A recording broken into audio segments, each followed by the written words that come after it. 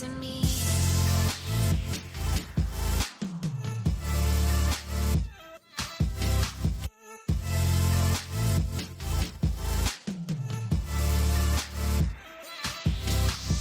Living on the edge, somewhere in the in-between.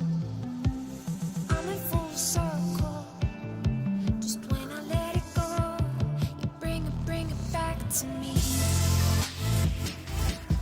Whoa, bring it back to me. Whoa, crashing like a wave, looking out across the sea, reaching for the surface, and when I let it go, you bring it back to me.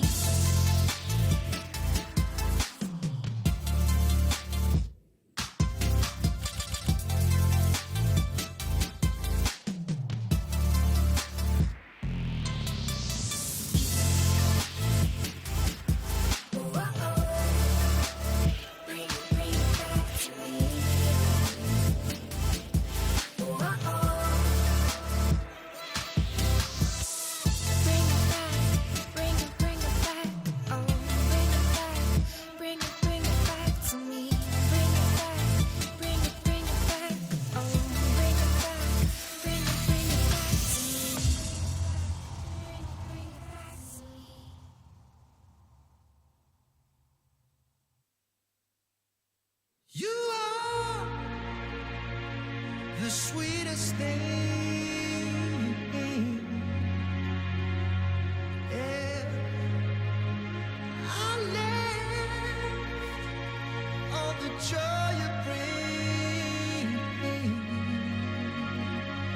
Yeah. But I'm coming back, knocking down the door. I'm coming back. Are you ready? Are you ready for more? Are you ready for more? Regrets, oh, I have a few. Yeah. I tried to change what I cannot undo. But I'm coming back, knocking down the door. Coming back. Are you ready? 'Cause I'm coming back, knocking down the door. Coming back. Are you ready for more? Oh, are you ready for more? Oh, are you ready for more? Hey, are you ready for more? And I'm coming back, knocking down the door. Coming back. Are you ready? Are you ready? Coming back, knocking down the door. Coming back. Are you ready? Are you ready for more? Yeah, are you ready for more? Are you ready? Are you ready for more? Are you ready for more?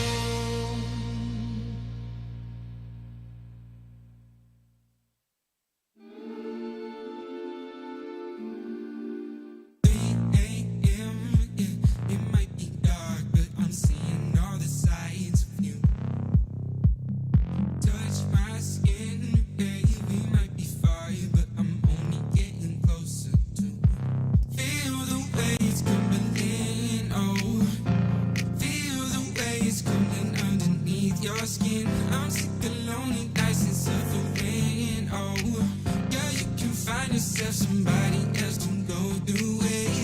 Feel the way it's crumbling. Oh, your fairy tales never look like this. You know your heart's kind of troubling. Oh, yeah. Oh, your little lies, you're so full of it. Yeah, you're so caught up. Yeah, you're so caught up. It makes me nauseous. All of the wrong things. That was the only time when you showed me. But I'm doing well now, 'cause you don't know me. Hey, yeah, and you don't know me.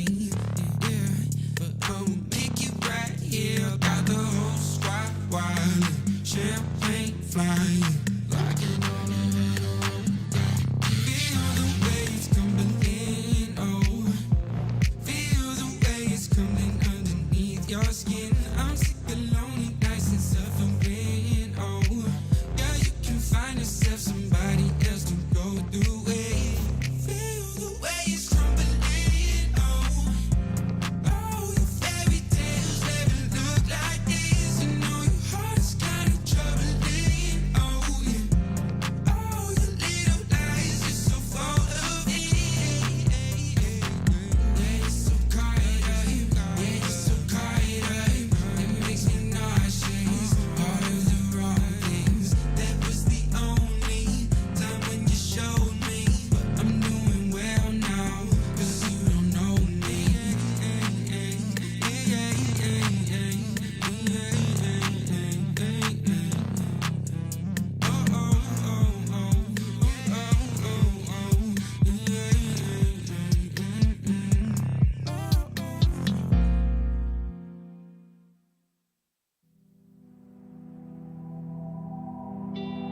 I gave my love like you asked me to. You stole my trust. Now this time is through. My heart it weeps for the love you shed. I gave my soul to the time you cared.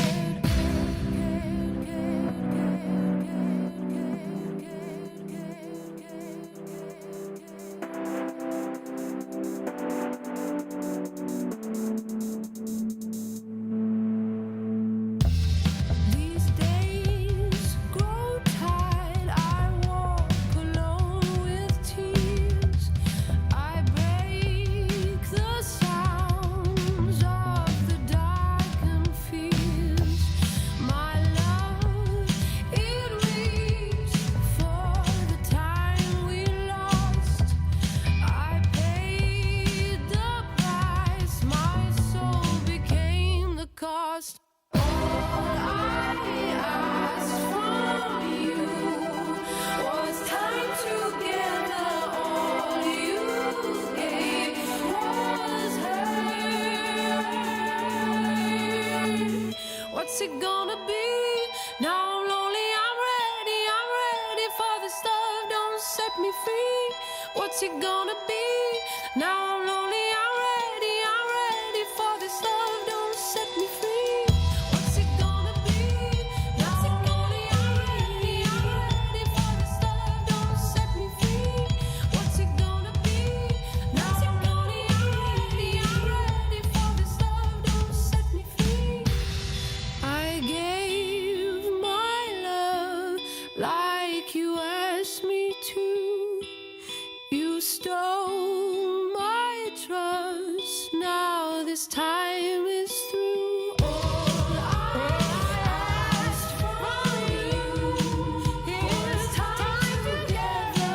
All you gave is hurt. What's it gonna be? Now I'm lonely, I'm ready for this love. Don't set me free. What's it gonna be? Now I'm lonely, I'm ready for this love. Don't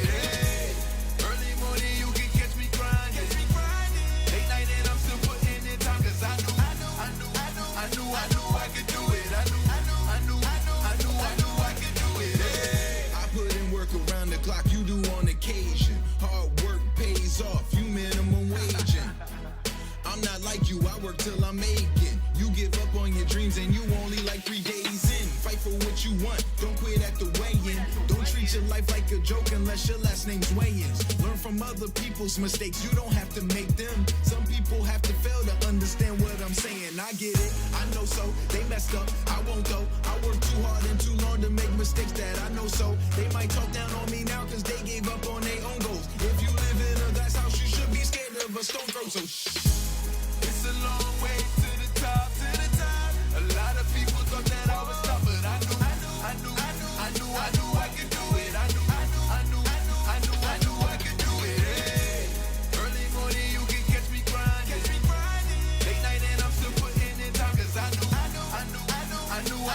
could do it. I knew I could do it. Hey. You want it bad enough, you can do it. If you just watch me, then I can prove it. Started just me in a dream, then I turned that into me leading a whole movement. Everybody around me eating, cause I wouldn't take a seat when they told me to chill out, they keep it a bill. Now my visions weren't what they were seeing. I get a check now, yeah. Look at my neck now, yeah. Full of baguettes now, yeah. Can't help but flex now, yeah. My come with some commas, can't tell I'm a comma chameleon. That means I don't need to be in your face, you should know I'm out chasing these millions. You gon' see it when I pull up in that skirt. Ask me how I did it, putting in that work. It's a long way to the top, but I work hard and trust no obstacle will stop me till I'm 6 feet in the dirt, you heard? It's a long way to the top, to the top. A lot of people thought that I was tough, but I knew I could do it. I knew I could do it. Hey. Early morning you can catch me grinding. Late night and I'm still putting in time cause I knew I could do it. I knew I could do it. Hey.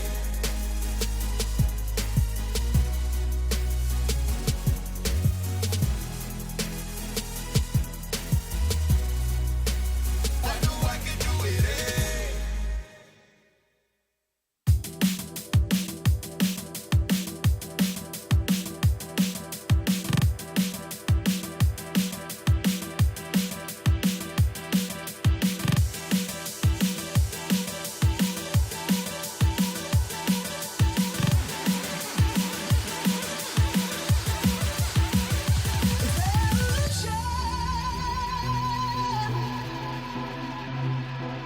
The dream's about to happen. It's evolution. The dream's about to happen. It's evolution. It's evolution.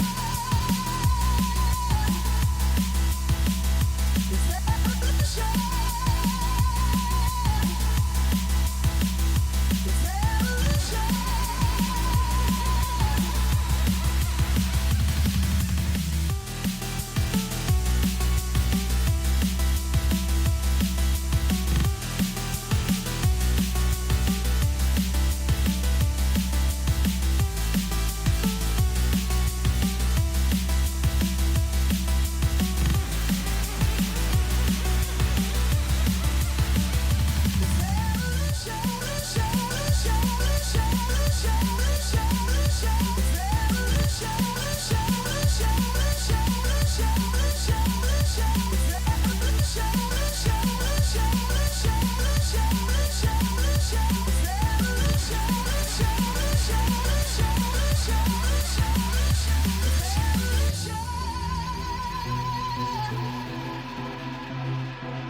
The dream's about to happen. It's evolution. The dream's about to happen. It's evolution. It's evolution. It's evolution.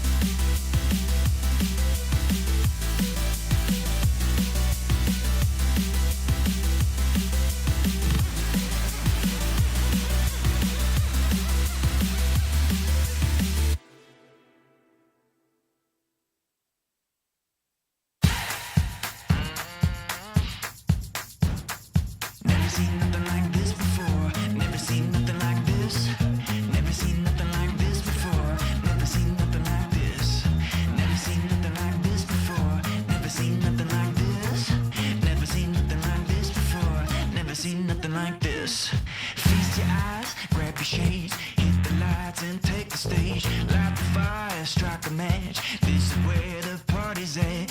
It don't matter where you're from. Can you feel it heating up? 3, 2, 1, let's go. Never seen nothing like this before. Never seen nothing like this. Never seen nothing like this before. Never seen nothing like this. Never seen nothing like this before. Never seen nothing like this. Never seen nothing like this before. Never seen nothing like this. Brand new suit, custom made, fresh to death, crush the game. Always know what's going down. Got the hottest thing around. It don't matter where you're from. Come on, come on, come on. 3, 2, 1, let's go. Never seen nothing like this before. Never seen nothing like this. Never seen nothing like this before. Never seen nothing like this. Never seen nothing like this before. Never seen nothing like this. Never seen nothing like this before. Never seen nothing like this. Never seen nothing like this. Never seen like this. Never seen like Never seen nothing like this before. Never seen nothing like this. Never seen nothing like this before. Never seen nothing like this. Never seen nothing like this before. Never seen nothing like this. Never seen nothing like this before. Never seen nothing like this.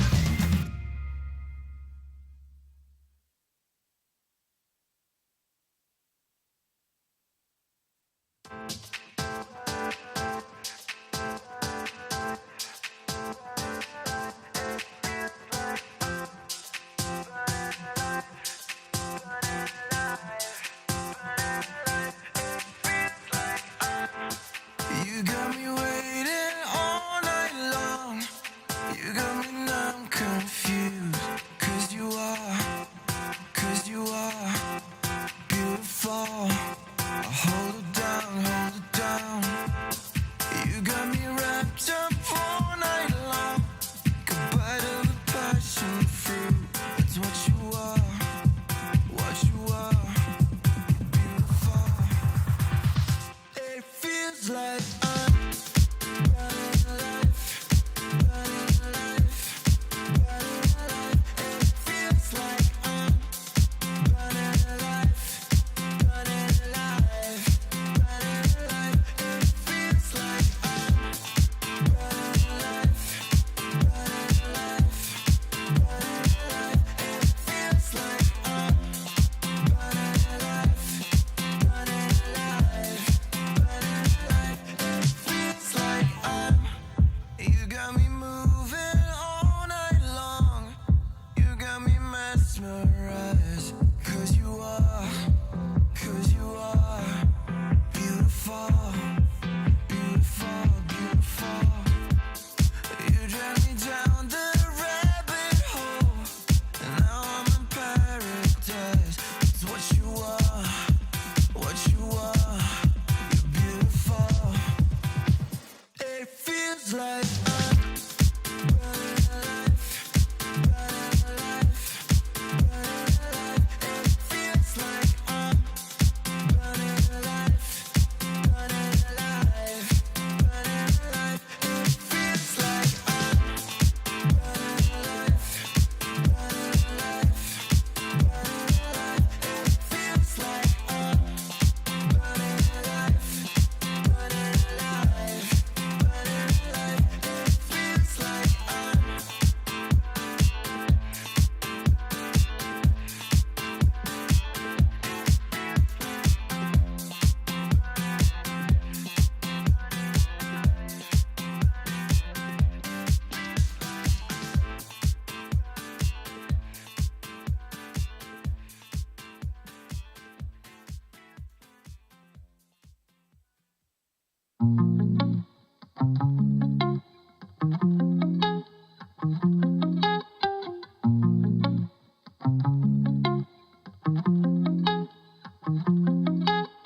Come stand a little closer, I'll drop dead. I know you heard about what I said, yeah.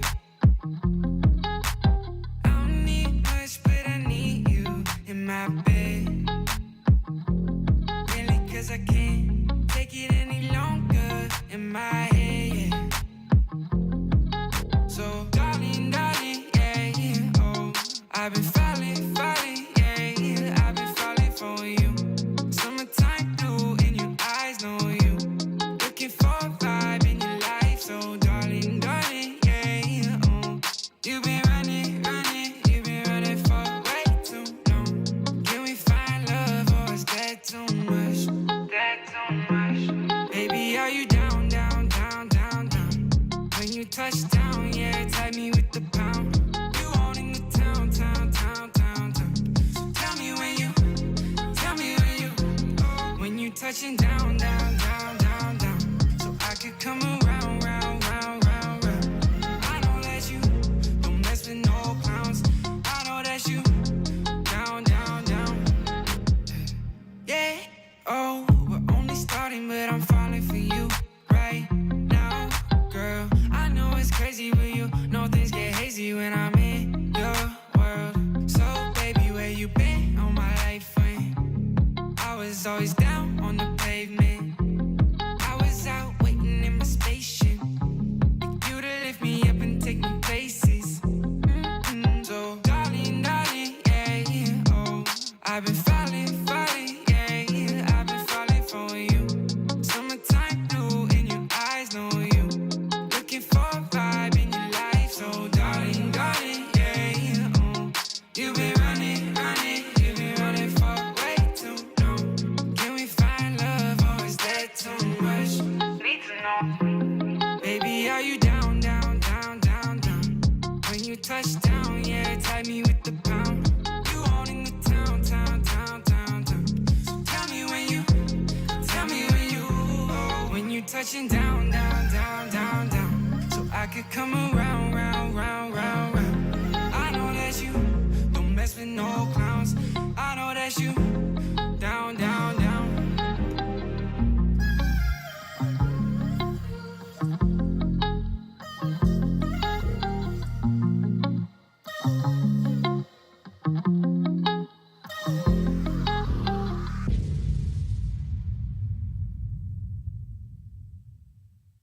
I was born a champion. Got the heart of a winner. And I'll never give up. No, I'll never surrender. 'Cause I'm a winner. I'm a winner.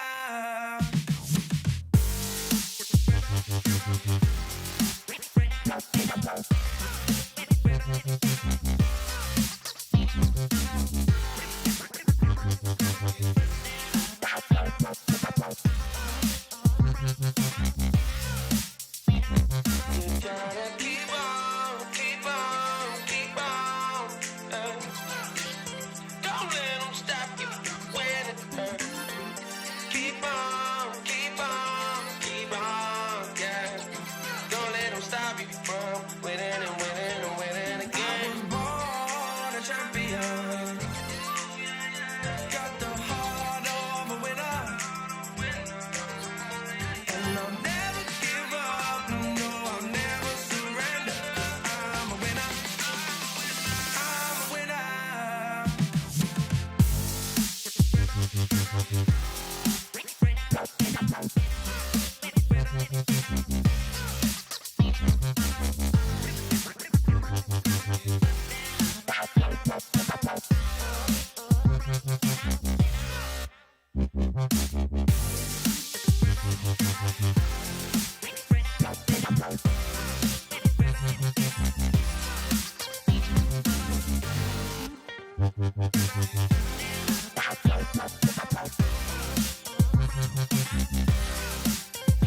I was born a champion. Got the heart of a winner. And I'll never give up. No, I'll never surrender. 'Cause I'm a winner. I'm a winner.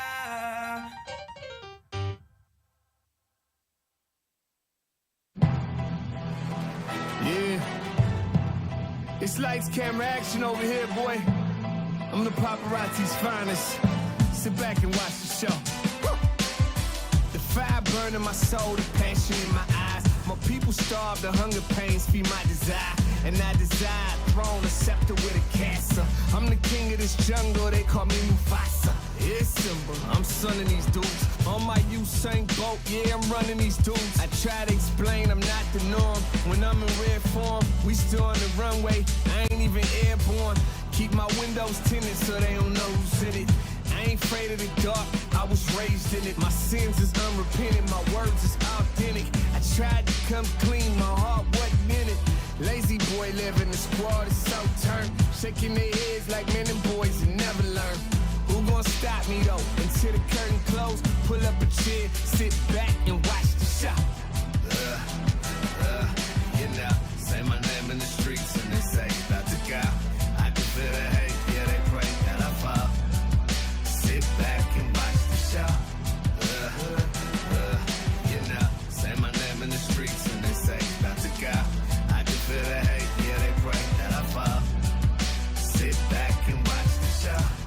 champagne wishes and caviar dreams. Had them haters bow down and kiss the ring.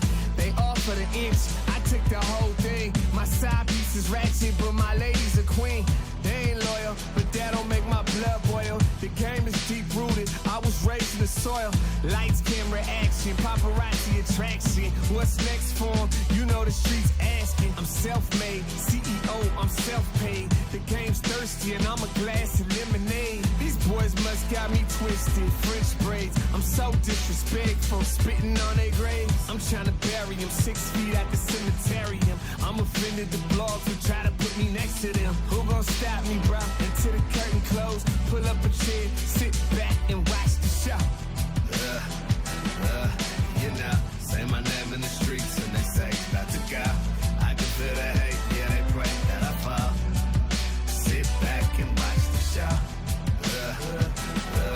You know, say my name in the streets and they say about to go. I can feel the hate, yeah, they pray that I fall. Sit back and watch the show. I've been knocked down but never out. I hit that canvas but never seen more than a 6 count. I'm the reason they packed the arena. I'm the reason these young girls is at the top of their lungs screaming. Camera phones flashing, everybody clamoring. These clowns jacking my style, they wanna be him. Before I blew, I told them what I'm about to do. Now watch the SHOW. You know, say my name in the streets and they say about to go. I can feel the hate, yeah, they pray that I fall. Sit back and watch the show. You know, say my name in the streets and they say about to go. I can feel the hate, yeah, they pray that I fall. Sit back and watch the show.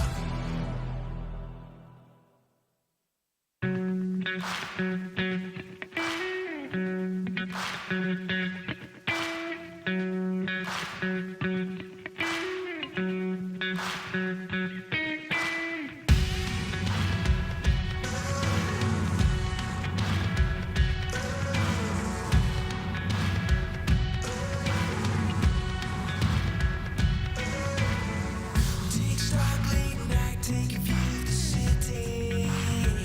I'm sure you're with me.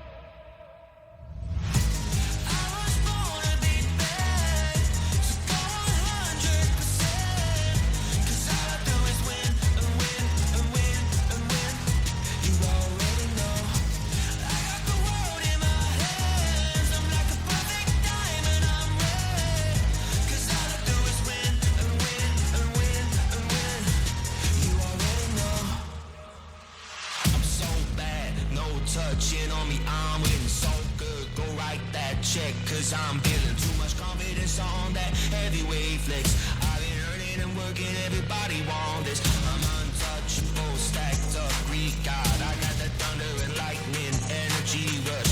I've been winning and winning since the day I was made. Bet you wanna be like me. I'm always on top of the game. Ain't never gonna touch second place. Nah, never. I'm always on top of the game. You know that I win, that I win, that I win.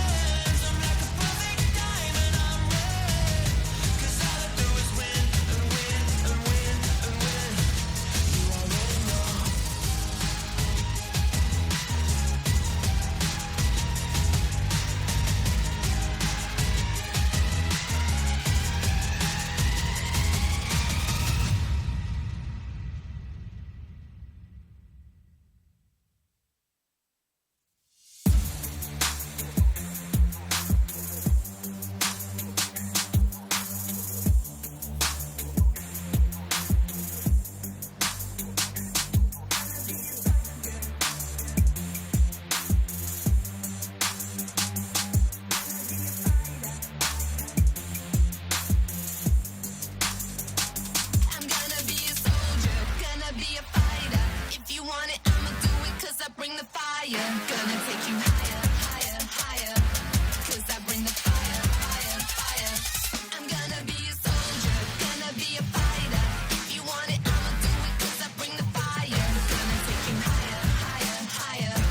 'Cause I bring the fire, fire, fire. I'm gonna be a soldier, gonna be a fighter. If you want it, I'ma do it 'cause I bring the fire. Gonna take you higher, higher, higher. 'Cause I bring the fire, fire, fire. Unstoppable, are you coming with me? Untouchable when they wanna fight me.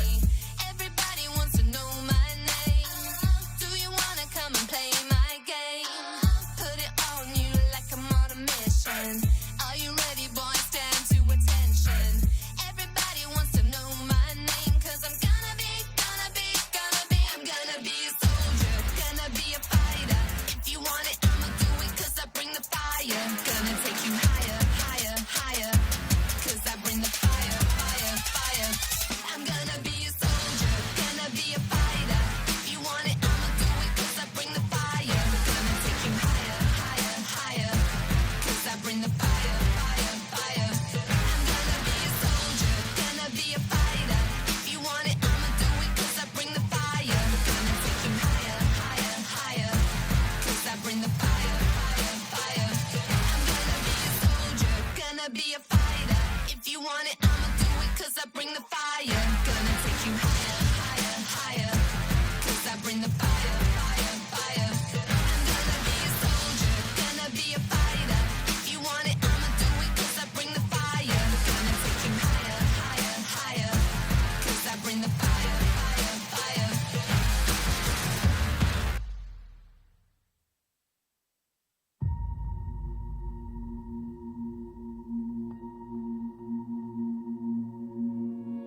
You're gonna sell all that you had before you. And you don't need a bell when you're on the ropes too. Don't tell me to wake up. It's not enough. Asleep on a wheel, not attempting to feel. You don't know who you are, but I feel like I'm in a dream. I'm in a dream now.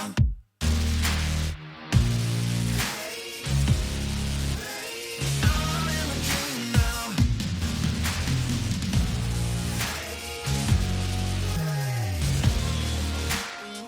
I never get enough. It's like I always find I feel like I'm in a dream. You feel the rages burning up inside. It's contagious. Begin to recognize. I know you're cheated, but get up and fight. Ooh, intoxicated. Get ahead of time. Inebriated. It's time to rectify.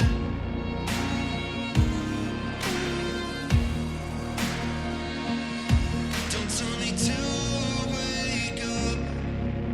It's not enough. Asleep on a wheel, not attempting to feel. You don't know who you are, but I feel like I'm in a dream. I'm in a dream now.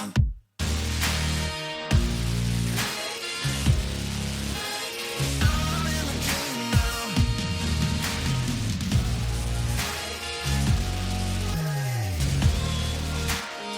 I never get enough.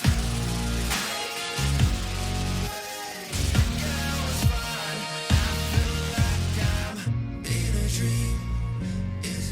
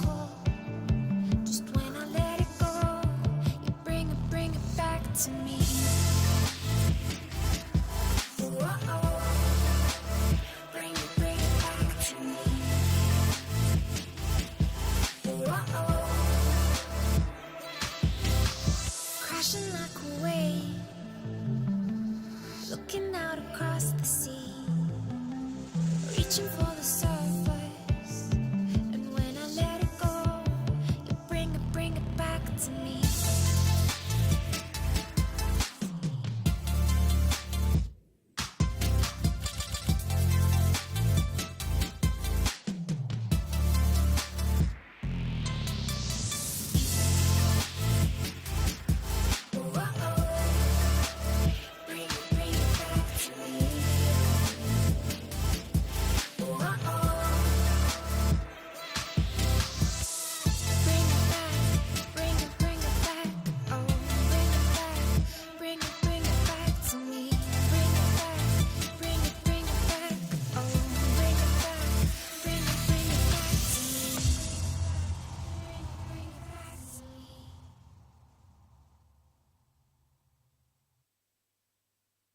You are the sweetest thing. Yeah. I live on the joy you bring. Yeah.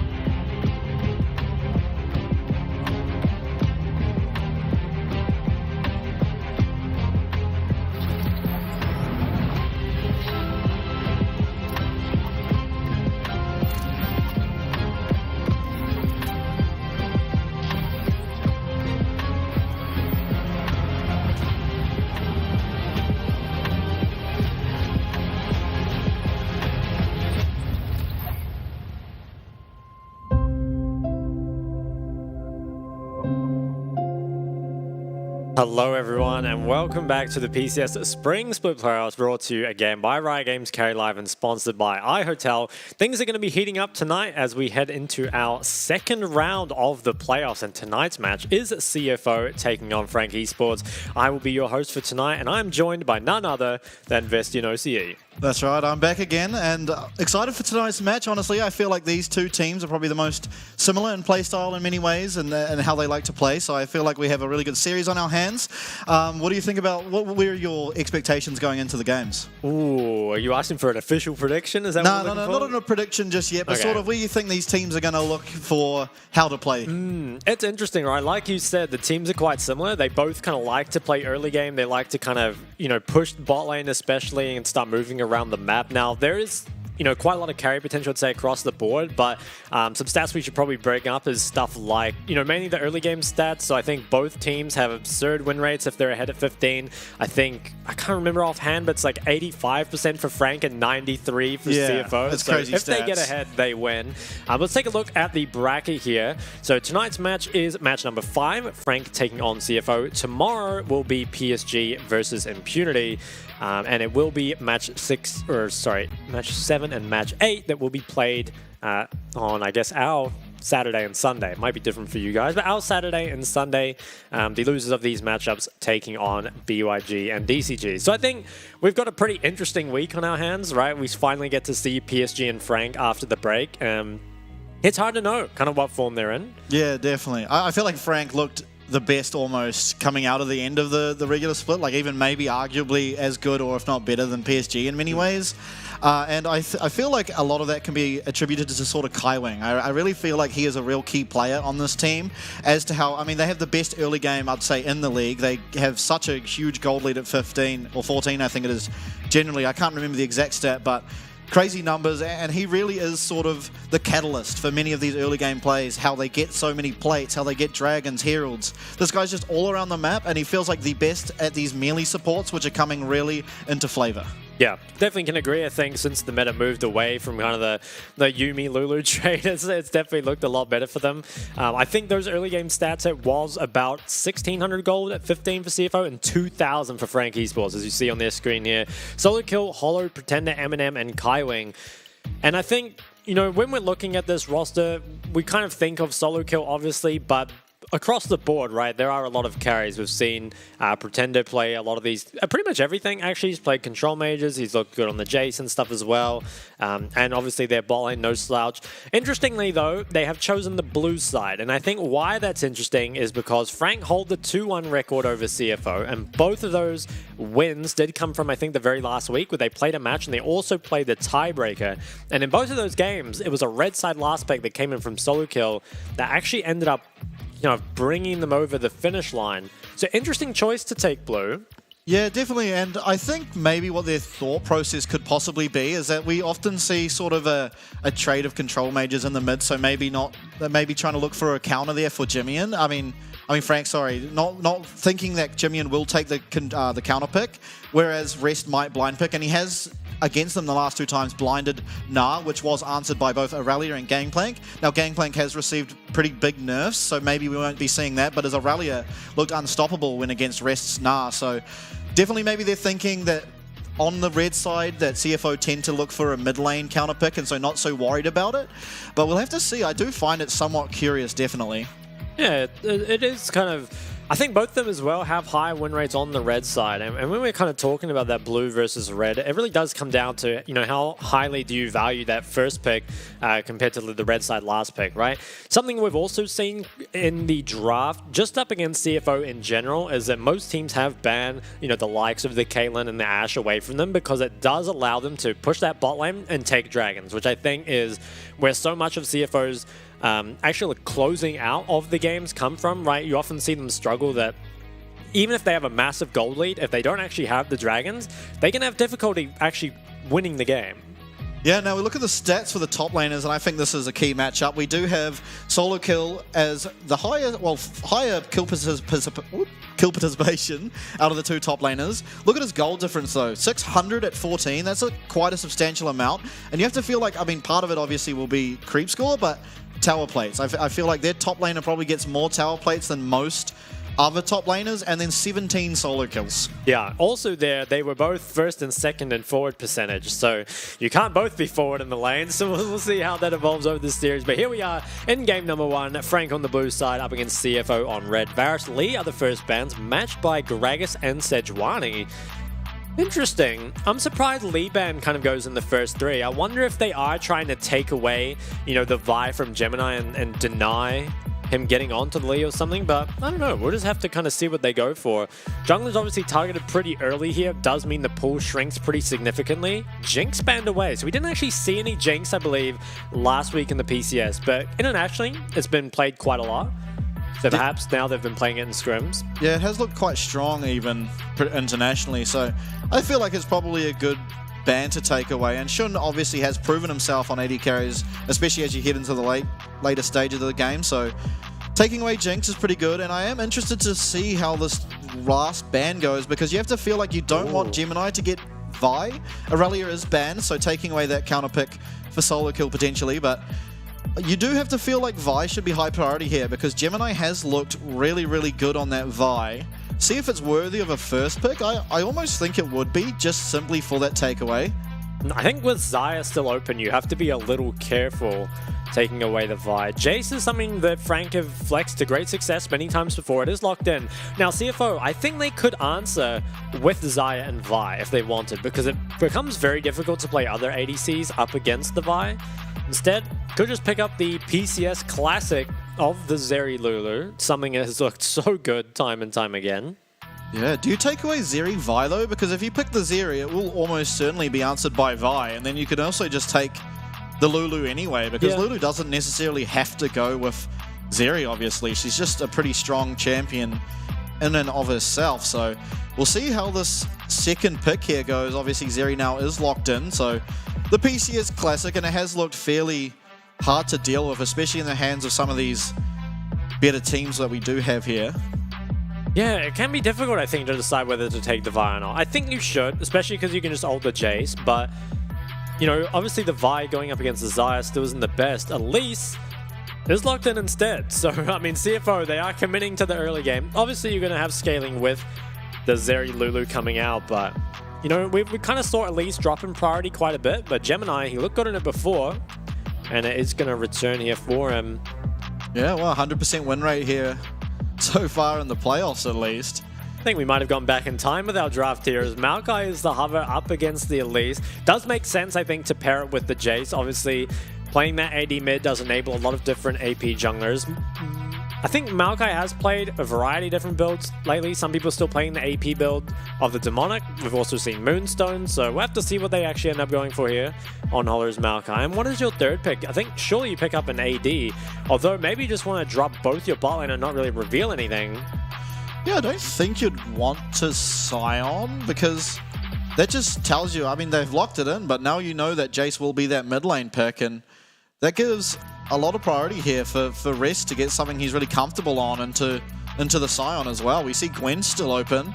Malphite is the hover so far, but I like the Malphite a little more, I think. It can be a little scary, I think, to pick Gwen here, just because it kind of means that you need an AD mid, and there just aren't a lot of AD mids available, right? The Aurelia and the Jace ban, so it probably is better if you have kind of an AD or tank top, and it is the Gnar that's locked in for Rest, has looked very good on it before, obviously does well into the Scion, but I'd say overall, draft playing out very differently than I would have expected it to between these two teams, and I mean, we'll see if Frank can make it work, but so far it feels like they haven't really got that much value out of blue side, as we are going to head into the second phase bans.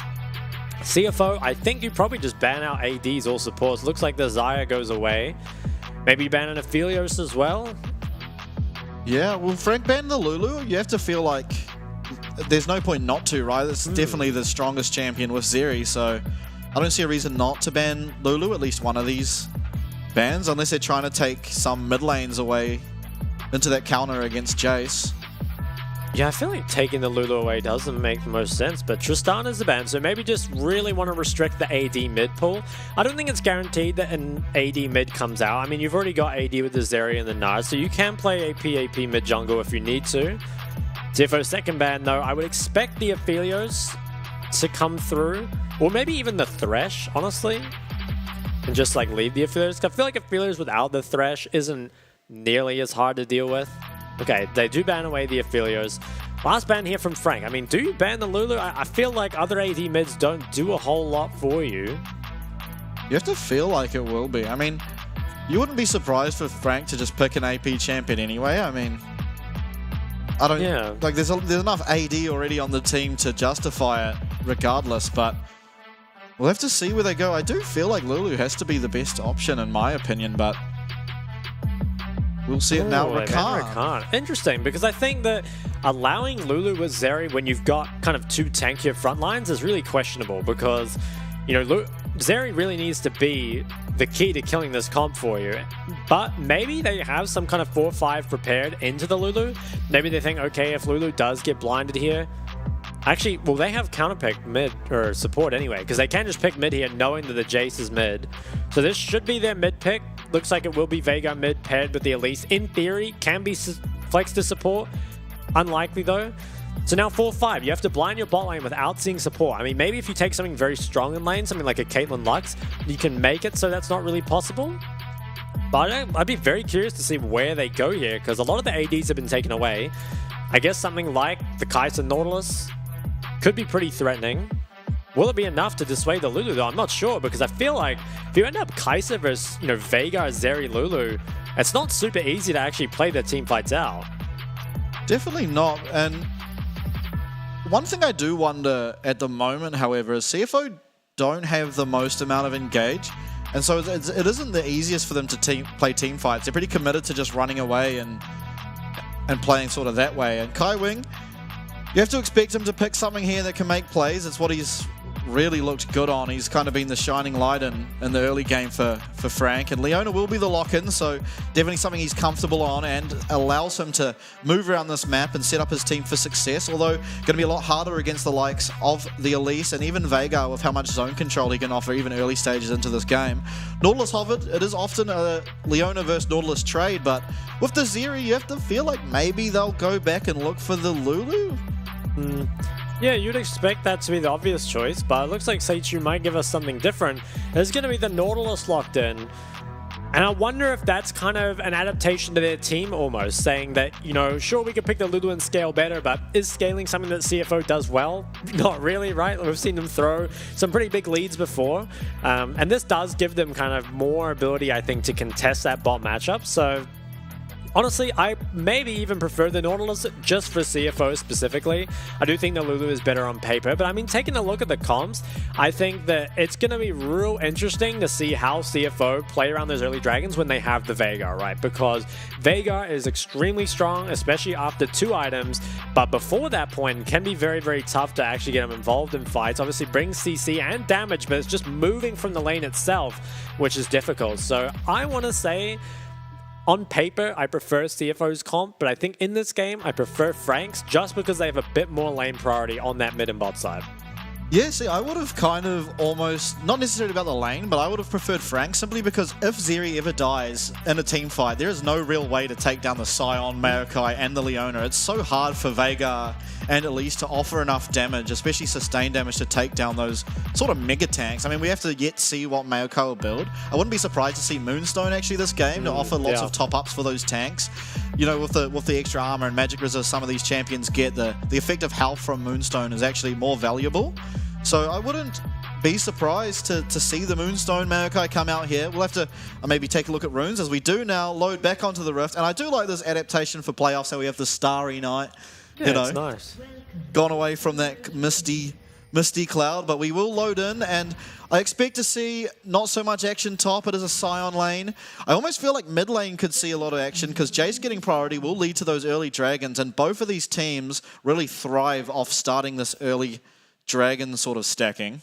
They really do. A lot of the time, I think CFO especially, even when they perhaps shouldn't fight the drag, they fight it anyway, for better or worse. His first strike picked up here on Pretender Jace. Comet Sion coming through, so definitely wants something, you know, a bit stronger for that lane matchup. We've seen this before in the past on Sion, but I don't think I've seen Comet Sion in a while. I definitely did used to get taken these range matchups though, so I'll be interested to see how it does. Yeah, and it is going to be Aftershock Maokai, so it will probably be either the Moonstone or just straight tank Maokai this game. Definitely wouldn't really expect to see AP build. But that does leave you lacking in ability damage, so have to see if that sort of plays any effects. Not so many mega tanks on the side of CFO, especially when you compare it to the Frank team, but Start will be spotted out here as Gemini takes those Raptors and Hollow starting red. Okay, Hollow, yeah, he's starting on that bot side and is immediately going to cross to top. So maybe he wants to do some sort of early gank onto Rest and kind of swing that matchup in their favor. That is going to mean that Frank's bot lane has to be a little careful, obviously, with how far they push up, especially with an Elise pathing towards their side. There's also, I think, double Cull picked up. I believe Pretender and Eminem have one. I think Shun has one as well. So there's a lot of money being made in this game. Yeah. Shun definitely has one as we see him get that extra gold, as well as Eminem. Pause will come in, though. The Pause Championship Series does continue. Ironic, isn't it? Does continue. But hey, okay. level 1 so far, nothing really happened, but I mean, the jungle path is a little interesting. Yeah. Pathing up top on the Maokai so early, I mean, it does suggest you're going for some sort of early gank onto that Gnar, right? And I do think that Sion vs Gnar is obviously Gnar favored, but it's a matchup where if you put the Gnar behind, it can kind of struggle to really get back to a point where your lead is actually relevant. You know, you might be getting priority over the Sion, but you can't really ever hit towers, you can't really ever deny anything. So if they can get a kill up there, I think, you know, Hollow would feel real good about putting that matchup kind of in his team's favor. Yeah, and I think something to consider, I mean, Hollow could potentially even look mid. It isn't a mobile mage in the Vega. If you do get that flash early, then it becomes a lot more weak and you get more pressure mid. But also, with the priority that Pretender most likely will continue to get in this mid lane with Jace, could look for a dive on top even. With Sion being able to tank it up, or even Maokai, who if he tanks before using that W will be able to drop aggro. Something to consider, I think, but we will get back into game now. Blue now taken by Hollow as he heads towards Wolves, so see if he does go for a level 3. Actually, I don't think that path gets you level 3 just yet. I think you need to do one more camp. It's a real interesting path. I mean, maybe just wanted to secure the buff and then is going to go back into bot side. I'm actually not too sure what his plan is. Yeah, it looks like that was the play. Okay, so just wanted to secure those buffs away from Elise, made sure that I guess nothing kind of came of the early priority. Is now going to move back onto that bot side and perhaps can be around bot to make sure that there's no Elise gang coming through. Obviously, not the most efficient thing in the world, but it's quite safe and does secure most of their lanes, kind of just getting through these initial stages. So CFO's bot lane, they are starting to build up this wave. Gemini's on the other side of the map, and I don't know if Frank have confirmation of this. They had that ward at level 1 on the Raptors, but since then, I don't believe any wards have gone down, and without the priority in the lanes, can be quite difficult. I'm surprised that Jace is losing priority mid, though. Hook comes out. Cohen will take a little bit of damage there, but I want to say both junglers' pathings are really interesting. Even Gemini started Raptors and then went to his bot side, back up to red, and now Scuttle Crab. And definitely not your traditional sort of pathing in any case, but Solo Kill here has got him such a massive health lead in the top lane. We'll have to be careful as Gemini comes in. Looks like Solo Kill most likely will go down, but have to see if he can pull off any magic tricks. Oh, no. Fails flash. Rest will pick up first blood now, and that's definitely not the start you want in this game. Loses flash for no real reason, as well as losing first blood. It's tough. I think that wall was pretty difficult to flash, I will admit. But unfortunately, Solico, he doesn't make it. And I think, honestly, they just weren't expecting Gemini to be there. They were probably expecting him to be on the bot side, especially with that Raptors start. But it was just an interesting path that comes out. And Solo Kill, he was busy farming that forward percentage, but unfortunately just becomes a KP stat for Gemini. Yeah, it certainly did. And you do really want that to be the case for Rest, honestly. The last 2 times these players faced, he was on Gnar, and Solo Kill really got the better of him. So a little bit different here this game as Hollow will now be caged up, but nice use of Twisted Advance, is able to get out of there as Gemini comes to back up Jimmian. Jimmian really low on mana here, so maybe needing a bit of help to be able to push this in.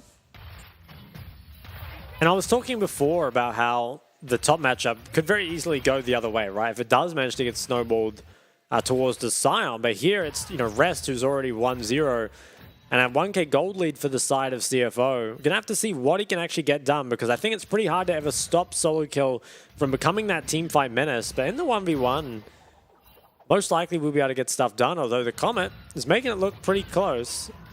Yeah, definitely. And Dragon has spawned just 20 seconds ago, and so we'll have to see if either of these teams start heading towards there. You do tend to see both of these teams liking that objective early, and with the priority that is being held currently for CFO bottom, maybe they'll be able to look at that as Jimmian now teleports into mid, but Gemini now looking top. At least one of the best tower divers in the game, but Scion probably the best at not getting tower dove. Oh, goal. Gnar is used. Cocoon will land here. Solo Kill does not have flash available, remember. He will be going down, but who will pick up the kill? Repel actually used as Gemini... Oh no, Rest actually gets the kill there. Luckily, being Scion, though, he will be able to farm up the majority of this wave. Oh, actually, wow. Cocoon stops it, so nice find there. CFO now getting a huge lead in this top lane and could have possible implications as this game progresses. Yeah, definitely not what you'd expect kind of out of Solo Kill early, but unfortunately does die to both those ganks. And, you know, if he had just, on the previous gank, even if he died, if he managed to save the flash, would have been able to get out there, but unfortunately does go down again. Rest picks it up once more. Frank, though, they're stopping the CFO drag win condition early on, so kind of different start for both teams here. Currently, though, gold lead is towards the side of CFO, and as we've seen before, these teams boast incredible win rates when they're ahead in gold at 15 minutes. I think CFO have only lost maybe 1 game ahead at 15, and for Frank, maybe 2, so very very uncommon for them to fall with that kind of lead. Looks like CFO, they're going to maybe try and regain some of this bot lane vision. Ooh. Will only just miss because of that blast cone, but Kaiwing able to get away there happily, and Eminem actually loses a bit of minions here. He's staying fairly even, but a little bit of a lead here for Shun as Eminem now returns to his lane. And I feel like soon you probably want to start activating Kaiwing elsewhere. It doesn't seem like this lane is particularly killable. Yeah, it is pretty difficult, I think, to get out of this lane. At least for now, you're kind of pinned here, and you don't want to give too many plates to Zeri either. Although we might see supports leave sort of soon to play towards the Herald. This Pretender, he is the one getting that prio, Jimmy, and he's forced to match this wave here. And what can Pretender get done? I mean, he's going to try and sweep some of this vision. Looks like he's not going to find any of it. And is Herald now spawning in 10 seconds? Both supports still playing in bot, so that might suggest that we could just see a dive on bot lane from the side of CFO instead of Herald, which I'd actually kind of like more. Gemini does look to be pathing top, as that's where his camps are, as we do head into another pause. Getting some of our pauses out early, hopefully. We certainly hope so, but like I said, Gemini is pathing back towards that top side, and it would feel weird, I think, to give up the Herald when you've got a 2-0 now. Kind of feels like that top side should be pretty strong for you. And you can kind of just let bot 2v2 on their own, especially if they can keep Kaiwing in that lane and just make this a 3v3. But we'll have to see how it actually ends up going for them, because they still have that Veigar who, despite remaining, even in CS, isn't going to be as strong in these early skirmishes as the likes of the Jace, especially because Pretender has picked up a fair amount of magic resist. I think he's moving towards the Mercs or maybe the Hex Drinker. Yeah, wouldn't be surprised to see either of those items. Obviously, Merc's really good against both Veigar and Elise. But then again, so is Hex Drinker, so I feel like, honestly, Pretender might have a big impact in these fights coming up, but he is low mana, as we saw just before heading into these player cams, so you have to feel like Herald probably goes the way of CFO here, but importantly, Frank did pick up that first dragon, and as we said sort of in the pre-game, CFO haven't looked at the cleanest at being able to finish games without the dragon win con. I mean, even against the Chiefs we saw last week when they're up like almost 10, maybe 12k gold or something ridiculous, they were starting to lose some of those team fights. And so, I mean, that is definitely a consolation prize for Frank. Obviously the gold lead's not good, but I think you're okay as Frank here, as the deficit is generally just the Scion, which you don't so much care about. Yeah, I think it's a deficit that you more feel in that side lane as opposed to too much in the team fights. Although we have seen some pretty impressive Nars when they do get ahead. Solo kill being one of them, actually. Like 1v5, Yeah. That was crazy. Had a great performance on that. Much earlier in the split. Yeah, where do you think the Maokai build's going? At the moment he does just have that Ruby Crystal. Obviously with Aftershock. It can go into any item, really, but we will go back into game here as we take a look again at bot lane, and we do see an engagement here by Kaiwing. Shun now dashing forwards, does have ult, as does Nautilus. Hook lands, ult will be used onto Kaiwing, gets really low, but flashes away. Cleanse and ult now used out of Eminem, as Shun gets very low, but both of Frank bot laners do as well. Lots of sums traded here in the bot lane, but no one ends up going down, although Shun looks like he is the one that can stay in this lane, as Gemini looks like he's going to start up the Herald, so just wins across the board for the side of CFO. Resty's getting chunked out a little. Hollow is pathing here though and has the Merc Tread, so should be very strong in this skirmish. Taking a look at what happened bot, it looks like there was actually an engage that came out of Kaiwing early, but then, I guess he lost his... Yeah, he just lost his cooldowns and kind of got re-engaged on. Was unfortunately forced to flash away. And even the cleanse coming out of Eminem now, as you see. Oh, Nature's Grasp will land here onto Rest. He's really low, and Shutdown goes over to solo kill, so getting a lot of that gold back as Herald now getting low, will be smited away by Hollow. So massive pickup for Frank, as you say, wins all across the board, but it did get turned around. I wonder what happened there. I really want to see the setup, because somehow Rest just ended up kind of getting CC'd and taken out for free, and that Shutdown gold almost equalizes the gold difference. Let's see, it looks like Gemini and Rest are here early. Nar goes down early, Mega Nar. Yeah, so they don't have Mega, and also I think Nar is better off preventing Scion from even coming to this. Nar obviously much better in the 1v1, not as good in the early team fights though, as he's just stunned up and taken out. So I want to say questionable macro there from CFO. I think they should have been able to pick that up or at least delay it. But instead, going the way of Frank. Now, it's not the easiest Herald to drop somewhere, right? Like, plates haven't really gone down in any of the lanes. But I'm sure they'll find a way.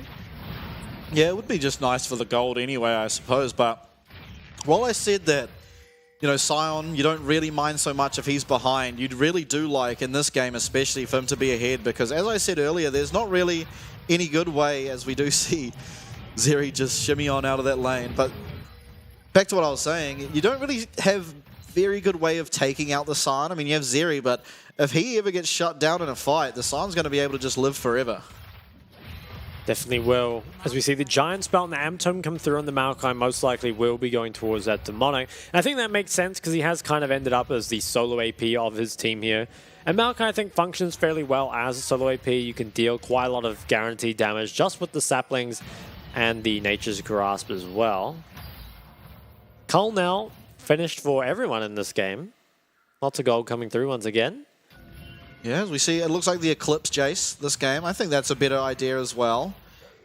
Not too many reasons you have to feel to go Gore Drinker. I don't think you particularly want to be in a melee range with a Veigar who can just put a cage around you. It doesn't feel like the best decision. As we see, battling for this river control are both teams with Dragon only 7 seconds away. As you said before, Dragon, I think, especially important for CFO, just as a general win condition for their team. Frank, though, it would be their second Dragon. Would be nice to pick it up. Especially now, Mythic's coming through. The Kraken picked up by Eminem, Shield Bow on Shun Zeri. I think Frank should want to hard contest this. And CFO, I want to say you have to give it up. Your Veigar still doesn't have Rod of Ages. All you really have is a bunch of defensive stats. So I think this should most likely go the way of Frank, but as we've said many times before, at CFO, they like to contest things that perhaps they shouldn't, and oftentimes make it work. Yeah, with Rifthill going down mid, we'll pretend to stay around. He does look like he will try and get some of those plates, and River Control does go over to Frank. Using both sweepers at the same time isn't the best, but they do establish control, and those saplings will help in maintaining it. Catching a little bit of damage there onto both Gemini and Slaytrue, but nothing too bad. I like CFO's position. Kaiwing gets engaged on here. Solar Flare will land now. Will they be able to take out Gemini on the top? He's getting extremely low. As we see down the bottom, Gemini will manage to help Shun take out Kaiwing, but top side, it is Chade over. Jimmy will pick up the kill. Shun now chasing. Does have that extra movement speed from Zeri. Gets extremely low, but Shield Bow pop. Hollow and Pretender now coming down. Can they stop it? 1 kill over to Pretender. Twisted Advance will land, and the knockback. Can Pretender finish this one off? He does. So 2 kills there to Pretender for 1 for Shun. Really interesting fight here, I think. Honestly, I want to say CFO had the better position, but the problem is they're just so weak at this point. Still didn't really have any damage on Gemini, no Mythic on the Veigar. And once again, it's so weird that they so heavily contest these Dragons. I mean, we kind of come to expect it now because it's CFO. But I think just, it's not really correct, right? It just feels so hard to fight. We'll take a look at this. So initially, it looks pretty good for CFO. You've broken the fight into 2. It's really difficult for Pretender to get into this fight, especially if Jimmy just zones him out. So it's all looking good, but look how long it takes people to actually die here. Jimmy also, I think, majorly misplayed. The cage being used on the Leona was a big waste, I think, and just allowed the Maokai and Jace to walk into this fight. So I honestly think, despite being behind, probably could have gone the way of CFO given their early position, but Frank, they play it a bit better. And they are the ones that come out ahead. I don't think Dragon actually ended up going down, but Shun, he certainly did. Definitely did, and we'll have to see as we go back, because I believe Hollow was starting it up, but yeah, a lot of gold now over to Pretender, and he finishes his Eclipse. He's got Merc Treads, and he's really set to be such a threat in the middle stages of this game, and Dragon is still live, so hasn't been picked up yet, but with the power of this Jace now, you have to feel like it does favor the side of Frank to be able to pick it up, as damage actually was Eminem taking the top spot in that. It's pretty strong with that Kraken. It is now the Rod of Ages picked up for Jimmian, and the Dragon is alive, so could go back at it. Slaytree takes a lot of damage there. Importantly, I think it was, Shun that gets those 2 kills. on the Zeri can certainly carry the game. While it's perhaps not the best gold trade overall, still I think it's good. But a second drag being picked up here for the side of Frank Esports, and while I don't think I really worry about CFO's comp, I do worry about them a little bit as a team, you know, kind of going into this mid to late game without that consistent sort of safety net that comes from having those dragons. Yeah, and as we sort of touched on earlier, the team ahead at 14 tends to be the team to take it out, especially between these two. And I mean, I can't remember exactly, but I'm pretty sure that team fight happened just before 14 and gave Frank the edge, as we do see Nature's Grasp will land here onto Jimmy, but with no minion wave, there isn't any real follow-up, and he'll be happily able to just sort of walk away. Mid priority is being grabbed here for Frank. Gemini looks like he is going to be able to pick up this Herald this time, but where can it be used? You'd have to expect top or bot. Mid looks pretty healthy at this point. Jimmy. Yeah, Jimmy jumped on now. Twisted Advance will be used as a follow-up from Pretender lands. He's extremely low, but no tower shot to come in, and he just picks up his third kill. The Jimmy just not safe enough there on the weak side. Unfortunately, does go down. And it is difficult, right? You don't really want your Veigar to stop farming, but at the same time, being on the weak side up against the Jace Maokai, it's so hard to survive. Reset, though, came in from Frank Esports' bot lane, and that will give CFO the chance to actually take this mid tower down. Once again, gold going over to Shun. That's actually the first tower that's picked up before Pretender could get this bot tower. So it's a nice gold swing. It's still in the favor of Frank, but I think at least the gold is going on Shun, someone that you have to say uses it pretty well. Yeah, and gold lead, I mean, CS lead actually for solo kill up in the top lane, which I don't feel like should be expected, but I guess that shutdown probably helped them quite a lot, as well as Sunfire. Really nice, strong early game item on those tanks. Demonic finished up 2 now from Hollow, so a lot of extra pressure, especially around those dragons. It becomes all that much harder to walk through those saplings as you try and set up for. It really is, yeah, because who do you even face check the saplings with? You can face check him with the Zeri and just heal it back, but no one else really has the sustain to deal with it. You can use Naught Shield, but again, that's only useful for one. Yeah, it is just going to be difficult, and you have to feel that CFO probably will be forced to contest that next dragon in 3 minutes, unless they want to play this from a 3-drag deficit, something that I don't think any team wants to, let alone CFO. Two stacks on the Rod of Ages for Jimmy, and he's working towards what is going to be the Seraph's second item. I think it's a mistake.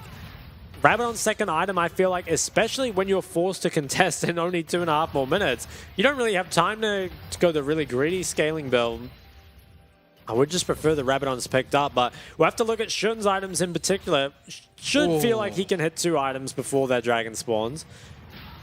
Yeah, and with how sort of short range the side of Frank is, the Runans, which will inevitably come in, will have that much extra impact in these fights. But again, dragons going down, if Frank pick this up and they're only 1 away from Ocean, Ocean is so scary to deal with when you're against so many tanks. Engage. We do see an engage here. Gemini getting extremely low. Repel will get him away for now. As cleanse used for Shun. 1 kill picked up by CFO, but a return now found from Frank. As we see, Eminem going into the middle. Kaiwing finds the Zenith Blade onto Shun, who has to flash away. Can Eminem find the damage? He does! That is a triple kill for Eminem, and he is so far ahead in this game now. Eminem played that so well, just managed to find the last auto onto literally everyone when it felt like he couldn't put out any more damage than he did, but always managed to find that little bit extra, and that did make the difference. Also credit to Kaiwing as well, I think. Fantastic re-engage from him. But that's, I think, a big win there for Eminem. I mean, he's going to find himself catapulted ahead in this game, and Kaiser, you know, one of the best champs at snowballing. Let's see how this played out. So Gemini is pretty hard contesting the mid wave, and I guess just to, didn't manage to repel in time, and the follow-up from Hollow gets him down to half before anything happens. And I think it could have just been a 1-for-1, but questionable by Slaytrue to chase so far. I mean, he was trying to find the Naught auto and couldn't even do so. Was forced to both flash and stopwatch still go down. That auto by Eminem. And the flash for the very last one. It really nicely played there. And I think, honestly, kind of questionably played, especially from Slaytrue and Gemini. Not sure what the re-engage was about, and also failing to repel the Leona ult. Obviously, it's a high-stakes game, and you have to feel for them, but you know, obviously, it is pretty important that you win these skirmishes, as Third Dragon 30 seconds away, and CFO, I don't think they're ready to contest, but they might have no other choice. You feel like they do certainly have to. Sion, solo kill, now picking up that bottom wave.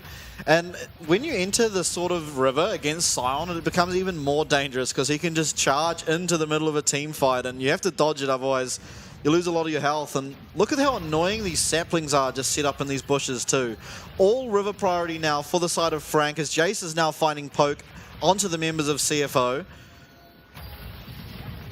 Yeah, it only is the lifesteal on the Zeri, but no huge pokers hit yet. Rest is in Mega now, so without finding a fight, which they will not. Well, Rest won't be a part of it, but we do see a start as Sion lands a massive initiation onto Slaytrue. We also see Jimmy getting so low. Pretender, can he find the Q? Just not quite, as Rest will get Solar Flared and taken out as well. That is the third drag there, picked up for the side of Frank Esports, as well as a massive teamfight win, which you have to feel should be a Baron as well. And it looks like a game that remained relatively competitive is now so heavily towards the side of Frank Esports. I don't think there's any way for the side of CFO to contest this Baron. Shun's pinned to his tower, Jimmy and no TP. And that's going to be, the third dragon picked up, the massive gold swing, and now the Baron pressure. The world is really your oyster here as Frank Esports. Yeah, kind of weirdly played by CFO. I imagine we'll go into a replay, but they had Rest almost out of Meganar on the bottom side as they start the fight on the top side of River. So we'll take a look at the replay now. Yeah, Resty gets chunked out on the side and is forced to jump over the wall. Meanwhile, there's that engage, but everything used on the Kaiwing, who did not even end up going down. I believe even Vega's ult was used onto him, so there's just no damage left available. And like we kind of said before, despite the fact that they maybe could have played this better, it's so hard for CFO to contest when your Vega is so weak. I mean, look at him. He doesn't have the Seraphs or the Rabadons. Only 367 AP, which for any other mage is pretty good. But you can see here, right? 840 damage isn't really putting out the numbers he needs to. And now it's going to be a lot taken away from Frank as they're sieging the mid and top. I believe mid tier 1 still remains, but top tier 1 has already fallen. Top 2 also. Not long for this world now. It's 3 items on Pretender's Jace. Just melts these towers and probably going to melt their health bars too. You have to think so, and they don't really have any good wave clear to stop Frank as well. I mean, Vega has a little bit, but as you sort of pointed out, not much AP, so won't be able to do too well against these waves as Nature's Grass comes in trying to ensure they get this inhibitor turret. Solar Flare will go wide, so an important spell. Kaiwing kind of just flashing forward, getting nothing to happen. But we will see that tower now go down as they will likely have to back away from this inhibitor. But solo kill now, recalling to deal with Rest, who has managed to pick up quite a bit of gold for himself in that bottom side. Yeah, credit to Rest as doing what he can, but it really just feels like a trade that you're forced into, and it's the best you can get. But ultimately, it is still more picked up by Frank Esports as tier 2 tower and maybe even the mid inhib could be next. Top inhib has already fallen. Rest is recalling, so maybe they want to try and defend mid. Feels so difficult though. There's a lot of poke that can come out, although this might be it for Frank Esports. Now that Rest isn't pressuring, looks like they're going to back off. Know that they can just play for the 4th dragon in 2 more minutes. Yeah, what do you do here as CFO? What would you sort of say is their only way in? Because I'm struggling. I think they have to find some sort of, maybe flash Nord engage onto either Kai'Sa or Jace. It is difficult though, right? They both have the flashes and a fair amount of safety. But I think there's no chance you win a front to back. Maybe Rest can find some sort of big engage, but you're really praying for a miracle, I think, now as CFO. I mean, you're so far behind, especially in terms of effective items right now, right? It's 3 items picked up for both the mid and AD of Frank Esports. Shun doesn't have his 3rd yet. Jimin nowhere close to the Rabadons. The carries just don't have the damage to kind of match up into this. Yeah, I mean, that's sort of like my problem. Even if you do find a pick on Eminem or Pretender in like a team fight, who here is actually realistically going to be able to kill solo kill Hollow and Pretender? Because there's not really the damage. I mean, Shun will soon have that last Whisper item completed into the Lord Dominic's, but even then you don't have the IE or the Navori to really amp up those damage stats. Chewy does go a little wide. Yeah, you're right. Without the Navori, does feel like you're going to be weaker. And without the Lulu as well, right? We kind of brought that up in Champs League. It's another zoning ult. It comes out from Hollow. And this just buys you the ability to hit that tower if you need to. Although doing it without the minion wave there, I think is a little questionable. bought them time to kind of do nothing with. Solar Flare lands onto Jimmy, and they do find a bit of poke on him, but nothing else to follow up. But with that poke, are they able to get anything more? Doesn't look like. Slaytrue flash hooks forward onto Kaiwing, followed by the depth charge onto Eminem. Kaiwing goes golden as we see solo kill coming in the side. Nice guarding by Rest to stop anything from happening here as Sion getting extremely low. Will they be able to take? Fails flash for the second time this game. Will be shut down, and importantly, it is Shun who picks up that gold. Now 15 seconds until their Dragon. They could possibly look to stop the stacking here and buy themselves just 5 more minutes. They're going to have to try, I think. They do have TP that everyone's around. I mean, Gemini, he's lost so much health. I think you have to force this as CFO, but you're so chunked out. There's so much low. poke. I think Frank should be able to win this, but CFO, I think you don't have a choice. Yeah, Gemini so low, not even in the pit here, as Pretender just slowly but surely heading away. As we look to the bottom side of our screen, Nexus Tower is now getting hit. If Solar Kill respawns, he'll be able to teleport back there. We do see a fight start off. We see one taken out by Frank. Can they find anything more? Dragon is stolen away by Gemini, but what is it going to cost? So far, everyone is dying. Shun is alive yet. Will likely get away. He's the last remaining member as Solar Kill now teleporting into the base. Will be followed also by Pretender, and the game is done. Dragon costs your Nexus. It's always an interesting trade, right? But I think you did really have no choice there as CFO. The game was pretty done if you give that over, and they unfortunately tried their best in that team fight, but Pretender was just a bit too strong as Olo, he almost gets taken out. But game 1 does go the way of Frank Esports in only 26 minutes, and I want to say, kind of bringing it back to the draft, while I like CFO's draft on paper, taking so many fights with a Vega early doesn't really make sense. I think that honestly they shouldn't really play the Vega. I think they need stronger mid-priority, because if you're going to take these fights no matter what, you might as well be as strong as possible for them. It was a counter pick too, which is interesting. I mean, yeah, I don't know. It was interesting. I mean, they got such a lead on Rest and it really didn't turn into much. I mean, he ended up getting shut down in a kind of a botched Rift Herald play up on the top side there, and from there, I mean, mid-game, I have to commend Eminem and Kaiwing. I mean, that sort of 3v3 that happened in the middle lane, as well as Hollow, obviously. But that kind of, to me, was what led to such an advantage. They'd already gotten the first Dragon, I think, before that. And then that fight was found. Eminem then has so much sort of gold, and it just leads into more Dragons, which eventuated in the game 1.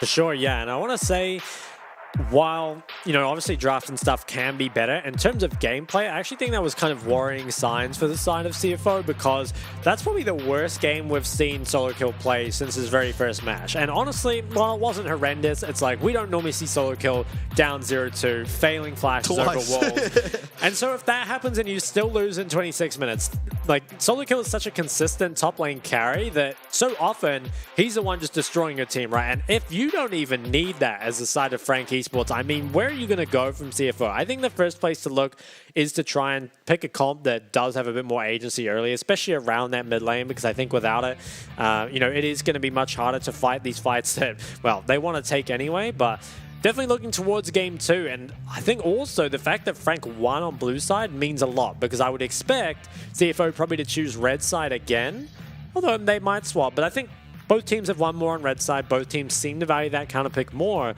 the fact that Frank come out, statement game, win on the blue side, looks good. Yeah, I mean, you say they value that counter pick more. They just blind picked both solo laners that game and really got it done. I mean, Pretender as well on that Jace got such an advantage in his lane just from sort of having priority and being able to sort of get around the map. I mean, the Rift Herald was a prime example of that.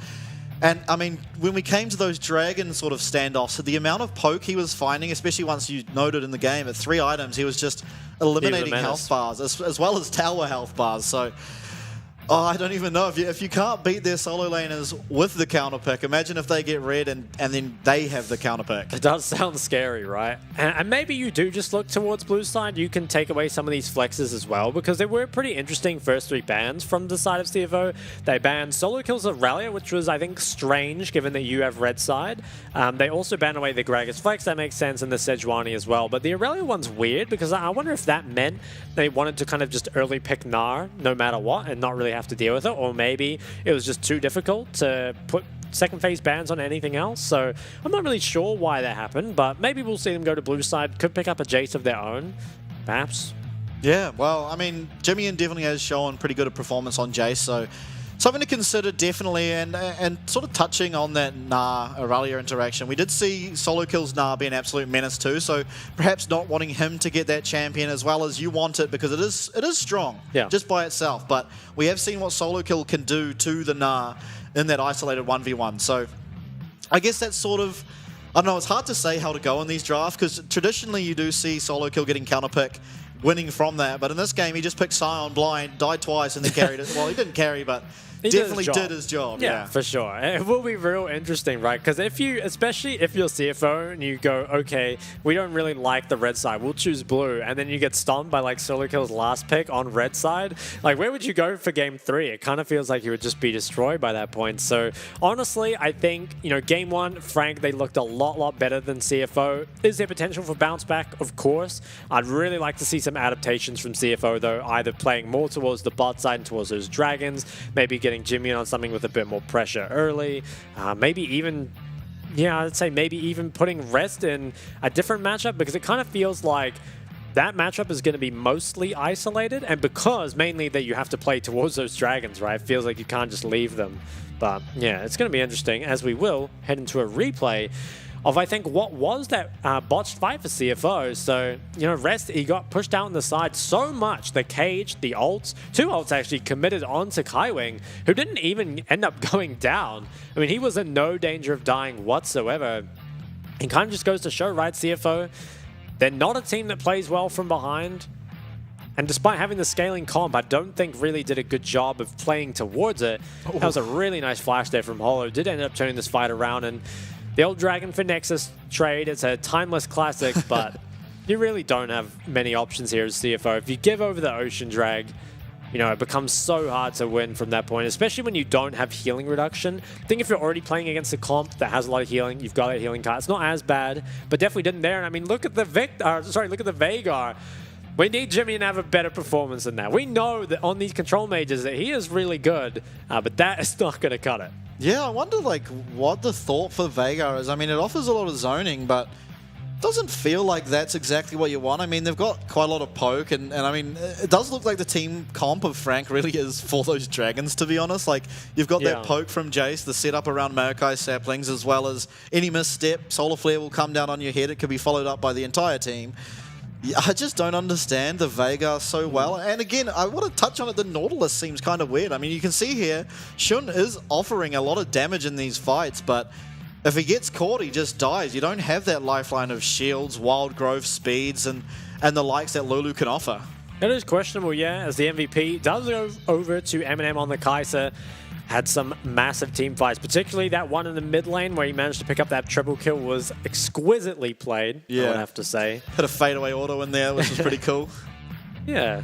And I mean, credit to him, you were kind of questioning the Veigar pick, but I actually think it's pretty hard to play Kai'Sa and Jace up against the Veigar. Obviously, are relatively shorter range once the team fight actually kicks off, but again, CFO, if they're going to fight so much without it, without it being at that point where it's scaled, it does seem wrong, right? Like, I almost feel like CFO can't play Veigar.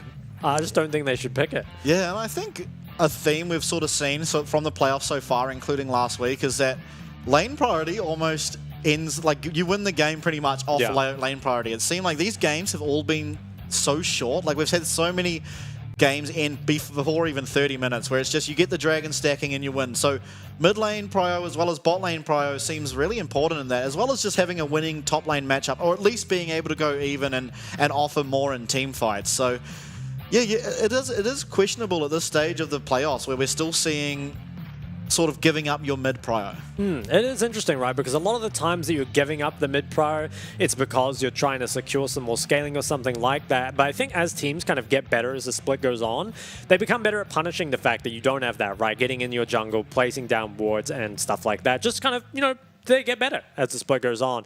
But that was it for game number 1, as we will now head to a break. Come back soon to catch game 2 of CFO versus Frank. Reaching for the surface, and when I let it go, you bring it back to me.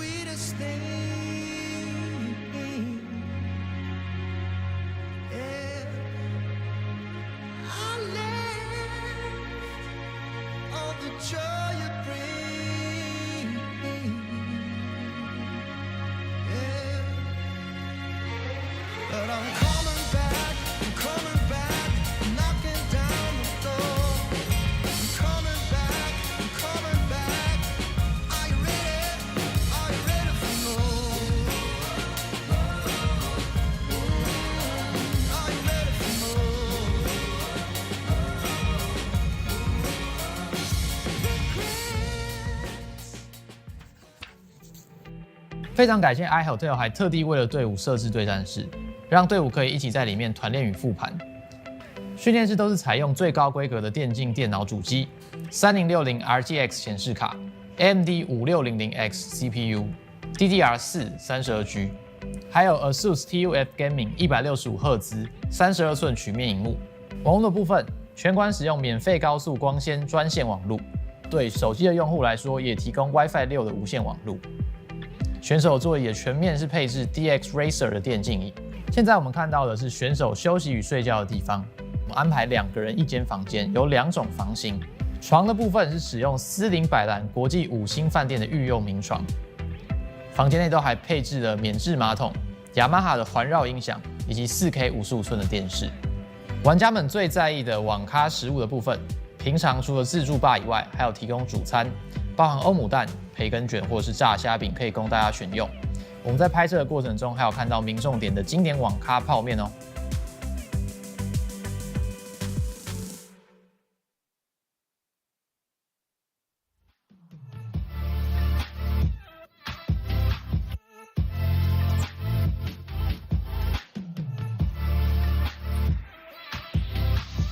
Living on the edge,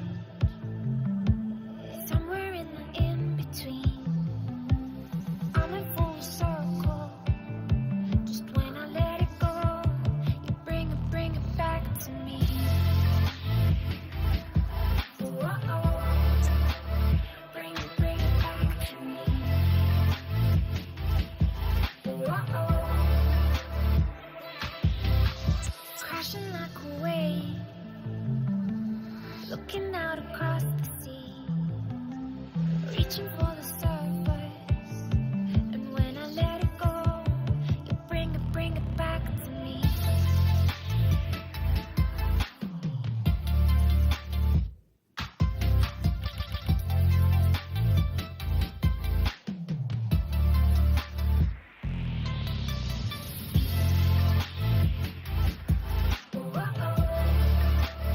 Bring it back to me.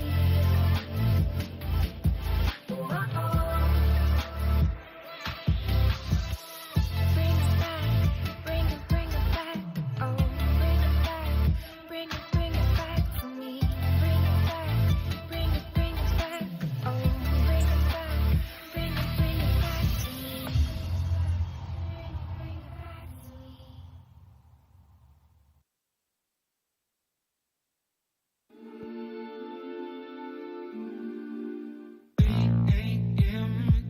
It might be dark, but I'm seeing all the sides of you.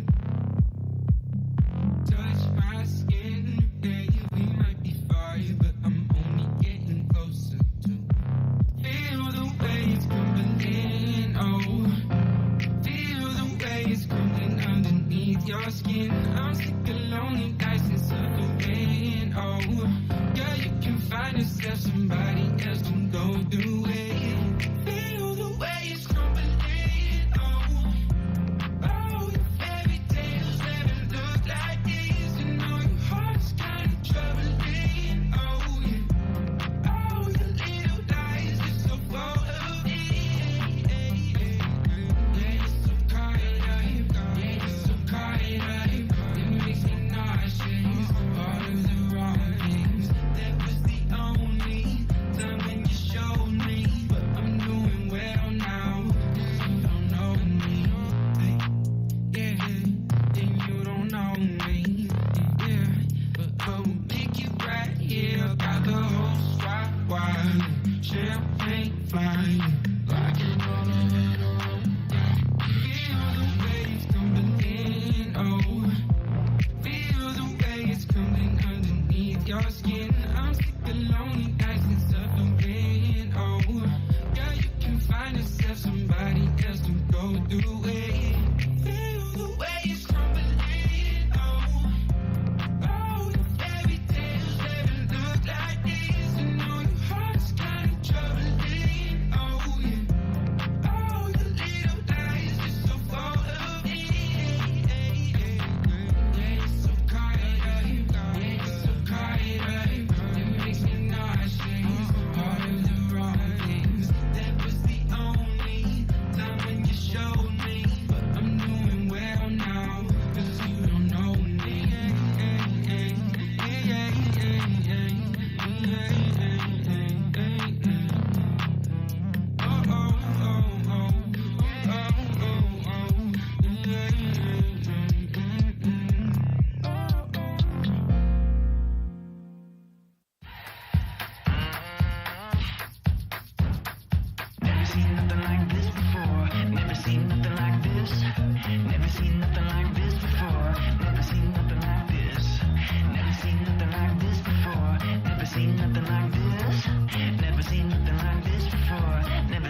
something like this.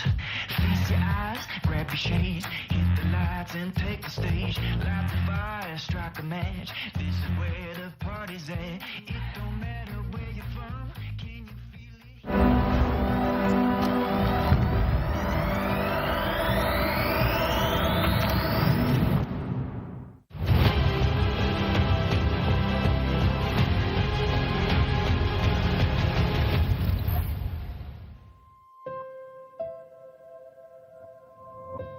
Hello and welcome back to the PCS Spring Split Playoffs. If you're just joining us, it is Frank Esports that now lead the series 1-0 up against CFO, of course brought to you by Riot Games, Carry Live and sponsored by iHotel. So it's going to be interesting now, I think, to see where are the adaptations here for CFO. We kind of talked about it beforehand. Maybe we'd like to see a little bit more play towards the bot side, a little bit more aggression out of mid lane, but maybe that all starts with just swapping the side. Yeah, definitely could. I mean, I think draft played a big part of that, but also, like, we've seen Resh struggle against solo kill a lot, and he picked up 2 early kills, and a lot of that was obviously because of Gemini and how they played together, but after that, I mean, solo kill had so much more impact in the team fights as well. You feel like Resh was on a different sort of wavelength from the rest of his team. I mean, one of the replays we saw, obviously, where he was just on the other side of a team fight, losing his Mega Gnar as a fight started. You just have to play cleaner than that as well. So I feel like while draft plays a large part of it, also just decision making and I mean communication. It almost feels like, obviously I don't know how they communicate, but it was strange to sort of see them sort of collapse a little bit like that.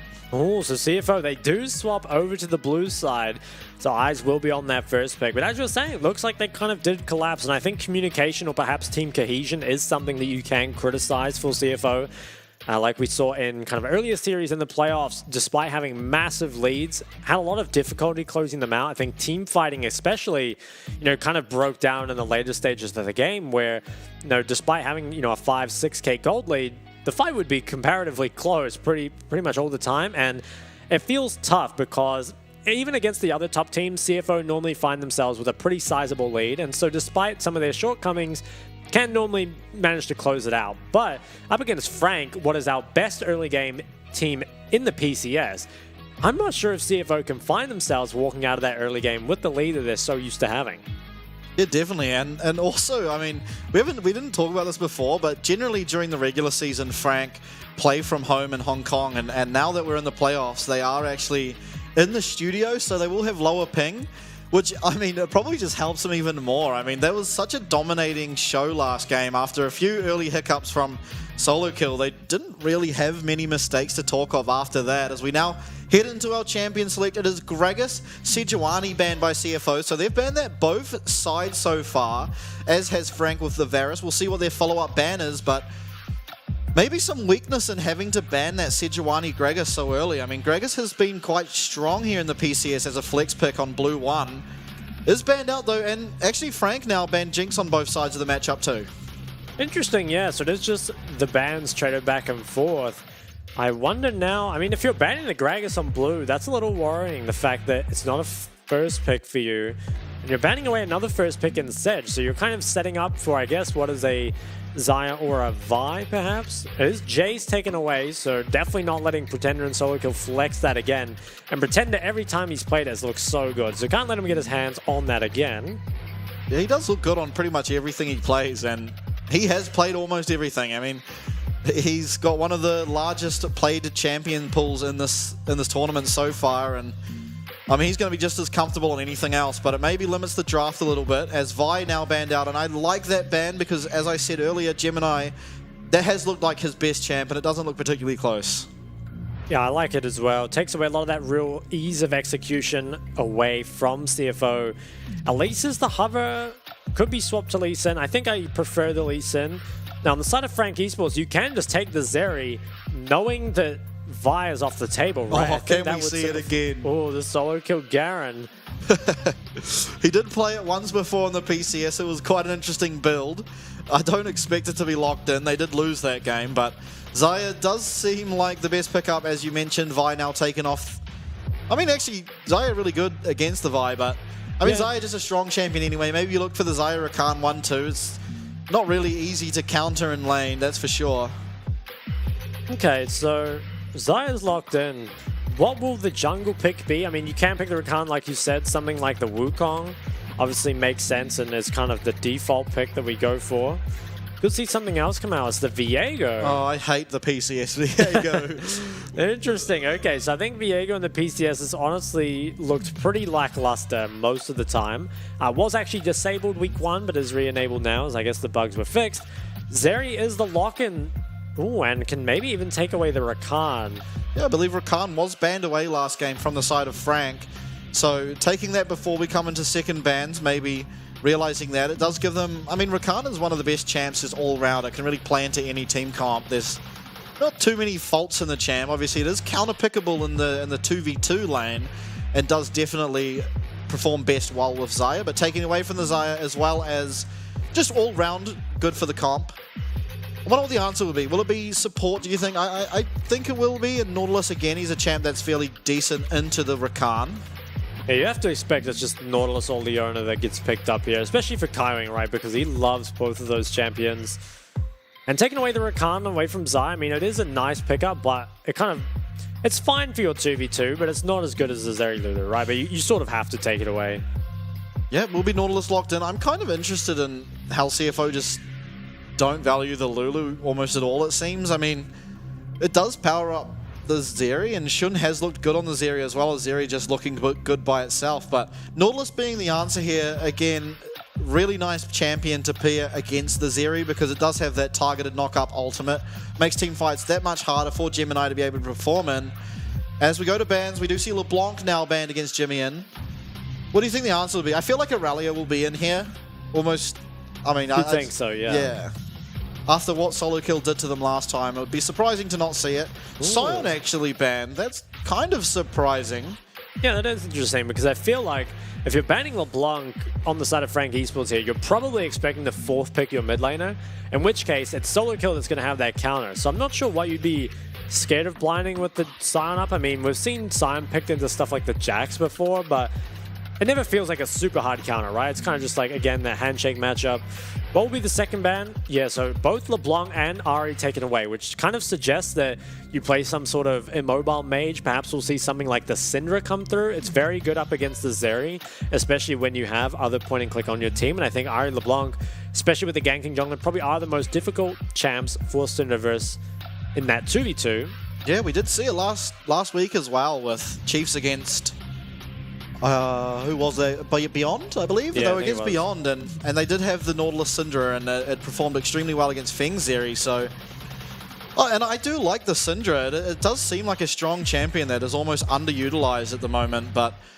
So, at the moment, we see Talia Hovered. It is picked quite regularly, again, and it does offer sort of similar things as the Syndra, but I do feel like it's not quite as good against the Zeri. We'll be locked in, however.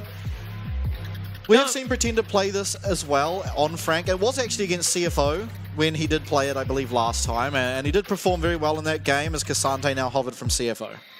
I think the Talia, I mean, it's definitely good against the comp. It can be a pretty risky blind, though. Obviously, the Ahri LeBlanc taken away, but Jimmy, I mean, he's looked good on the likes of the Victor, right? And I think the 1v1 can be quite hard. Looks most likely like the Cassante is going to be picked up here, but that does kind of allow Solo Kill to go for whatever he wants. And Syndra, I think it'd be a great pick. It does very well into the Talia. Can be quite difficult for Xayah as well. If she just gets caught by one of these stuns, can be bursted out before she has the chance to ult. So I'd really like the Syndra. It does get locked in.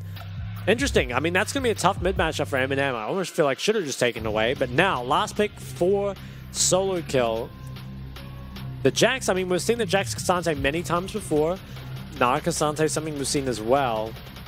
I think I'd like to see the Jax, but maybe it's something special. I feel like back in the day it would have been the GP, but after the nerfs, probably won't see it. You're not likely. I mean, Solo Kill is known for a weird champion pool. There's going to be Malphite, so... I mean, that is a champ that's very good against Syndra. Yeah, I mean, I think they have kind of gone for the threat, especially of killing Zeri. I just think when Zeri's in the game, you do kind of need to pick around that champ completely.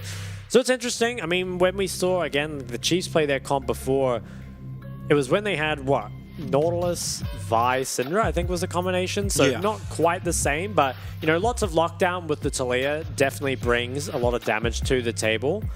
So overall, I think that this time, CFO certainly have the champs that they need to have pressure in the early game, right? We've got a very strong mid jungle. We've got playmakers across the board. So I like CFO's draft a lot better than I like their game one. And I think we'll hopefully get to see the CFO that we saw all split long now, because game one, they really didn't give themselves many options, but I think they have them here.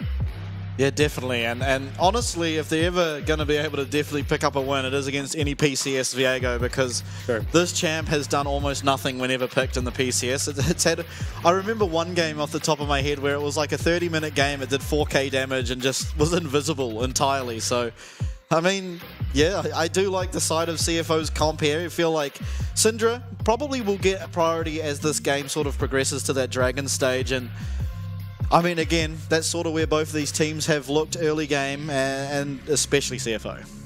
For sure, yeah. And I think that while we are giving credit to CFO's comp, I think Frank Esports comp is solid as always. I think Frank Esports is a team that honestly does draft pretty well. Like, I've never really been a huge critic of their draft, and they seem to also have got what they wanted. They have that Taliyah that can move from mid down into the bot river. So honestly, I'm expecting this one to be a much more competitive game than game one. Yeah, and not as sort of aggressive in our jungler picks this game. So, I mean, I kind of imagine a bit more traditional jungle pathing. You don't have that Elise, but Shun here will get hooked up, actually, taking a lot of damage. Is he going to have to use... He does use Ghost. Ignite also burn, but he will get away for now. But that's a massive find. They got both summoner spells out of Zeri early game, and that's a big weakness in this bottom lane already. That's pretty rough, yeah. Loses both his sums and also is going to be slightly late to the wave, as well as Gemini. I guess he's going to have to solo start. Probably wasn't going to get leashed anyway, but... Ooh, maybe he was, actually, because he's going to start the red, so... Pretty bad start there for the side of CFO. Obviously, if the sums go relatively unpunished, then certainly not the end of the world, but... It can be tough, as Jimmy is getting priority on this wave very, very early. I think it's definitely nice to do this up against the Taliyah. As Gemini, he decides to start the Raptors instead, and this is not spotted out. Yeah, I think for that bottom lane, though, the fact that she loses both those sums and comes to lane late means that now Xayah Nautilus will get the priority early wave, and that's definitely not what you'd expect out of this matchup, and that could probably change the entire sort of way this lane goes, because Xayah, if she is able to get to the wave first, she just instant clears it. And so you will have priority early game around this bot side. And again, the Dragons, if you can keep that up, then it's going to be a lot harder for CFO to play around. Still happy about the fact that they are going to have agency in this mid lane, though. Even if their bot lane does fall behind, I think Jimmy might be able to find something with that kind of mid jungle. I mean, the Cinder Elise is much, much stronger than, say, the Veigar Elise that we had last game. I think you're right, though. Maybe some pressure will be needed to put bot, just to kind of alleviate a bit of that pressure that they're feeling, because it is going to be quite difficult for them to get out of this lane. Heavy trades coming out on the top side as well. The Malphite is something that we've kind of seen a few times now, I think actually from OCE teams as well. And obviously if you can get to the teamfight stage is great, but it has a bit of a difficult lane. Definitely not the strongest lane champ, and is getting bullied out a little bit early by this Cassante, but again, he isn't really picked for his lane phase. Obviously that unstoppable force, he's kind of, you'd have to think one of the best team fighting champions in the game, especially when it's just going against the likes of Zeri and Syndra. Yeah, those immobile champs can definitely suffer, especially when there is the follow-up, right, from the Taliyah shove, from the Nautilus lockdown as well. Even the Xayah route has to be considered. He's going to take a little bit of damage here as this wave does get crashed by Jimmy. Has himself a very small CS lead. Doesn't look like anything will come of it, at least for now. Is maybe just going to drop himself a ward on that bot side. Tender as well matches a ward in the top side river, I believe. Hollow does just grab that scuttle and will now show on the ward. Could actually see a 2v2 around mid if he goes for it. Yeah, definitely. Gemini in the area here. Is spotted out twice. Will he spot out as he comes out? Ooh, this is dangerous now for Hollow. Might have to potentially burn. Oh, that ward actually catches him. That's quite a lot of range from that ward, honestly, but is going to be okay to get out now and has found himself an early one camp lead as he recalls, likely to go back to that top side and start the clear back down again. Yeah, it was actually pretty scary there, I think, what happened. If that ward hadn't caught him, probably would have ended up maybe losing the flash. But for now, things remain relatively quiet. But for how long with the first dragon spawning in 30 more seconds, which for other teams isn't something you normally think of picking up at 5 minutes. But for these two, might be something we have to take a look at. Fight time. Culls both for the 80 carries again, so really opting for more of a scaling instead of the brawling items. Because man, look at the zone that's coming up. But Gemini now are going to appear, and dangerous for Frank, but shouldn't sums do go unpunished other than that sort of early push that Frank have been able to have because of it. But yep, both sums will be available very shortly, and Shun should be happy to just play this lane as he usually would from now. Nice by them, I think, to make sure that those sums did relatively go unpunished, although, you know, a slight health lead. Can they do anything with it? Probably not. Not until Nautilus is level 6, I wouldn't expect. And bot lane, ooh, the hook does go wide. I think if that hit and they got a good chunk, maybe could have looked at that drag. But without it, things will just kind of go back to normal. So look, he's having some difficulties in this top matchup, but I mean, we saw last time, despite falling behind, still managed to find tons of impact in the team fights, and certainly less behind this game than he was previously. Somehow ended up with the CS lead last game, actually. Not sure how that happened. We'll have to see if he can do it again. You know, I don't think he should be able to in this matchup, but you'll never know. Hook will here land, but another dash will be available. He actually gets stunned up, and first blood over to Hollow. Really good chaining of CC between Kaiwing, Eminem, and Hollow to be able to pick that kill up, and Viego is at an early lead now. That was really, really nice. We've kind of memed PCS Viego as being something that's honestly just not hit the mark time and time again. Coming though, he finds Gemini, gets the blast cone. But Hollow, I mean, getting that kill, it's the snowball he needs. Can they get anything off it? I feel like probably not. Without that mid priority, starting up Dragon seems pretty risky. But you're probably content to just slow the game down. I mean, you've got the snowball that you needed on the Viego, and also, I think even if you just stop CFO from getting drags, that's good, right? You don't have to get drags of your own, just stop them from picking those up. Pretender, he's struggling. Yeah, getting chunked out. Jimmy having a lot of control over here. 10 CS lead, although 5 should be claimed here from Pretender. Like Gemini will swap back to top side. And we're starting to see, you know, perhaps the risk of blinding Slayer. I mean, isn't super far behind, but doesn't have the priority that he did last game on the Jace. It's just getting shoved in here by Jimmy and Syndra. Another stun connects.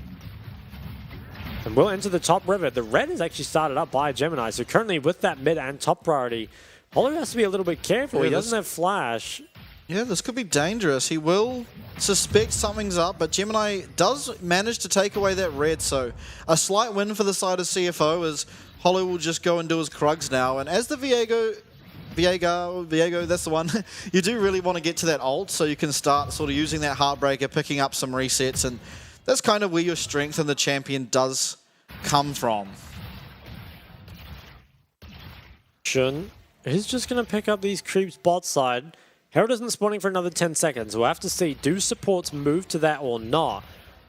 The Dragon not being picked up yet means that Drag can always be a trade for the Reft Herald if it is started up. Ooh. Speaking of trades, we have the top lane tanks brawling each other just a little bit.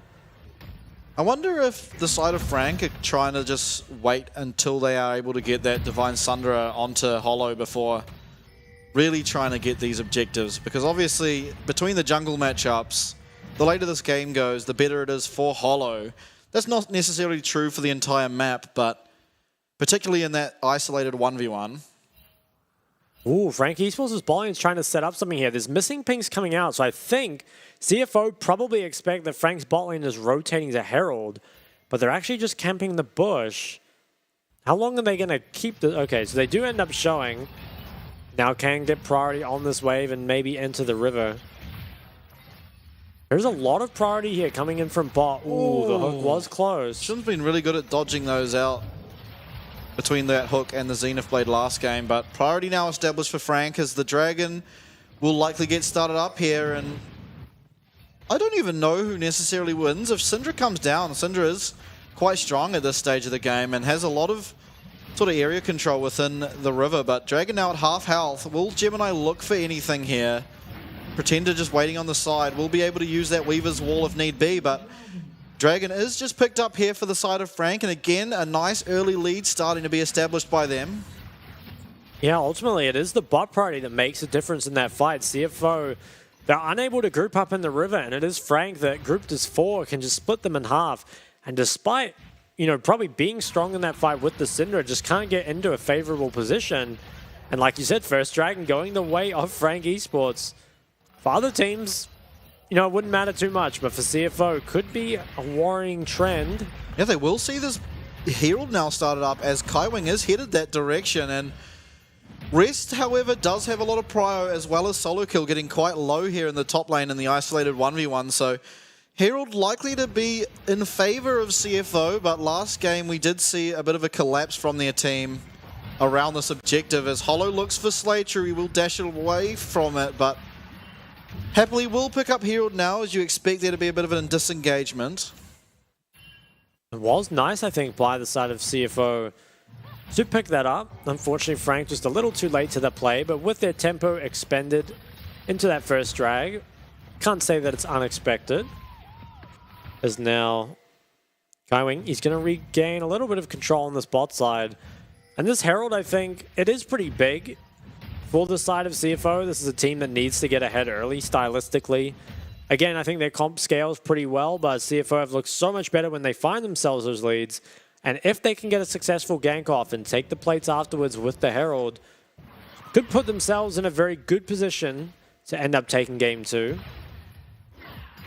Yeah, and just really good farming here from Jimmy, and honestly, he's at 125, only 11 minutes into this game, and I mean, this Syndra will become so difficult to deal with from pretty much everyone in Frank, maybe excluding the Malphite if Malphite wants to just ult Jimmy in, but we'll have to see sort of how these fights start playing out as we progress through the game.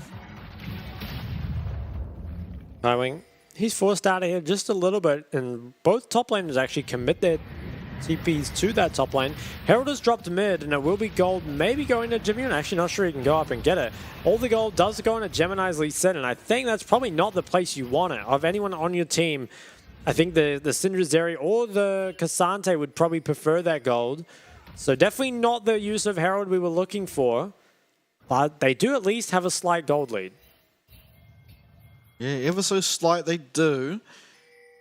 Dragon is sort of the compensation for that, though, obviously. It was more or less a Rift Herald for Dragon trade. And partly, oh, we do see a fight actually breaking out. Gemini will get depth charges. Hollow jumps on in. He is shoved as well. Can they get the reset? They do, but he isn't able to pick it up as Zeri now flashing forward. Kaiwing having to flash out now. Zeri dashing again. He is unstoppable. Will be able to pick up a double kill. Shun again finding early kills, but Eminem answers, is able to find Slater on the bottom side. Ultimately, it is a 2 for 2 there, but both the kills going to Shun is massive for how this game can play out. Yeah, I think that's a very important pickup there for the side of CFO. Once again, it's Shun that finds himself with the kills. This time, though, I think just having the Syndra for this early fight compared to the Veigar was such a big difference, right? We saw so much damage coming out. Gemini, I'm not actually too sure how he even ended up in this position, but was flashed on, but enough damage coming out from Jimmy and on the Syndra meant that even with that reset coming through, wasn't able to pick it up. And Shun just flashing and ghosting over the wall, and a really nice stun again from Jimmy, and did give him that number 2 in Slater. I think probably got a bit lost in the sauce. Wasn't aware that Eminem was below him and manages to snipe one back.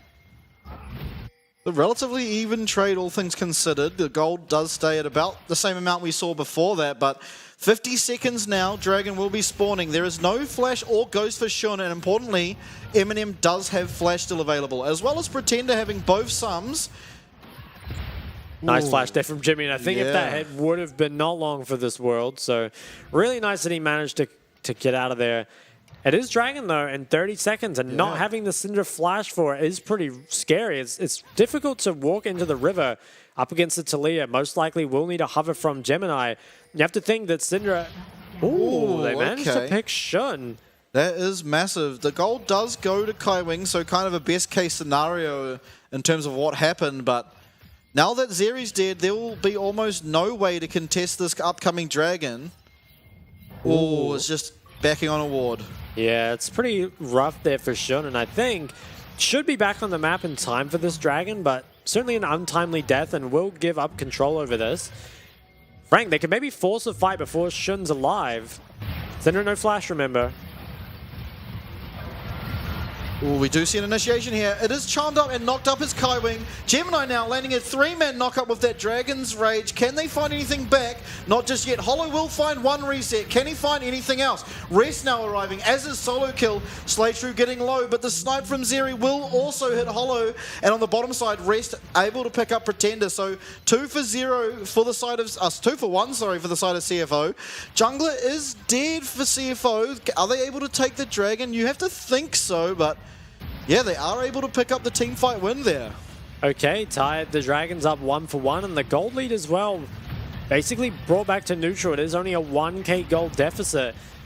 Jimmy, I think, really well played in that fight as well. Stopwatch the Malphite ult, and the Malphite ended up only going onto the Cinder, right, who, with the stopwatch, completely nullified it. And you were kind of expecting that with Shun dying, Frank should have the control of that and not find it too much difficulty to end up picking this drag up. As we saw Engage, initially, it was Gemini that was caught out, but Kaiwing, he took so much damage back, and while the reset did end up coming through, I think it was really what happened with the Malphite. I think Gemini probably could have kited this a bit further out, but it did end up going down. Pay attention to the Malphite ult here, though. It's a solo Malphite ult, and really good zonies there from Jimmy, and doesn't have the flash, and I think that critically turns the fight around. Rest just so much more impact in that fight as well. And maybe seeing some of the limitations of a champ like Malphite, right? It's your red side 5-piece, so you're expecting it to come through, you know, counter the comp, get priority over its lane, but hasn't really got prior or anything in the lane, and having difficulty against the comp, just with cooldowns being rotated, hasn't found anything just yet. We do see Kaiwing engaged on here. He is going to not get knocked up, but will likely go down. Is actually walking away. Resonating strike lands, but Shun is going to go down here. 2 solo kill as Blade Caller, will it find Slaytrue? Not just yet. Unstoppable Force will, however, as Rest goes down as well. 3 for 0 so far, but we will see a trade over from Gemini. Are they able to get onto him? Hook goes wide. Feathers will not root as Gemini tries to run away. Will Eminem catch up to him? Ghost is popped, and it is an ace. So it is a clean ace for the side of Frank. If Baron was up, they'd go for it, but instead it's just going to be some towers. That's really rough there for the side of CFO, just as we were singing their praises. Unfortunately, they're just not as clean at team fighting as the side of Frank Esports. We kind of see here their initial engage, it goes onto Kaiwing, but now they're all stuck in this choke point up against a Talia and a Malphite, and you really see what happens as a result. Just so much damage that comes out of Pretender, and then everyone grouped up here allows Eminem just to hit for free. As we see another engage, Kaiwing goes down now. Well, there's just fights all over the show, but man, Pretender's sort of shoved there. Actually caught onto 3 of them. That kind of turned the entire fight, you have to feel. Massive out of him. Was crazy. Look at the damage that comes out of Eminem on the Xayah. I'm not sure if he even had 2 items in that fight. Probably doesn't, but had the Ghost and is just able to chase down and put down so many orders. Doesn't have the Navori now if he didn't have it before. And is so spiked, right? You got to feel that Navori Xayah. It kind of reaches a point where if it gets too fed too early, there's no one that can actually deal with it, right? In theory, the Syndra Cassandre Lee Sin topside maybe can deal with it, but it feels like it's almost just not able to, especially because Jimmy kind of forced into itemizing the Zhonya up against the Nautilus as well as the Malphite. So I guess Kaiwing just kind of overstayed a bit too far for that TP, or sorry, for the tower, and the TP came through. Honestly, I feel like it's a fine death. Doesn't really matter too much. Especially because TP was used, and you got the mid tower anyway. Pretender actually has himself a Herald. I'm not sure where that got picked up, but we'll have to see what he can do with it. Mid tier 1 has already been broken, so maybe instead play for that top tier 1. Frank Esports, they're getting priority over mid, so can regain this top control and maybe look at the tier 1, but they have to be careful. Face checking against the Lee Sin and Rakan can be deadly. They've got to kind of wait for people to show on these waves and take it back step by step. Coming though, he doesn't care. He's just running straight in. There's kind of dominance out of Kaiwing here. I mean, hey, it worked well for him the last 2 times. That is true, and now we are seeing Jimmy come down here. Pretender will be able to push that wave in. See if he uses the Herald. You have to think he would. And with no stopwatch available for Jimmy, and it does seem a bit dangerous for him to be walking this far up, but team coming to come and help him, but 50 seconds left on Dragon. See if any of the focus gets switched here. Jimmy, and he manages to clear out the top tower. Maybe they want to look for and engage on the side of CFO. There's so many members here. Jimmy, and he has a flash, but like you said, does not have the stopwatch available as Frank. It looks like they're going to commit numbers to trying to knock this down. And I think CFO will have to give it up. I feel like we kind of have to bring up that stat about both teams having monstrous win rates when they're ahead. And it is Frank, right, that are 4K gold up while the Dragons are even. You have to feel like they're in the better spot, particularly with M&M being so snowballed ahead of this. I guess it's going to be a second Dragon fight for whichever team picks it up. Yeah, and Jimmy actually not even building the Zhonya's. He did sell that stopwatch after burning it, so he's only going to be really able to dodge out of a Malphite every time his flash is up, realistically. Interesting, yeah. I guess maybe he's opting towards a Banshee or a Cosmic even instead. As the trade looks like it will be the tier 1 top, so CFO committing to giving up this Dragon. I think it's probably the correct decision. Dragon still pretty far away here as a win condition for the side of Frank, and trading back whatever gold you can is pretty important. Should manages to pick up his second item, so maybe could start to look for fights again, but M&M still far ahead, is sitting at 2.5 items. Baron up now, so any mistake can really lead to that objective. Both teams having a lot of damage and also tankiness to be able to tank it up as well, so something to be careful for, as you have to expect from the rest of this game, the sort of mid lane matching between AD carries should go in the favor of M&M. Typically, Xayah does get priority on minion waves.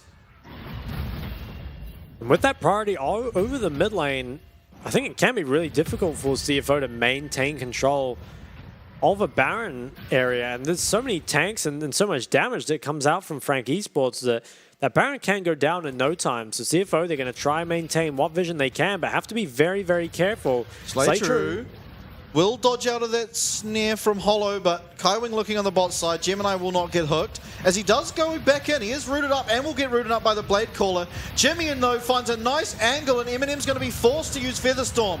Rest is getting low. All outs on Kaiwing. Definitely not what target you want. One reset comes in, and do they look towards the Baron? I think maybe you do just look up to start the Baron and then try force a turn. You still have the Malphite ult if you want to try force a turn. So just force the members of CFO to come in and then look for the engage. Weaver's Wall and depth charge also available. So Shun absolutely not safe despite those two summoners available. Yeah, it starts getting quite low, so the Weaver's Wall is committed. Gemini coming in, you have to be careful for a steal as we see a massive unstoppable force followed by the shove. Will find two. Are they able to get Shun now? Does dash awfully close and will go down. Will Gemini look for a steal? You always feel like at this stage he has to, as this gold lead is now ballooned to 5k. Hollow on the outside is going to be able to reset, but won't find Gemini just yet. Pretender looking. Yeah, he's going to try find him here. I think should probably just stay where he is on the other side of the pit, but it seems so hard for Gemini to steal. He's going for it. Yeah, Kaiwing getting low, will get taken out by Gemini, will actually use Dragon's Rage, come back in, isn't able to find the Baron, but what an effort out of Gemini. Yeah, well, hell of an attempt there, I think, out of Gemini. It was definitely better than I expected, but unfortunately, the Baron does go the way of Frank Esports. Resli manages to trade a tower back bot side, but take a look at M&M's items now. 606 has the BT, and importantly, still managed to keep his flash. So it's going to be so hard for CFO to win a fight. And when we said at the start of the game that we liked the CFO's comp had a lot more agency than game one, they're really just outclassed in terms of team fight ability. Time and time again, you see fights that perhaps should be more even just go the way of Frank Esports. I think real nice wall here from Pretender. Knows that once the Baron is getting low, it forces CFO into a difficult position. Gemini taking this, it puts him in a great spot to steal, but it also splits up the team fight, and Jimmy, and you know, without the flash, can't really play up against the Malphite. It's just chain CC'd and died, and then we're Shun. The point and click CC coming out. I mean, it doesn't matter how good you are at the Zeri. when there is that Nautilus assault in the game. And I mean, once again, credit to Jimmy. Oh, we see more fights. Hollow getting really low. Gemini will take him out. Kaiwing now in the middle. Oh. 3-man knockup by Malphite. And then Blade Caller finds 3. That's a quadra. Can we find a penta? It doesn't look like it, but what a combo out of Frank. That was insane. I mean, the Weaver's Wall as well forced them all into the corner, and then Solo Kill lines them all up for Pretender to knock them all down, and it's Eminem that steals them all, but I have to say, I mean, wow, what a combo. I mean, that looks so sick. They're going to try maybe play for the Penta. I think it might be a bit much here, fellas. Just focus on ending the game. Yeah, are they able to end? There is still 10-second death timers on any sort of follow-up, but with the 2 members alive, it does look like it will just be the 2 inhibs, but in saying that, 24 minutes and 2 inhibs, you can't complain. And we'll see a little bit of a replay of this. I think it was it Kaiwing or Hollow that was caught out initially? Hollow takes a lot of damage. Oh, okay, so was all outed through the wall. Ends up in a tough spot, but with the Weaver's Wall coming out here, forces them all into this tiny choke here. And wow, just insane combo there. So much wombo that comes out in that choke point. And CFO, I think with that, their hopes in this game probably are ripped away. Down 9,000 gold. They're going to try force a fight around this dragon, but I have no idea how you can win at this sort of deficit. You do have flash and quickness from Rakan, but again, I mean, in mere seconds, Eminem will have that Featherstorm available again, which just provides so much safety. And as you saw in that time, in that fight, when used aggressively, so much damage. It's 4 people now trying to aggress onto Kaiwing yet again. This does look like it might spell the end for them. Rest taking a lot of damage here from Hollow. Will get stunned up, but nice shove there by Jimmy in to dissuade anything for now. Solo Kill now arriving. Does have unstoppable force, and we saw what can happen if that is used properly. Disengage. Looks like it will be Dragon for now, but CFO playing with fire. They really are. Jimmy, and he managed to kind of extinguish the situation, but it's so difficult to actually find anything. They commit everything onto Kaiwing, who still doesn't go down, let alone if you try that onto the likes of Eminem, who is 10-0, BT, and a stopwatch. It just feels so difficult for the side of CFO. Maybe if you can get on Eminem before he has his flash up, chain CC him down with that Syndra follow-up, maybe there's a way back in, but you're really clutching at straws. Yeah, you definitely are. This is a really impressive performance out of Frank again. I mean, they find themselves at a wee deficit early, but I don't know. How do you beat them? This looks like Waku levels of AD carry at some points. It definitely does, right? I mean, as Eminem, towards the later end of the split, was looking very, very good as an ADC. So continuing that trend now, it is this last lane being sieged. Mid and bot inhibs are already down. This is the last remaining lane still standing here for the side of CFO. Looks like they'll be able to keep the inhib up at least for now, but this should be the top tier 2 falling as Shun is forced to kind of move away and deal with those creeps. Will they go for the inhib? I mean, they have a lot of engage and the waves are still pressuring. Might not even need to wait for the dragon.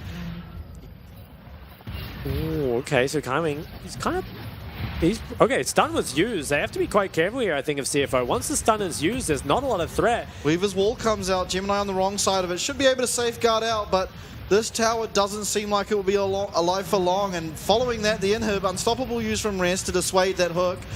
But this inhib will likely be going down, which will spell 3 inhibs and almost certain demise.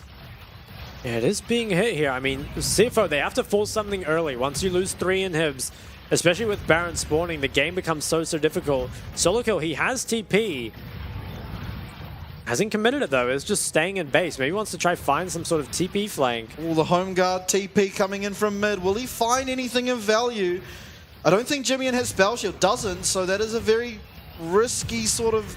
Can't play any risk here as Jimmy, and Hollow misses that snare just as this inhib will now go down. Hook found now onto Slaytrue. Knock up also onto Shun twice, in fact. Rest on the side, though, is getting low. Will not go down just yet as Shun flashes away and gets Gemini hooked. Solo Kill now getting beaten down by Zeri, but it looks like it disengaged. Frank can just back out and look for this Baron as double inhib waves will come in from every single wave. They do, yeah, and credit to CFO. I think they actually played that fight pretty well.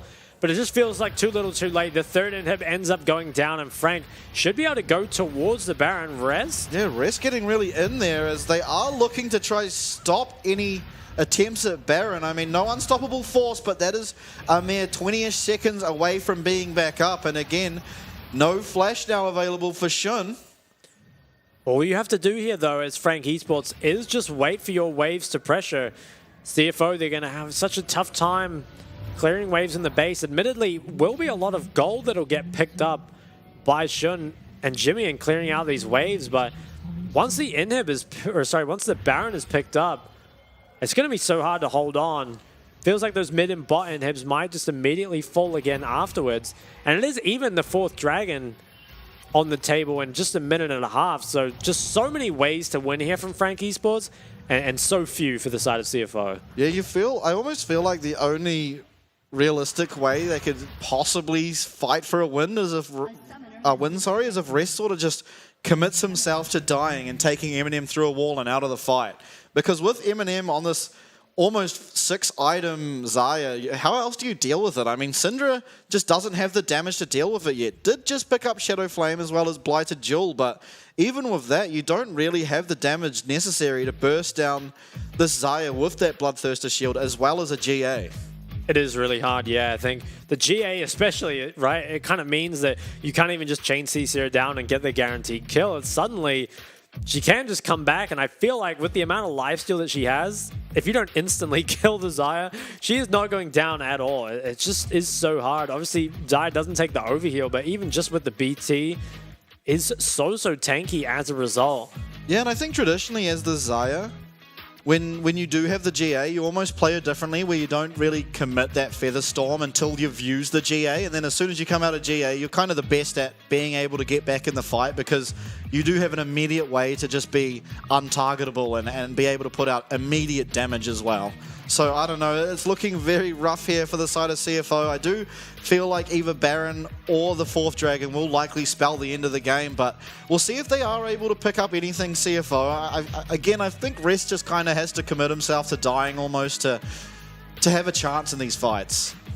Yeah, I mean, maybe that is just your kind of Hail Mary at this point. Feels so difficult to pick anyone really, but how much time do you even buy here as Rest? I mean, it's a 10-0 Xayah. I feel like you're not going to last that long. Maybe you can just keep her in the CC chain for long enough that your team makes a pick elsewhere, but I mean, it just feels so hard, right? Realistically, CFO are out of this game. If Frank throw, maybe there's a way back in, but it's not up to CFO anymore. Yeah, definitely not. I mean, all these past 2 games, they've found a lead early game in both of them, and I mean, Frank have just been the better team as soon as it came to sort of the middle stages of this game. As I believe Shun here having some difficulties. Definitely is in game anyway.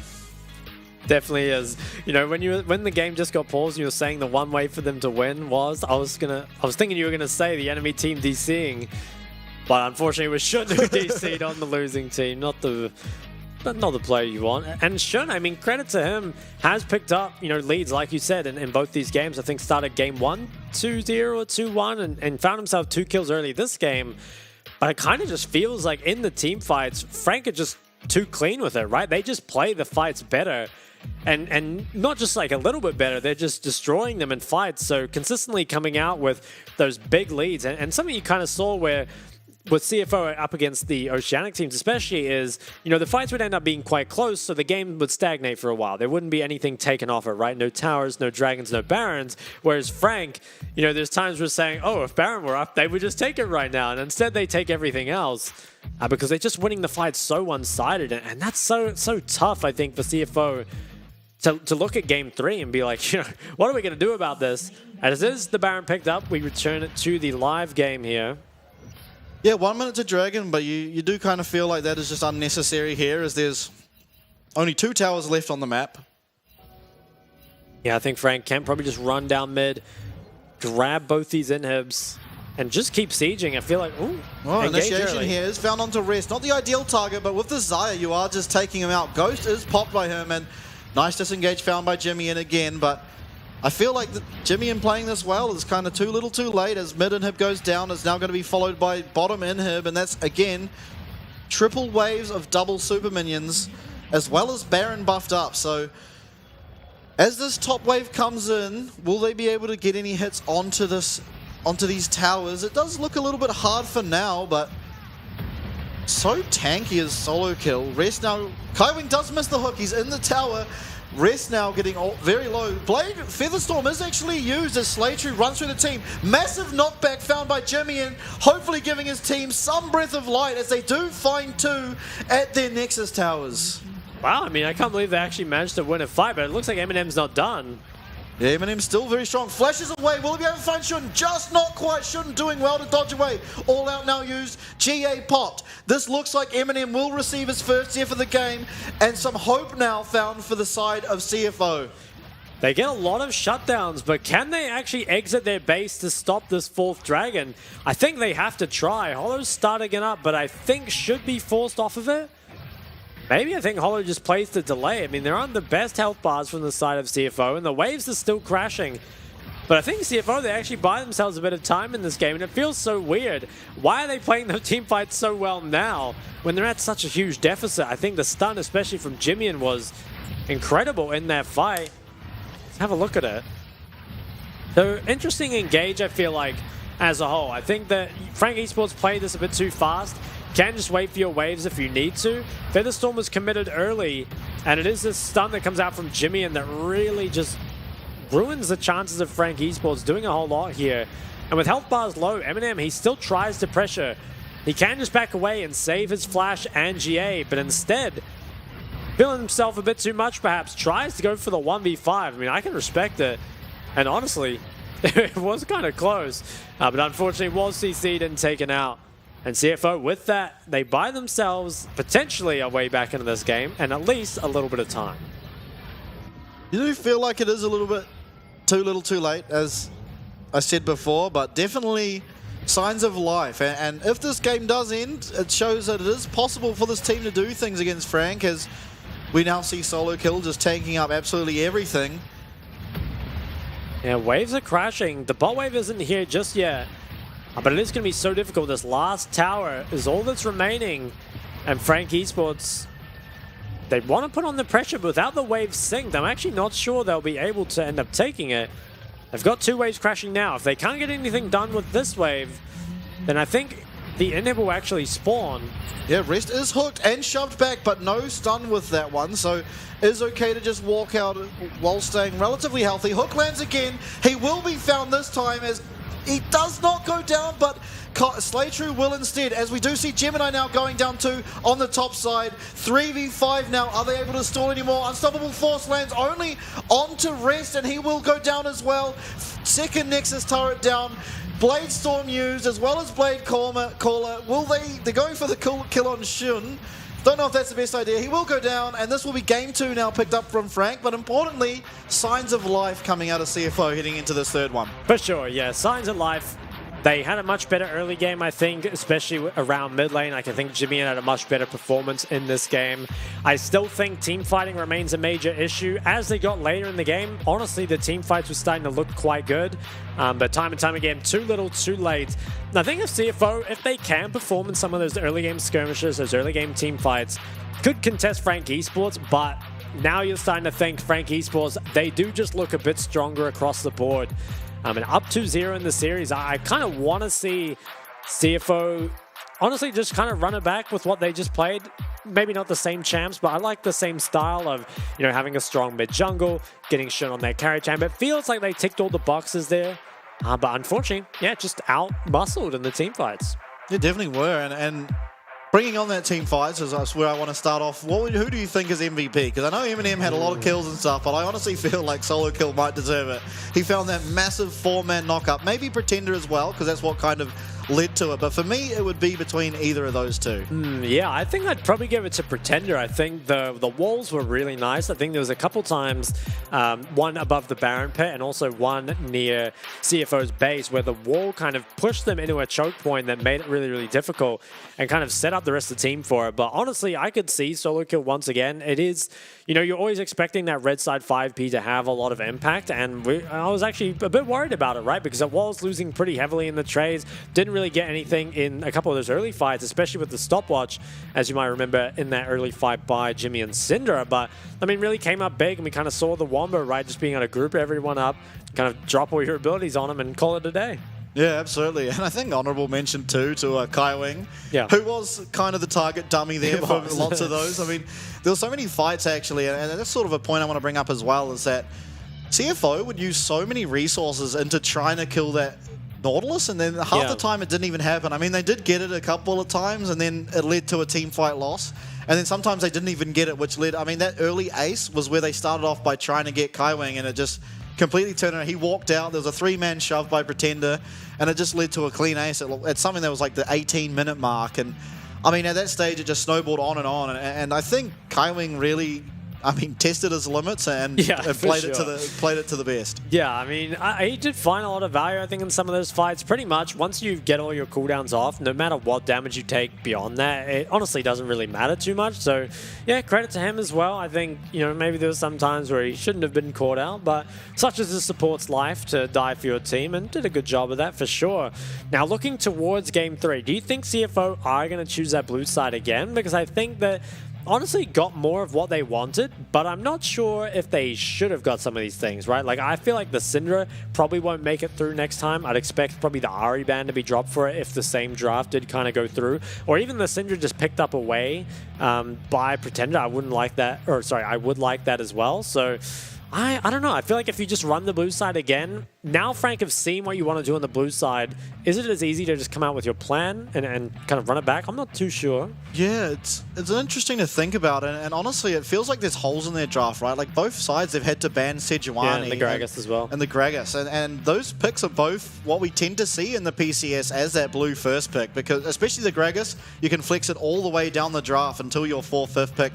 And for the Sejuani, she seems like a staple of the jungle right now. Just obviously doesn't offer you sort of the capability of carrying, but does give your team so much team fighting ability. As we will go to the replay, this is that ace I was talking about. Massive knock up there by Pretender. Yeah, it really started off with Pretender finding that huge shove onto 3, and then just so stuck here in this choke point, don't really have anywhere to go, and it's just so much damage that can come out from your 2 carries here, the Taliyah and the Xayah, when they are just all in a choke like that. And obviously it makes the job pretty easy for everyone else. Eminem, look how fast he is with the Ghost. He's actually just able to chase down a Lee Sin. If you told an 80 carry this 10 years ago, they would not believe you whatsoever, but oh my god, that's a lot of damage that comes out from Eminem. I mean, he was 11-1, I think. Yeah, well, again, I think that was due to his team more than his doing. No, you know, I don't want to sound disrespectful towards him, but I mean, Pretender was finding so many opportunities in those team fights with the wall, with the knock-up, and again, you just have that Malphite in front of you. I mean, he found a 4-man knock-up as well, and it is very easy to play AD carry when you have such good initiation from your team, and I would expect it to go to one of those two. You're probably right. I think Pretender did better at setting up sort of the success here. But obviously Eminem got those items and was doing the damage that his team required to push him across the line, so well played by him also. For sure, yeah. And I think looking at the damage graph, you also see Jimmy did have a much better game for himself. I think his scoreline maybe wasn't the best, but honestly found quite a lot of impact in a game that is maybe pretty difficult to play for Syndra, right? You're up against the Malphite and the Nautilus, 2 champs that can kind of just ruin your day if you're the one that gets fed. Fortunately, was some aggro taken away sometimes by Shun, but it is MVP picked up by Eminem, and you can't hate carry it, right? bias. Bit of 80 carry bias, maybe. But 42% of his team's damage, a lot of KP, and also have to respect going for the 1v5 in the base. Yeah, I mean, that was definitely Chad energy. True, you're in the upper bracket finals. You have a second chance anyway. True. I mean, yeah, he did do the most damage by a far, and he was playing those team fights really well. I guess the only mistake was that 1v5, but why not at that stage of the game? You're up so much, and he did really well. One thing I do want to say though, honestly, is I feel like that Viego could have been any champion. That is very true. I think the PCS Viego, I mean, it looked a little better this time. He didn't play badly, but it just like, it could have been any jungle champion and had the same result, I feel. I am surprised that they picked it over the Wukong, right? Because I feel like Wukong versus... I mean, sometimes we see the lead picked in the Wukong, but it still feels like the Wukong just gives you, like, guaranteed great team fight, whereas the Viego, you know, sometimes good, sometimes bad. And I think when you've got your team really firing on all cylinders here. All you really need to do is back them up. I don't think you need to throw any chance into the game. I mean, again, like we kind of said, the Vega could be pretty much anything. It wasn't a bad performance by any means, but I'm still not too sold on the Viego or the Lee Sin, to be honest. Yeah, I'm not a huge fan. In the regular season, I believe it was, Gemini had a really nice, like really solid Lee Sin performance, but obviously here it wasn't as good. And honestly, he didn't play that badly. That Baron steal attempt was pretty crazy, and I found that funny too because it was again just like Kaiwing getting caught by a Lee Q and just going down immediately. It led to them getting Baron and the Lee Sin kill, but it's just so many of their plays started off with Kaiwing just getting picked on, but then I mean it ended up in their favor, so you can't really complain. It was, yeah, and think back again to when it was that range support meta, right? They definitely didn't look Kaiwing as good on all those range supports and has just, time and time again, found so much value on that melee sports. But that's it for game number 2. Game number 3, though, is coming up next. Can CFO bounce back? We're about to find out.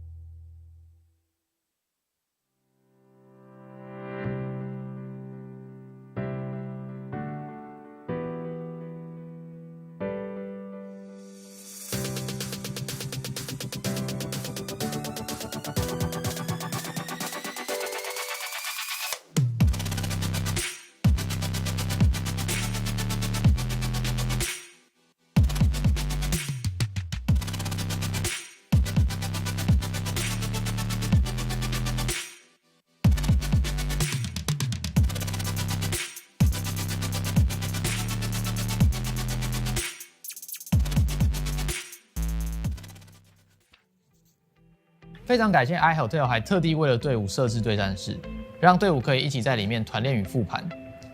训练室都是采用最高规格的电竞电脑主机，3060 RGX 显示卡 ，AMD 5600X CPU，DDR4 32G， 还有 ASUS TUF Gaming 165赫兹32寸曲面萤幕。网络的部分，全馆使用免费高速光纤专线网路，对手机的用户来说也提供 WiFi 6的无线网路。选手座椅的全面是配置 DX Racer 的电竞椅。现在我们看到的是选手休息与睡觉的地方，我们安排2个人1间房间，有2种房型。床的部分是使用斯林百兰国际5星饭店的御用名床，房间内都还配置了免治马桶、雅马哈的环绕音响以及 4K 55寸的电视。玩家们最在意的网咖食物的部分，平常除了自助吧以外，还有提供主餐，包含欧姆蛋、培根卷或者是炸虾饼，可以供大家选用。我们在拍摄的过程中，还有看到民众点的经典网咖泡面哦。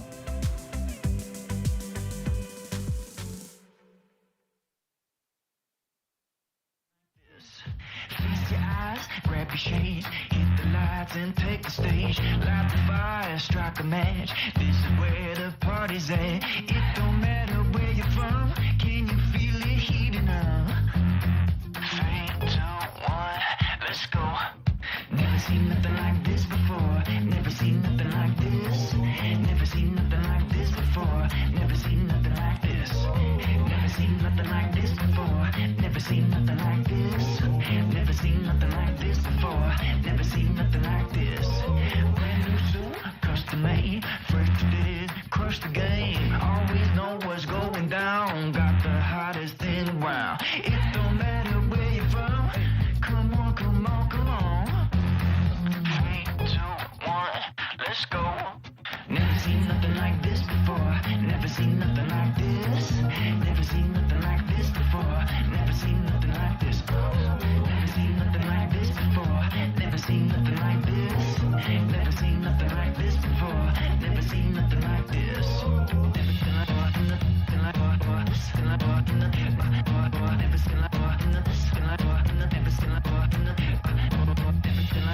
Never seen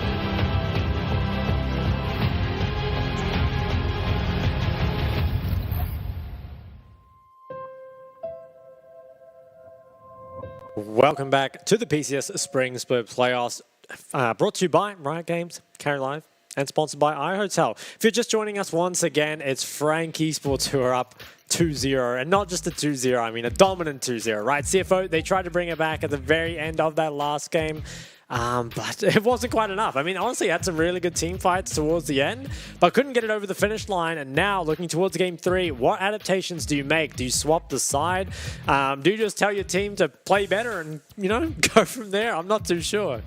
Yeah, I definitely don't know. It looks like we have a quick 3-0 in store, honestly. I mean, they just seem like they're so outpaced in these games, as well as their mid-game seems so lackluster in comparison to Frank's. I mean, they are able to find advantages in the early game, particularly on Shun. He's found a few early kills in these games, but ultimately, when it comes to these objective fights, it's just been Frank. Like, they've just taken over the game.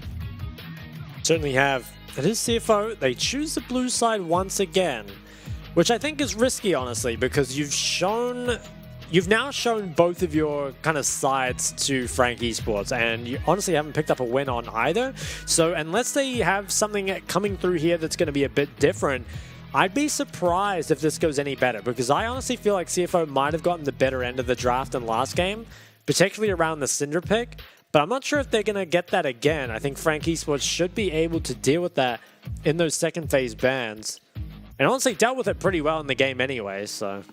Yeah, it definitely did. I mean, it was kind of a unique draft, you have to say, out of Frank. Like, you don't typically see the Malphite in general anyway, and pairing it with that Talia, I mean, it's sort of a combo that I haven't even really thought about, but it just looks so impressive. Like, Talia with that wall, setting up Malphite ults, which set up massive flips, and then, I mean, that just spelt demise, really, for CFO, and it's hard to see where they get an angle to come back, because it seems like Kaiwing is just sort of doing what he wants on these supports, which is how Frank generally find their success anyway.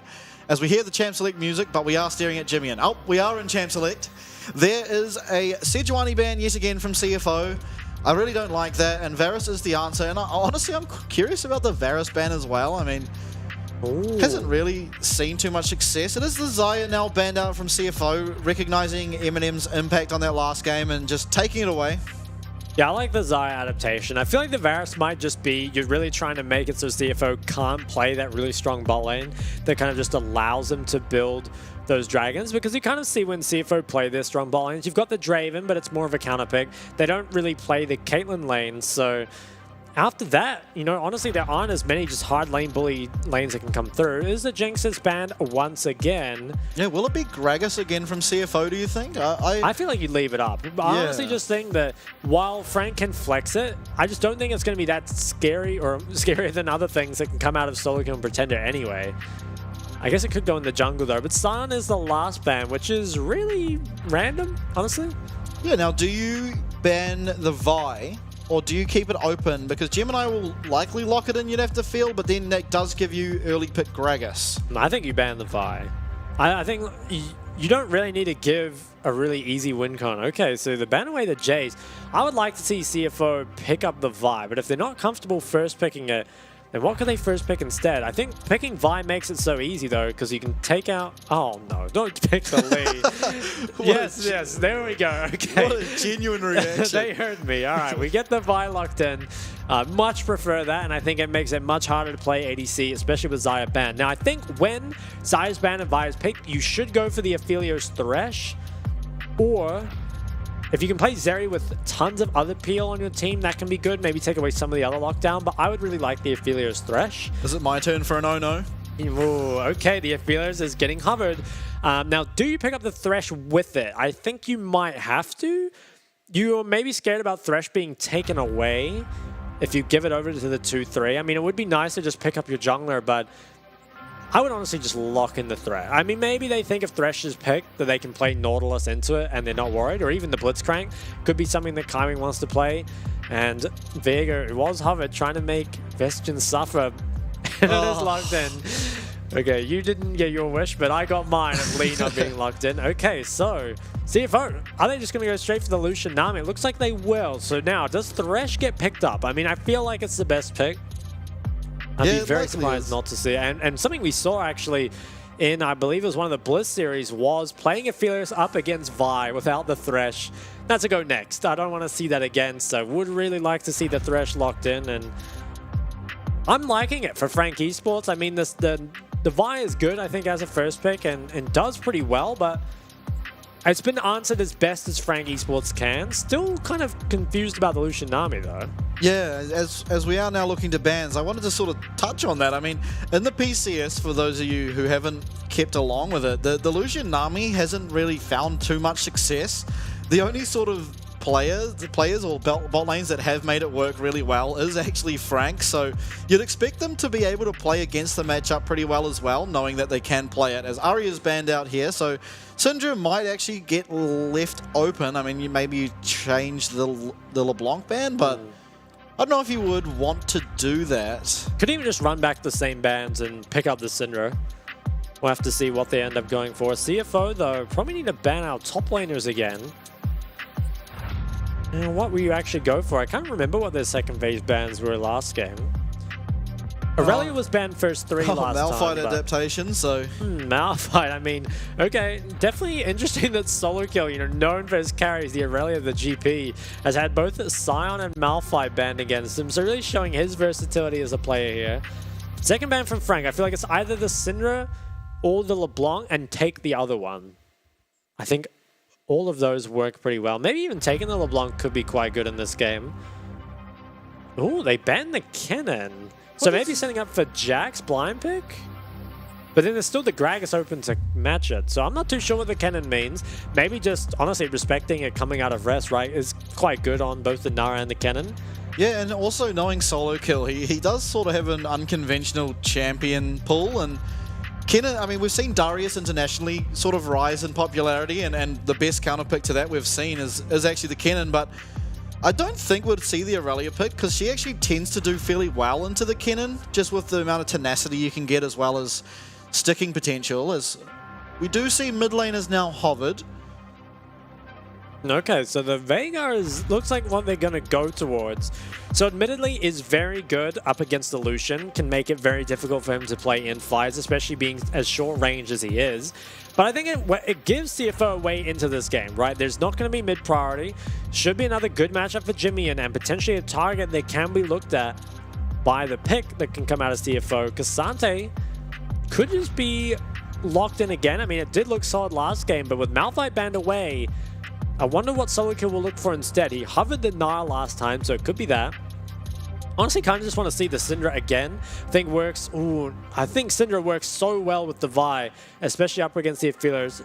Tilia would be a close second though. I guess I wouldn't hate it, but I think longer range coming out of Syndra should be better. We'll have to see though. I mean, maybe really value the Weaver's Wall. LeBlanc, interesting choice as well. I think LeBlanc is pretty good. I still think the point and click of Syndra is probably better, but I like this more than Talia, admittedly, and I think it does give them, again, like a very strong area of the map to play through. Mid-jungle is what's working for CFO, so they're going to run it back. Now, last pick, full Solo Kill.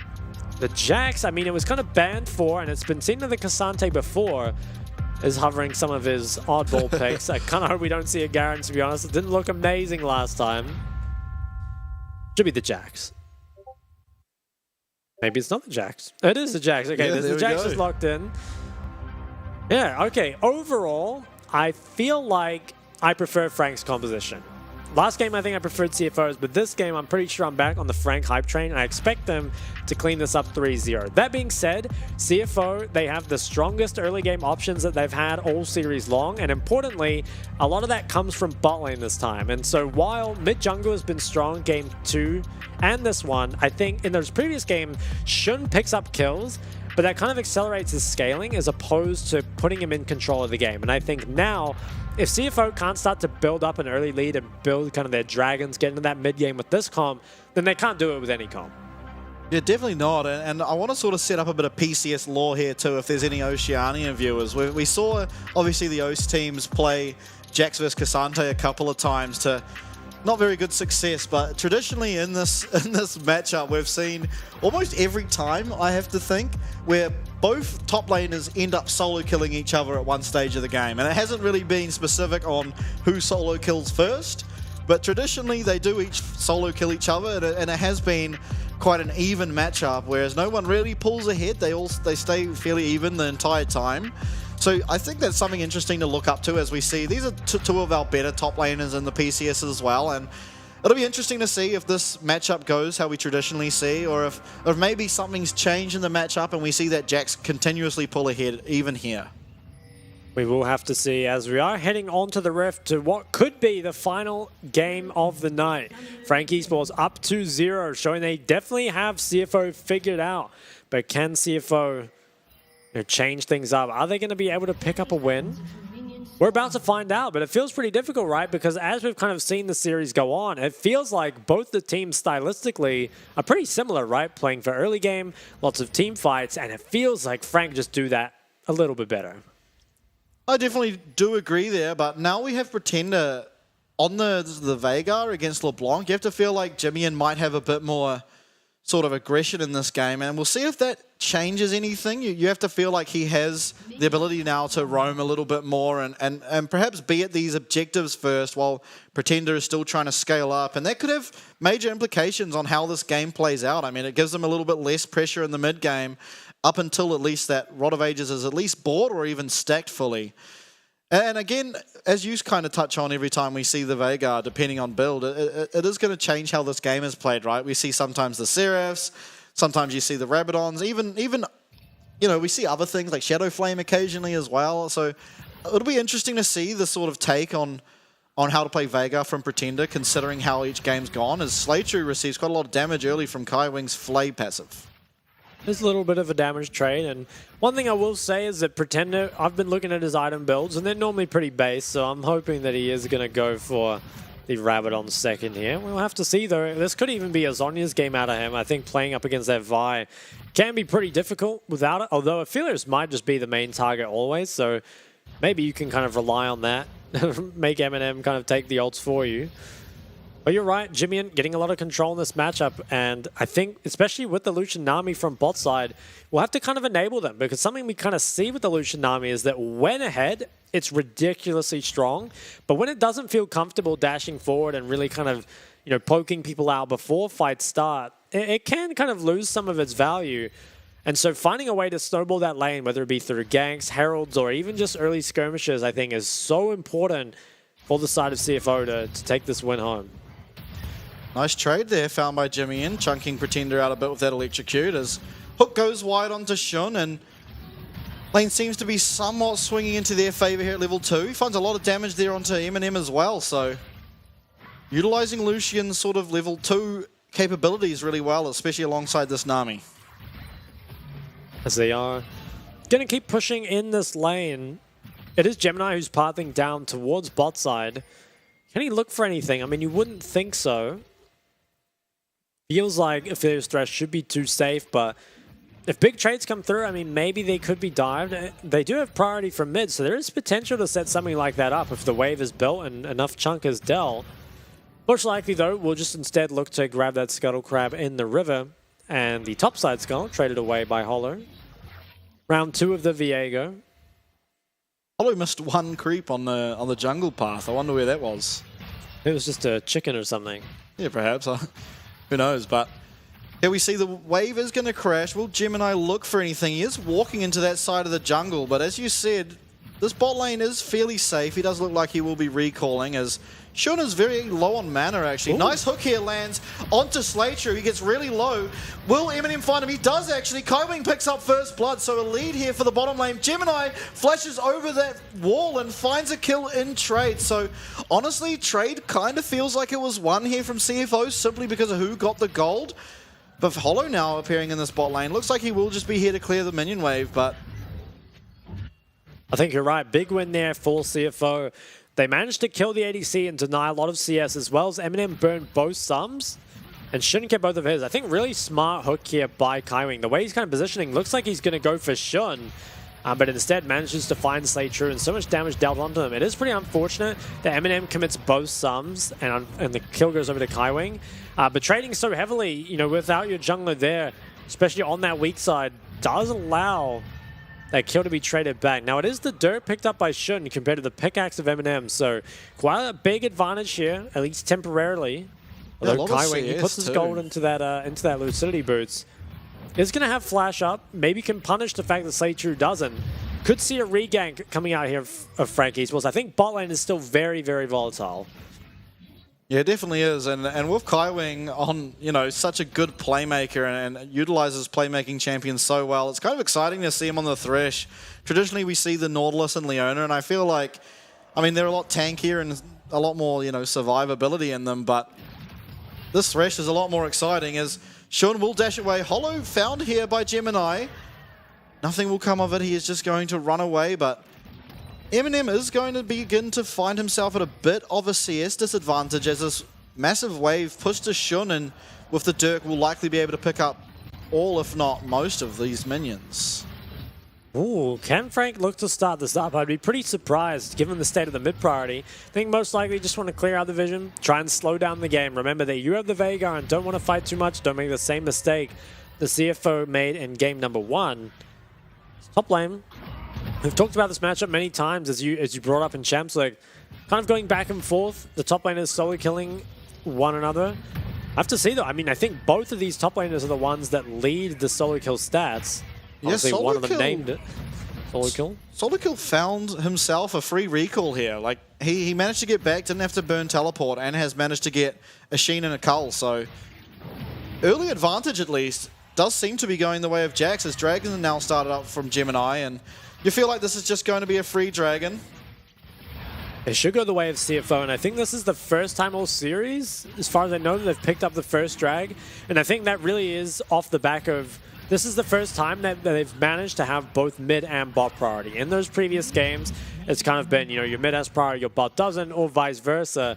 And that's kind of made it difficult to pick up these drags. Oh, Rest doesn't quite channel that well enough to dodge the stun, but Flash is now used from Rest to get away from that, and he's a lot more vulnerable in this top side now for any repeat ganks from Hollow. We'll have to be careful for sure. Did manage to get himself the Sheen though. We've seen different builds come out of the Cassante, but the Sheen build definitely seems to be much more important, I think, in these heavy trade matchups. As Gemini is looking back towards bot. They know jungler's not here. Yeah, Kaiwan going to have to play this really well. Cease and desist used now onto Eminem. Nice Lantern to get away from that bubble as Gemini will likely go down. That's one kill. A solo kill now getting onto Shun. Can he find it? He is. So teleport actually used from that top laner to go bot, as Hollow is now going to pick up the top wave, and really well done there by Frank to turn around this bot lane.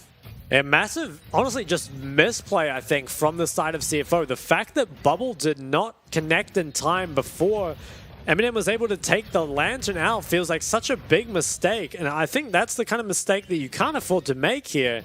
Well, take a look at it again. I feel like Slaytrue should have been waiting with the bubble. It didn't get rooted, but just couldn't get back in range in time. Ooh. And with the Lantern coming through, I feel like from there, the player's just kind of doomed. So, honestly feels really bad for the side of CFO. Not only did Rest commit TP to top, and obviously there is no chance of a match coming through because it's under their tower, but you know, your top laner, you're expecting him, right, with the TP advantage now to have some sort of lead. Doesn't. It's solo kill who has the kill now. And that should be a free dive, but they manage, you know, they don't manage to pick it up because they misexecute it. And the Herald being picked up here as well. So while it is the first Dragon that goes the way of CFO, in the last minute, things have really fallen apart for them. Yeah, it's kind of a repeat of what we've seen throughout this series, right? They get an early lead onto this bot lane, and then somewhere as the game progresses, it gets thrown and the lead gets given back over to Frank. And that's exactly what we saw there. And honestly, Eminem had nerves of steel there, not burning that heal during that entire bot dive as well. I'm kind of surprised. I mean, if I was in that situation, certainly I'd be using my heal, but manages to keep that, and now importantly, both of his sums available, whereas Shun doesn't have any now. No cleanse against Thresh Hook can spell a lot of problems for bot lane, and 1k gold lead already established for Frank. The small gold lead, but I think given that you're the team that outscales us with the Aphelios and the Veigar, have to feel good about it, especially if you can manage to tie up this second drag and kind of deny that win condition over to CFO. There still is potential here, I think, especially from CFO's bot lane. Despite falling behind, still have a lot of power at this point in the game, especially in those bot river skirmishes. Jimmy should be able to move into there much quicker. I have to be kind of careful, right? Because now Pretender starting to get towards having more AP and the items, has a heal for himself as well. I don't think the skirmish is as clean cut as it was previously. And Frank, I mean, now they're the ones getting the bot priority. It's pretty difficult, I think, for CFO to look for some sort of play around here, especially with Hollow in the wings now. Yeah, as you said, Hollow is here. No ward in this tri-bush, so will not be seen. He will now, though. Bubble goes wide, and Hook just misses onto Slaytrue, but valiant effort out of Kaiwing. Hollow now looking mid, actually. Jimmy should be safe enough to just distort away. Yeah, Hollow does just shove there. Make sure the wave is crashed. Currently maintains extremely good river control, especially with Now mid and bot push. You might see this go back the other way though, as I think it's pretty hard for Pretender to walk up. They're clearing the ward. Cage could come through. It's help for now. Dragon up in 1 minute now, and see if that is going to be contested by Frank. I almost feel like you don't need to yet, and just being able to get this Veigar to scale a little bit more might be worth a lot more than that individual Dragon, because as you said before, you definitely have scaling advantage in this game. I don't feel like you have to force the Dragon just yet, but looking for a dive now onto solo kill. Does have ult available, but importantly no flash. All out used, maybe not the best usage, but will eventually find it anyway. And that is just a free kill on the top side, but Rift Hero now used bot, and Shun is going to have to leave his tower. Slaytrue here. These two have to be really careful. A lot of damage can come out quite quickly between these three champions. I think their bot lane's in trouble. Hook lands now onto Slaytrue. He will be going down just to Kaiwing again, but Hollow is going to get taken out. Flash not necessary, but is used as Jimmy goes forward, is able to just distort away from that hook. But 1 for 1, not the worst trade for CFO. Definitely don't like the fact you've used your Lucian flash for nothing. Yeah, the Lucian flash obviously does feel a little bad, but I think 1 for 1, pretty good, all things considered. Now, coming back to the Dragon, it'll be interesting to see who ends up going for it. Like you said, Frank could look to play slow and just give over a second drag, buy Veigar more time to scale. At the same time, though, it is no Gale Force yet for the Lucian. As we'll take a look at the bot dive. I'm surprised so much was committed onto Slaytrue. I feel like this probably should have been onto Shun instead. Obviously, it is quite difficult to find, but as always when you're diving bot, it's about killing the ADC and denying CS, not so much about killing the support.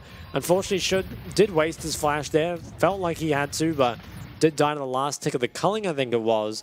And no Mythic completed for Shun, so I think Frank Esports should actually be able to fight this. They've got Mythic on mid AD. Good buy time for the rower, but with the bot side control and without the Mythics on Lucian, Nami, or LeBlanc, I think they're pretty competitive in this fight. Might have to take a look at Aphelios's guns as well, though, because obviously, I mean, at this stage of the game, I'm not even sure which guns you'd want. Potentially even the white-green might be best. I'm not sure that the red-white... Oh, okay. How did that happen? I don't know, but it did. And now we see another initiation here near the Dragon onto Gemini. He will ult over the wall to Pretender to potentially get out, and it looks like it might be able to allow him to do that as he comes back in. Is he able to get away, though? He does have to be careful as the 4 team of Frank is coming over, but does look like they might actually be able to pick up this Dragon, knowing that Rest has rotated down. Trading this Dragon here, which is only the 2nd Dragon, for a lot of gold onto Jax. And I'm not sure if that's the best or not, but being able to get it while your AD carry has just died certainly does feel good. Yeah, Eminem didn't even have to burn sums for this. I'm not sure what on earth happened. It looks like Shun honestly just walked somewhere where he had no business being. Gets solo killed. Now, while it was that Dragon picked up, I think it was 3 top plates that went down.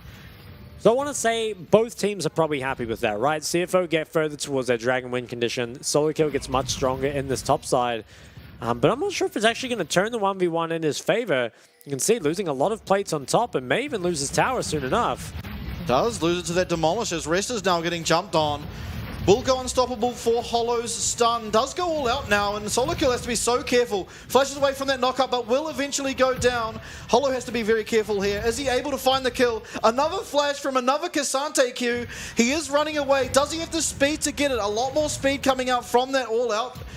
Oh, the ult. Moonlight Vigil does land, but not enough damage to take out Rest. He picks up a kill in a 2v1 as well as the tower. And even bot side, Pretender going down now to Jimmy, and CFO are winning all over the map. And this looks so much better than their past 2 games. Yeah, things are starting to look up here for the side of CFO. Massive performance out of Rest. Manages to take the top lane tower purely 1v1. Grab himself a solo kill. And chase, just get chased down, manage to get himself out and burn flashes. So I think Rest there can't underestimate what he's done. And as well, on the bot side, it's Jimmy who trades the kill onto Pretender and even picks up the bot tower. So CFO, for the first time in the series, they have their lead at 15 minutes. We'll take a look at how this happened. So the first tower picked up by Rest, and honestly, solo kill is just nowhere near as strong. As the Mythic completed for Rest, and I believe solo kill is still on components, and honestly just doesn't do enough damage. So really well played here from Rest, knowing his limits. Pretender goes a bit too far up in the side lane. Again, we kind of saw it before. Trading on weak side is something that a lot of teams have done this series, and is unfortunately just kind of left out to dry under his tower. Not much that anyone can do to help him here. And with that bot tower falling as well, it ends up being a very good gold trade for the side of CFO. Yeah, bringing gold now into their favor as, importantly, third dragon is spawning in 2.5 minutes. And if they can maintain this sort of control over the map, you do like their chances here. And Rest seems like he is sort of spiking, and it's hard to see how they'll take him down on the side of Frank, but we've seen it happen before. They are extremely good at team fighting in the middle stages of this game, as we now see a huge contest over the middle tower, and actually Slaytrue picks up a free kill on Eminem. Not really sure what happened there. The lantern was dropped and Eminem just couldn't click it or something. It wasn't like no one took it from him. And that's definitely a weird death to have, because I feel like should just be able to trade the lantern with the Lucian ult, and that should be it. I'm not sure if he got bubbled up or something. We'll have to see, but I mean, CFO, they found the lead they need. They've got the 2 dragons that they're kind of, known for stacking up so early in the game, but it'll all come down to these 3rd and 4th dragon fights, and that's really Frank's playground. They've shown just such good team fighting all series long. But it's a pretty simple comp, I think, for CFO, right? You've got the Vial, and you can kind of commit everything with that. I really want to see a replay on how Eminem died, because I just don't get how he didn't manage to get to the lantern. Yeah, I'm not entirely sure either, and I think also important to know that partly his death there can be attributed to Rest, because Rest did pop his flash as he was running away, and Eminem tried to chase with a flash Moonlight Vigil. So no flash available there, meant he did die, and priority over River now given to the side of CFO, and they are looking to stack their 3rd dragon, and I don't know how you can answer this as Frank Esports. It'll be tough, yeah. There's a lot of control that you have to regain in a relatively short amount of time. I feel like you might even have to give this one up, to be honest. It's very, very difficult, I think. You're kind of losing 3 lanes at the moment. None of your lanes get priority, and you definitely don't get priority over mid. Do you have the better team fight? I think you do, but I'm just not sure you can get in without taking so much damage. If you can manage to get to the fight without being chunked out before, I think Frank probably do win it. But it's just so difficult, especially with how strong Shun is, right? Only 1, 2, and 2, but you kind of see whenever he gets on someone, deals so much damage in such a short amount of time. And there's no Baron up to trade either. CFO, they may be looking for something. Yeah, have not bought down solo kill. Does have teleport available, but low mana, so he should be going to base here as Culling now used. Will get a big chunk out of Kaiwing, but Bubble actually misses there as Cease and Desist now used onto Hollow. He will be going down and showing exactly why I don't want to see Viego ever again. Gemini tries to land the flash there with his Q, but will not quite land. And our entire priority and 3rd dragon will be given over to CFO. Should be, yeah. So CFO, they're looking really, really good in this game. 3rd dragon will now be picked up. They get to shove in the sideways as well as mid. And while the gold lead isn't insurmountable by any means, we've kind of seen that, CFO, once they do have these big leads, especially with the dragons to back it up, they do manage to close it out. And unfortunately, the Veigar hasn't scaled to the point where he can be impactful. He's going for the Seraph second, and Veigar scales or snowballs so hard, I guess. Spikes is the word I'm looking for. When he picks up that Rabadons, but when you fall behind, especially if you're going the Seraph build, you hit the Rabadons so late, and it just feels like you never really become impactful in the game. And I'm not sure if Frank can afford that. I think the Veigar has maybe been a bit of a bait pick all series long. Not so much because of the pick, but just kind of how the teams function with it. And so Frank, they can farm, maybe their 2nd item on Veigar here in time for this next dragon. What will be the 4th dragon. And they do have 2 items on Eminem. They're definitely not weak in the team fight, but it feels so hard to get a good team fight, especially there's so much pick, right? So much pick that can come out from the Violet LeBlanc before the fight, as well as the engage. See here, Kaiwing, he's chunked out pretty low. He is low, he will recall and get his health back, and there's no real objective to be contested. Obviously, Baron is alive, but a bit too risky to just start up here.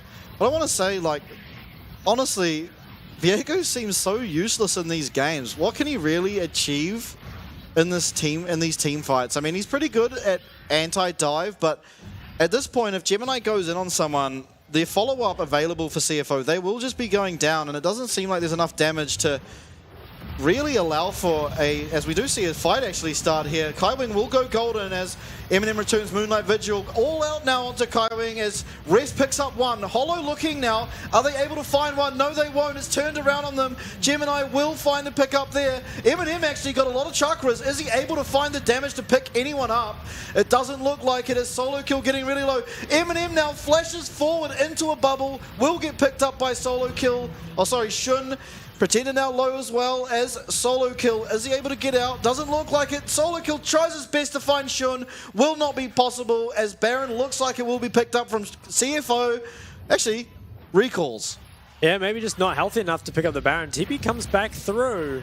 Yeah, will be Pretender going down, and that is an important pickup. It doesn't look like Baron can be taken here, but again, they don't have the damage for Rest, and I mean, you really need this Veigar to get to some items, and it doesn't look like he'll be able to, as Dragon now spawning in 2.5 minutes, and any team fight taken looks like it will be CFO winning it. I really want to see the damage for that fight as well, because it feels like Veigar just couldn't really do anything. Eminem, he tried his best. We'll kind of see here. So a lot of initial cooldowns used onto Kaiwing, which I think is actually pretty good for the side of Frank Esports.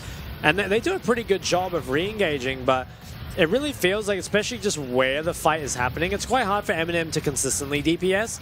And Pretender as well, it's so hard for him to actually find damage onto people. It just really isn't strong enough at this point. I think Solico and Eminem honestly played the fight pretty well, but yeah, unfortunately the other members just not strong enough. And I do want to say the side of CFO played this very, very well. Managed to kite out extremely well, play on their limits, and that's the team fighting that we need to see from CFO if they're going to be able to contest Frank in the remainder of this series. So close. Nice save. And it looks like Jimmian was sniped, I think, by the Veigar off screen. The Veigar, yeah, okay. So somehow LeBlanc ended up there. Not sure what happened. Oh, 254 damage on the Viego. Less than Nami. Less than Thresh even. Yeah, I mean, we've actually seen this repeatedly in the PCS. I don't really understand why some junglers prioritize it so much, but alas, it's in our game, and it's honestly, you wouldn't really notice that it is. I guess Jimmy just dashed into a hook or dashed into a cage or something. We'll have to see.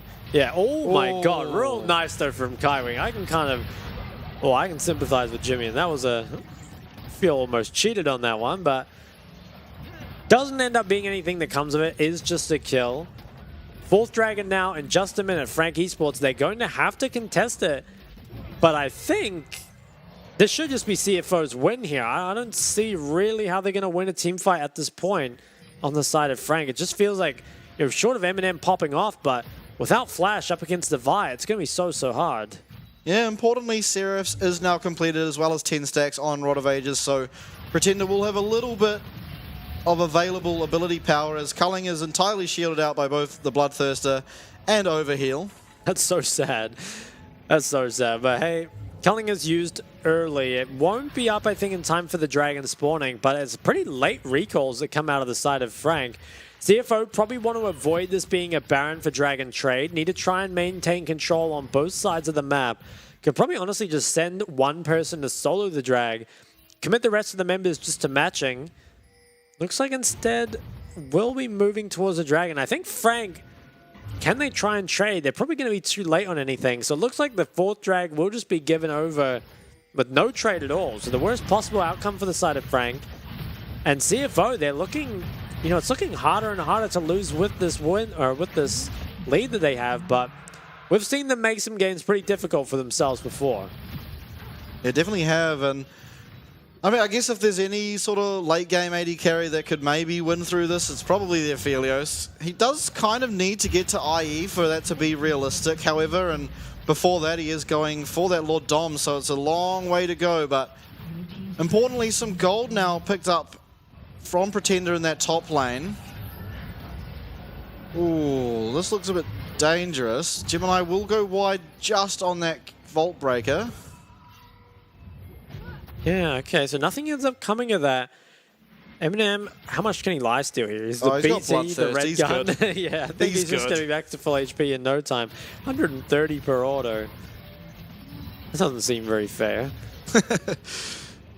Well, I don't think it matters too much in this game, however. I mean, it is actually only a 4K gold. I say only, it is 25 minutes, but I would have almost expected it to be more. But obviously, that Dragon Soul adds a lot of unseen gold, as well as... I mean, they're just so far ahead. 5 levels up is Jimmy over the support of Frank, and that is a sizable number. I mean, same for Slaytrue, but if Jimmy is able to hit Kaiwing just through poking with sort of that WQR, it's going to take a huge chunk out of Thresh. Yeah, I think it feels so bad as Thresh when you're this far behind and, you know, you're the one that has to face check into the LeBlanc Fire, the Lucian Nami.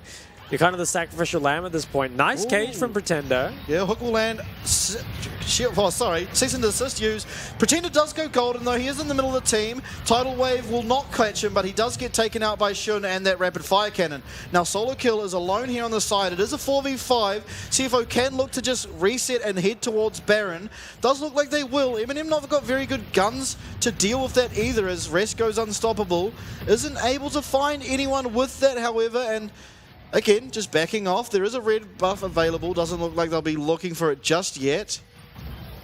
Gemini starting up on this Baron. Shun also over there with him. Kaiwing half health will pretty much immediately die if Jimmy decides to target him. Is there going to be a contest here from the side of Frank? It feels like you have to, otherwise the game's kind of just over, as there we see Kaiwing's health get pretty much eliminated. And can Hollow look for a steal? 3,000 health the Baron is at. As everyone jumps over, he's going to go down. And again, the Viego doing nothing. Yeah, he is taken out, unfortunately. It's so hard to get the steal there. They did manage to yoink a red buff off the back end, so it's better than nothing. But unfortunately, I think it's going to be real hard for Frank Esports to actually stay in this game. I think CFO, if you can just pressure mid and top, and then as well, off the back of this, just as your Baron expires, you'll have Elder up in not just 20 more seconds after.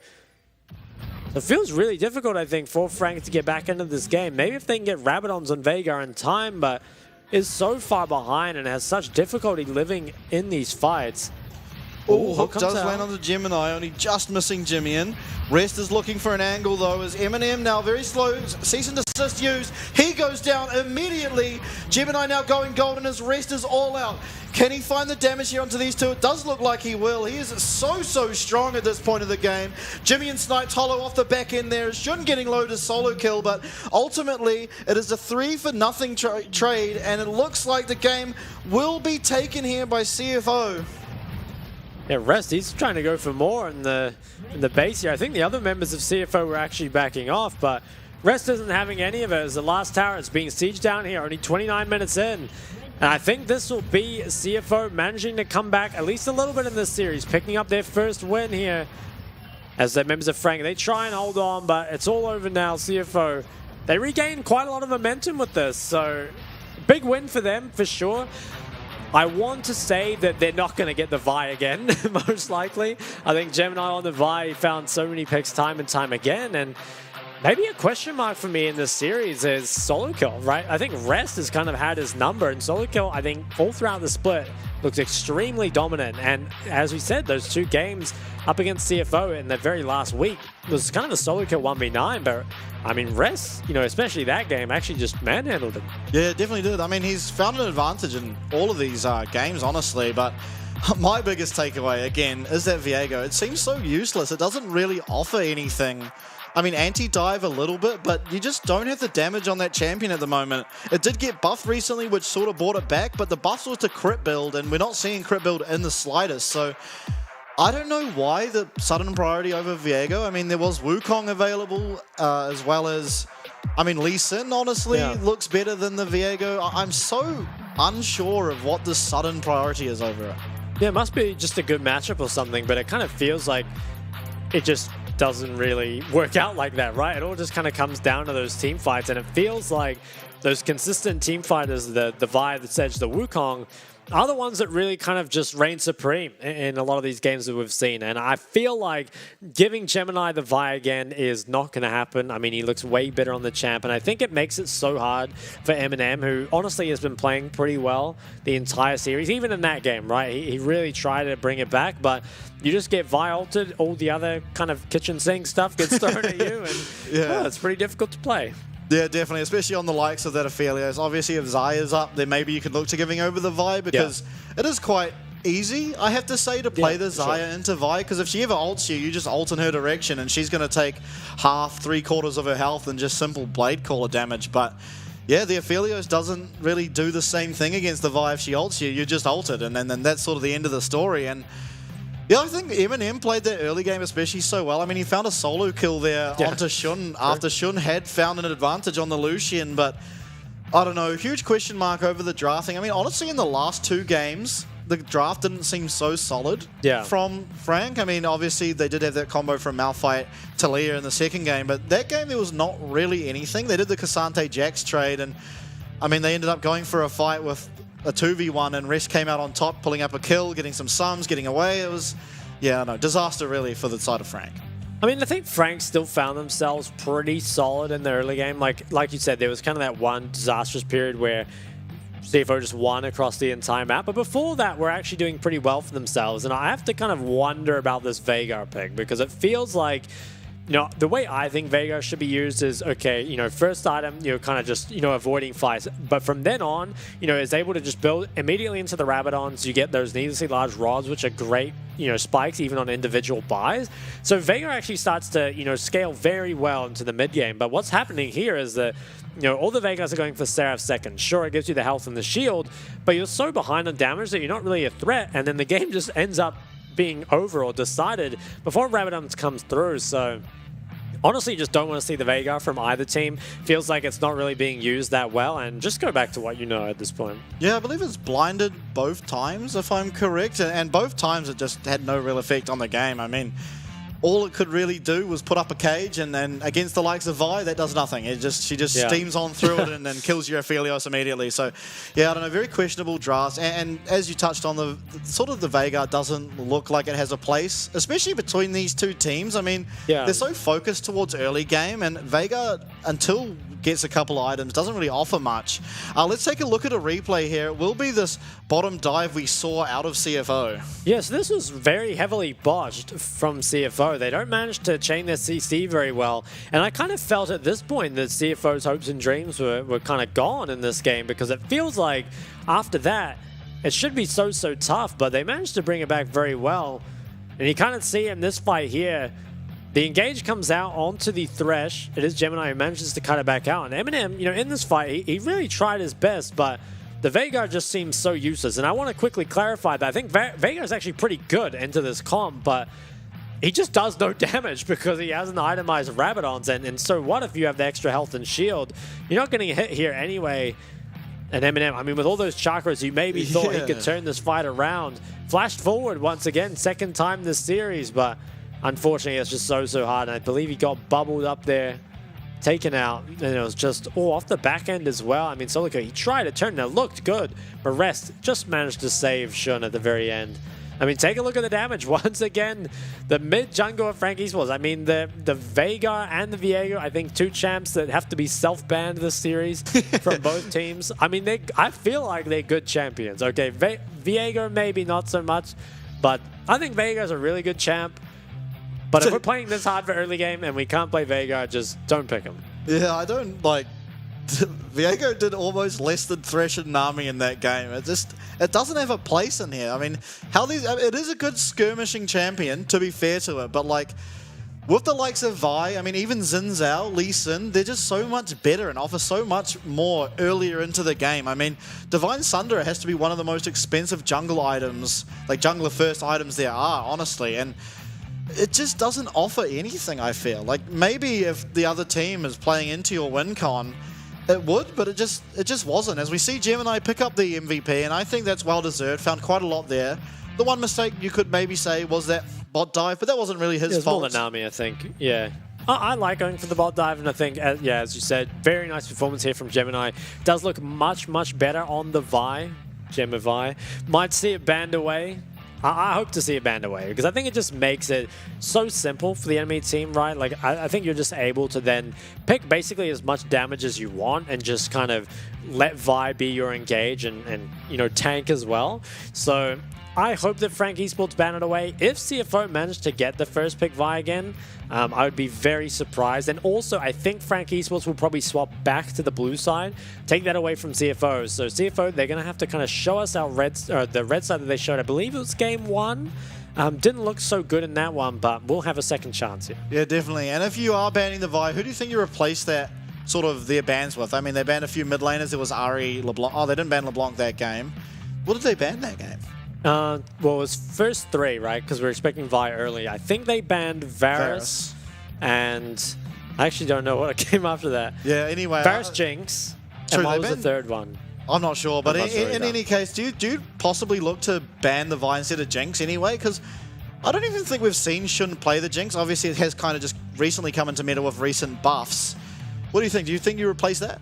Ooh, I would actually just say pick it away. Like maybe ban Xayah and first pick Vi, and if they don't ban away the Vi, then you've got Vi versus a really good ADC. But we will have to see what adaptations come out from the team. CFO, they've managed to pick up a win. Can they pick up any more?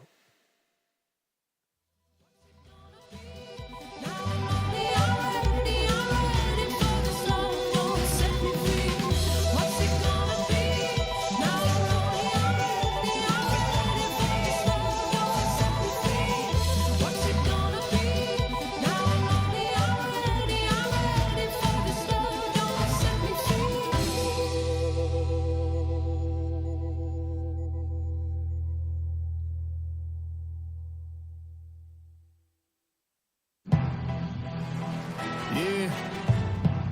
It's lights, camera, action over here, boy. I'm the paparazzi's finest. Sit back and watch the show. The fire burning my soul, the passion in my eyes. My people starve, the hunger pains feed my desire. And I desire throne, a scepter with a castle. I'm the king of this jungle, they call me Mufasa. It's simple, I'm sonning these dudes. On my Usain Bolt, yeah, I'm running these dudes. I try to explain I'm not the norm. When I'm in red form, we still on the runway. I ain't even airborne. Keep my windows tinted so they don't know who's in it. I ain't afraid of the dark, I was raised in it. My sins is unrepentant, my words is authentic. I tried to come clean, my heart wasn't in it. Lazy boy living, the squad is so turned. Shaking their heads like men and boys and never learn. Who gonna stop me though? Until the curtain close, pull up a chair, sit back and watch the show. You know, say my name in the streets and they say, about to go. I can feel the hate, yeah, they pray that I fall. Sit back and watch the show. 非常感谢 iHotel 还特地为了队伍设置对战室，让队伍可以一起在里面团练与复盘。训练室都是采用最高规格的电竞电脑主机，3060 RGX 显示卡 ，AMD 5600X CPU，DDR4 32G， 还有 ASUS TUF Gaming 165赫兹32寸曲面萤幕。网络的部分，全馆使用免费高速光纤专线网路，对手机的用户来说也提供 WiFi 6的无线网路。选手座椅也全面是配置 DX Racer 的电竞椅。现在我们看到的是选手休息与睡觉的地方，我们安排2个人1间房间，有2种房型。床的部分是使用斯林百兰国际5星饭店的御用名床，房间内都还配置了免治马桶、雅马哈的环绕音响以及4K 55寸的电视。玩家们最在意的网咖食物的部分，平常除了自助吧以外，还有提供主餐，包含欧姆蛋、培根卷或者是炸虾饼，可以供大家选用。我们在拍摄的过程中，还有看到民众点的经典网咖泡面哦。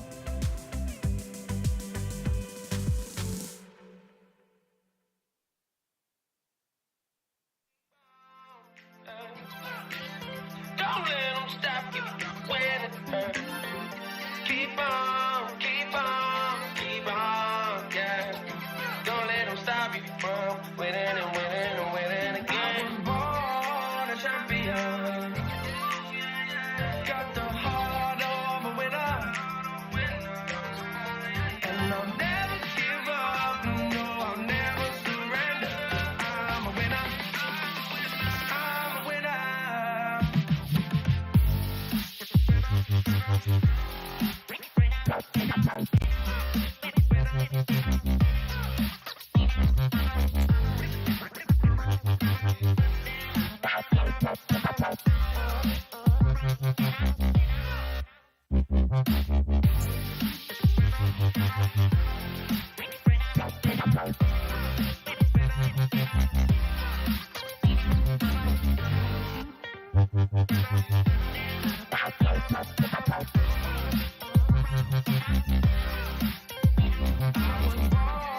a champion. Got the heart of a winner.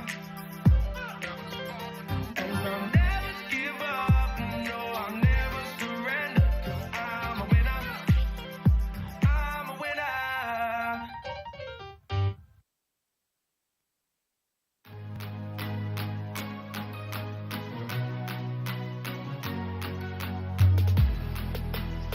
It's a long way to the top, but I'm good for it. It's a long way to the top, to the top. A lot of people thought that I was tough, but I knew I could do it. I knew I could do it. Hey. Early morning, you can catch me grinding. Late night and I'm still putting in time, 'cause I knew I could do it. I knew I could do it. Hey. I put in work around the clock, you do on occasion. Hard work pays off, you minimum waging. I'm not like you, I work till I make it. You give up on your dreams and you only like 3 days in. Fight for what you want, don't quit at the weigh-in. Don't treat your life like a joke unless your last name's Wayans. Learn from other people's mistakes, you don't have to make them. Some people have to fail to understand what I'm saying. I get it, I know so, they messed up, I won't though. I work too hard and too long to make mistakes that I know so. They might talk down on me now 'cause they gave up on their own goals. If you live in a glass house, you should be scared of a stone throw, so shh. It's a long way to the top, to the top. A lot of people thought that I was tough, but I knew I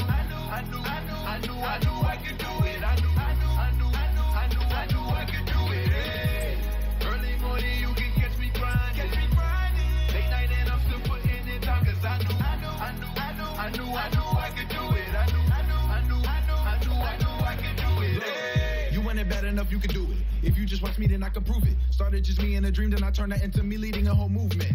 Everybody around me eating, 'cause I wouldn't take a seat when they told me to chill out, they keep it a bill. Now my visions weren't what they were seeing. I get a check now, yeah. Look at my neck now, yeah. Full of baguettes now, yeah. Can't help but flex now, yeah. My come up come with some commas, can't tell I'm a comma chameleon. That means I don't need to be in your face, you should know I'm out chasing these millions. You gon' see it when I pull up in that skirt. Ask me how I did it, put it in work. It's a long way to the top, but I work hard and trust no obstacle will stop me till I'm 6 feet in the dirt, you heard? It's a long way to the top, to the top. A lot of people thought that I was tough, but I knew I could do it. I knew I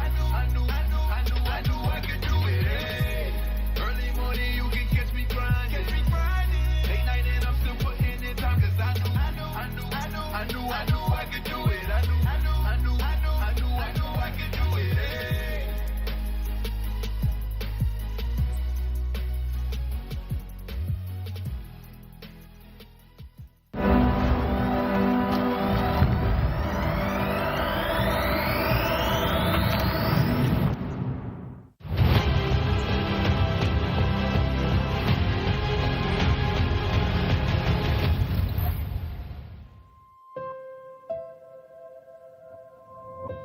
Welcome back, everybody, to the PCS Spring Split Playoffs, brought to you by Riot Games, carried live and sponsored by iHotel. It was looking like it was maybe going to be a frank 3-0, but now CFO, they take a game and maybe we'll see a reverse sweep.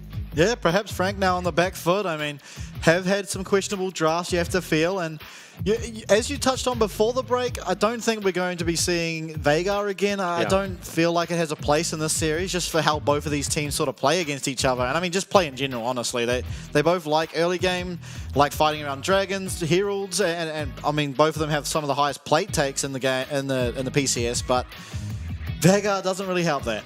No, it doesn't. And for me, I'm immediately looking towards who's taking blue side in this game. I would expect Frank to swap back to blue side and then either, ban away the Vi, take away the Vi, or just, maybe even first pick the Xayah. Just somehow make the Vi more difficult. It is Frank to choose blue side, and I think this is going to be quite difficult for CFO. As I was kind of saying before the break, the red side didn't look the best. I don't think they really used the counter pick very well last time. But we'll have to see. I mean, maybe there's potential for, rest counter-picking versus solo kill. Solo kill really hasn't found the form that he had in the regular season in this playoff series, which is kind of surprising, honestly, because he looked so good, even up against rest at the very end of the season. And to have it just go the other way now, I'm not sure if rest just woke up and chose violence or... Yeah, who really knows? I mean... The first 2 games he was on tanks. We are now heading into Champ Select, but as I was saying, the first 2 games he was kind of on tanks and he did fulfill his role, but did definitely get bullied early game. We do see Frank, though, ban Varus and Lee Sin, interestingly enough, and CFO answering with, again, that Sejuani ban, and following the third game, it is Xayah. Xayah banned away, so last ban for Frank. Is it going to be Jinx or Vi? I feel like if it's Jinx, then you have to first pick the Vi. Okay, so I think they're going for Vi first pick, especially with Xayah banned away. If they don't first pick Vi, I don't know what they're going for. And I think if they do first pick Vi, it makes it so they can also just take Zeri Lulu 2-3. It makes it so difficult. So surely it's the Vi. If there's something else, I mean, what even could it be? I guess there's Gragas, but you have to feel like the Vi is so high priority in this series. That champ starts with V. Misclick, perhaps. You do expect the Vi. It is hovered now and will likely be locked in, you have to feel. It is Gemini's best champion, and I think that's by kind of a far margin. Is locked away against Gemini, and this draft already looks better. It is. We're 1 pick in, and it looks amazing for the side of Frank. CFO, what do you pick up now in your 1-2? I mean, we saw the Aphelios Thresh answer to Vi before. Gragas, I mean, has been left up and could be locked in. Yeah, the CFO have been banning this champion, so it'll be interesting to see if they take it now coming game 4. And as the time ticks down, oh no, and they've just sealed their fate. Oh man, who looks at that last game and thinks, wow, Viego did really well to buy that game. But hey, I mean, maybe Gemini will be able to show us something better on it. Second pick here. Looks like it's going to be the Nautilus. They're trying to hide their AD pick for now. Frank, I would like to see them just take the Zeri Lulu. I think with the Vi off the table, it's so difficult now to punish it. I guess maybe could still bring in something like Nord Syndra, but I feel like it's a free Zeri Lulu now. We'll have to see what they go towards instead, though. They know it's the Nautilus, obviously. Okay, looks like they're going to match. I mean, it's Kaiwing, right? So we don't really expect him to play the likes of the Lulu. Do you just play... Aphelios Leona, obviously you could play that. You can even play Zeri Leona, right? Yeah, we have seen Zeri Nautilus earlier this series, and I mean, the Zeri does get counted a little bit by Nautilus, and I'm not sure that we'll see that. I mean, Eminem looked pretty good on Kai'Sa as well. As it is now hovered, I expect it to be locked in as well. This was their bot lane in that first game, and that looked honestly phenomenal, especially coming through into the middle stages. It will be locked in. Now, what is your last takeaway in this first phase for the side of CFO? Do you look towards your AD carry now? Avoid some of those potential ban outs coming the second phase? Or do you look somewhere else? I think you should. I mean, maybe you could pick top into 2 bans, but I think you kind of need an ADC here, because honestly, once they get banned out, it's going to be so hard to survive. Even here, I feel like Shun really has this work cut out for him, surviving up against, Vi, Leona, Kai'Sa. It seems so difficult to play. We'll see, though. Looking now, second phase bans. I think as CFO, you might need to ban out kind of follow-up to this engage. I'm thinking Ahri, LeBlanc, Syndra as our options, but because there are 3 of them, it makes it quite difficult. I guess maybe you could take one away. I have to see, though. I guess can ban tops as well, but I would expect them to save last pick for rest. They definitely do, and Malphite actually is banned. They did ban Sion the past 2 games as well away from solo kill, so we'll see if that is also the direction here. But waiting on Frank's ban, will they look for those mid lane bans again? Jimmy did look good on that LeBlanc. I believe his only death was when Kaiwing found kind of a really nice play on the thresh against him. So wouldn't be surprised to see the LeBlanc. It is quite blind pickable as well. A lot of top lane tanks being taken away. I wonder what Rest is setting up for. Maybe just wants to take away those beefy frontliners. Might not even be for matchup. And last answering ban here from Frank Esports. Maybe just the Gnar could be the play. We saw them just ban the Kennen kind of out of left field before, so it could always be that as well. Does make it kind of difficult, I guess, to engage on them. Yeah, Frank might want the Gnar though. You don't expect Shun to, well, Rest to take it here. Blind, I wouldn't suspect, considering what happened in the past, but it is LeBlanc banned away, as I so eloquently predicted. Certainly did. As the Kennen could be locked in. I think it is a reasonable answer to the Kai'Sa Leona Vi. You kind of see that they're engaging, and you can peel your Aphelios, so probably going to be looking more for peel rather than flanks. Kennen does open the door for Aurelia though, and solo kill has looked really good on that pick. Gragas hovered, that is... Surely it's the Aurelia, right? I think so, yeah. Aurelia does well into Kennen. You can get so much tenacity, and Kennen really can't deal with you, but it looks like we might go back to the Gragas. That could still be mid lane, however. It could, yeah. I'd be a little surprised to see Gragas picked up, just because in mid lane at least, because I feel like having follow-up, yeah, I like a Talia or a Syndra LeBlanc, or LeBlanc's band. But Syndra, I think, yeah, Syndra or Talia would be my vote. Syndra's actually really good versus Kennen as well, because he can stun him back, and it makes it really hard to play without Zhonya's. So I'd like the Syndra. Wouldn't say no to an Annie, I guess. Can just flash forward and deal a lot of damage. Yeah, if Annie gets locked in, Shun's life rather will be extremely difficult on this Aphelios. Will certainly require cleanse, but cannot cleanse all of the CC that will be coming your way. Last pick here, Jimmian. Oh my god, no way they run back the Vega. I think Lissandra could be pretty good. Again, just kind of provide more peel tools for Jimmy, and it looks like it will be locked in. Okay, so I think overall, I'm pretty sure Frank have the better draft here. They've managed to get the Vi away from Gemini. They've overall got an extremely solid 5v5 comp. But are there win conditions here for the side of CFO? Definitely. I think peeling for Shun with the Lissandra Kennen can work. But I just wonder if that's too kind of defensively minded for them, right? Like CFO, they like to play aggressive. They like lots of early skirmishes. And while they have the champs for that, I feel like Shun's been the one who gets the kills. And it's going to be so difficult for him to actually play in this game. Ease of execution as well, I think, definitely favors Frank. So I would definitely put my money on Frank this game.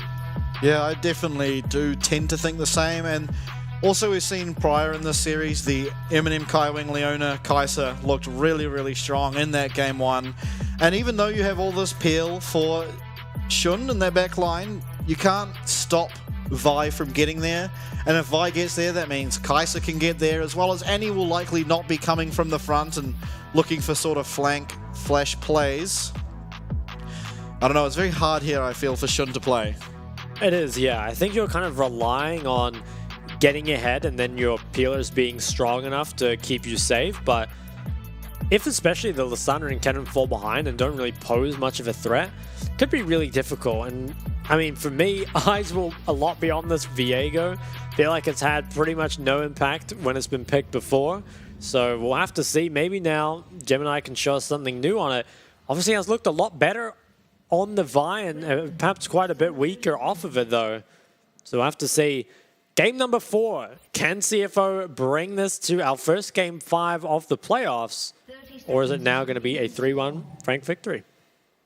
Yeah, definitely have to wait and find out. And I feel like in this game, particularly, we could see a lot of volatility top. I mean, we have already this series, but with Gragas against Kennen, there is definitely a lot of potential for these junglers to come in and wreak havoc up here, as we do have, I believe, our 4th pause of the night. 4th pause for the 4th game. That's right, we're keeping it 1-for-1. Now, again, where do you think these junglers are going to sort of start? We have seen really unique pathing this series. I mean, that was mainly in game 1, but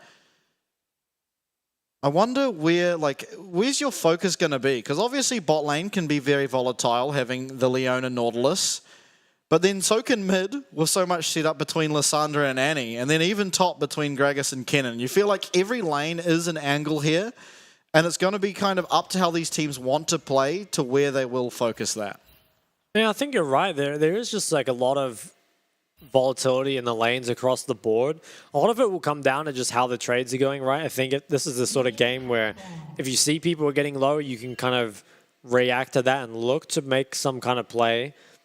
I guess I would just default to this kind of mid and bot river, though, as being the place that seems like both teams want to fight around, and my eyes will be mainly on, who picks up that first dragon as well as who has that lead at 14 minutes, and maybe if Viego can break 5k damage. Absolutely, and we did see there, I don't know if you noticed, but it is Grasp of the Undying for the Kennen here in the top lane, so yeah, it is. I don't actually think I've ever seen Kennen take that, but we'll see it this game. I don't think it offers you as much damage as Aerie would, but perhaps it does give you a little bit more sustain as well as tankiness heading into these team fights. But interesting pickup, I have to feel, for Rest. Did he maybe just not change runes after last game? I didn't actually look at his runes, but you have to hope he's deliberately gone for it. Yeah, definitely. It is it's not your traditional Kennen rune, that's for sure, but obviously it will offer a little bit of poke and sustain, so wouldn't be the worst take, I wouldn't say. Yeah, even if it is a mistake, it's certainly playable. But you'd have to think, would much rather have the Aerie or the Phase Rush. We'll see, though. Maybe needs the second wind up against the Gragas poke. Gragas, kind of unlike a lot of the other melees in top, can actually trade back pretty well with poke. CFO's bot lane, they're going to start building that wave. Will anything come of it? Doesn't look like it. Gemini's still far on the other side of the map. Hook does go wide. Bone plating is actually lost here, so that's potentially a small window that could be punished. Hollow is in the area, and currently CFO's bot hasn't placed a ward. Although Gemini, he's now entering the bot side, and I believe shows on Frank's ward on the Raptors, I think. Can't actually quite tell. I actually think that's CFO's ward. They have a ward both on the blue as well as on the Raptors, so a lot of control here for CFO over these jungle camps as Hollow has to take the long way around to get to his top side. Interesting, yeah. I mean, the level 1 wards, they're looking good. Gemini is going to stick around here, but I'd be very surprised to see anything happen. At least not until that wave bounces back out. Hollow on this blue already. Now, solo kill. We've kind of seen Rest getting the better of him in this series. But he did get the opportunity to counterpick this time. So we're going to have to see what he's going to be able to get done. Trades in the mid lane. Jimmy, he's very low on mana. Most likely will need to reset. And it will be interesting to see what mythics these mids go for, because I think both Lysandra and Annie are capable of building the Rod of Ages. But just the way that these games have gone, you have to feel like early power, something like the Liandry's, Ludens, or Everfrost, is going to be the difference maker in this game. Yeah, definitely. The Rod of Ages champs certainly have kind of fallen out of flavor the past couple of weeks here at the PCS, and I believe globally also. As Hollow now trying to take away Raptors in return.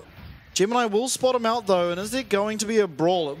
You'd have to think favor Frank, as Jimmy doesn't have much mana left, but ultimately it will be the big Raptor traded to Hollow as Pretender runs away, but Jimmy has absolutely no mana here, so if there were to be a 2v2, almost certainly would go on the side of Frank.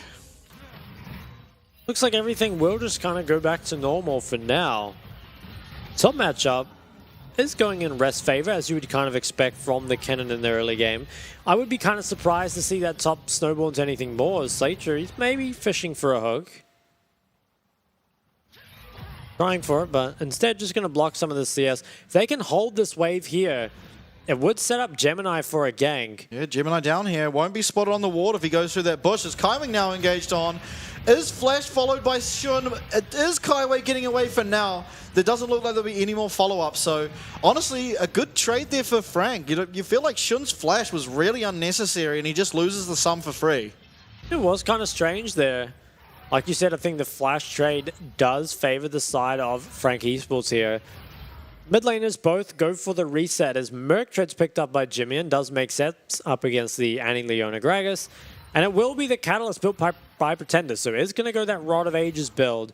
Have to see what item he goes for second, because with the Rod of Ages, we see a variety of different items come through. Sometimes the Rabbit on second, sometimes even the Rylai's. And I think if you go Rabbit onto Rylai's, you can have quite a lot of impact, but if we go for something else, you know, might find himself once again kind of not being a factor in this game for a very long time. Yeah, quite a large CS difference here in the top lane already for Rest. Again, getting the better of this matchup, and he's had a really good series so far. I mean, obviously game 1 and 2 they ended up losing, but in the isolated 1v1, he's definitely found the best of solo kill in generals. Gemini now starting up a 6-minute dragon.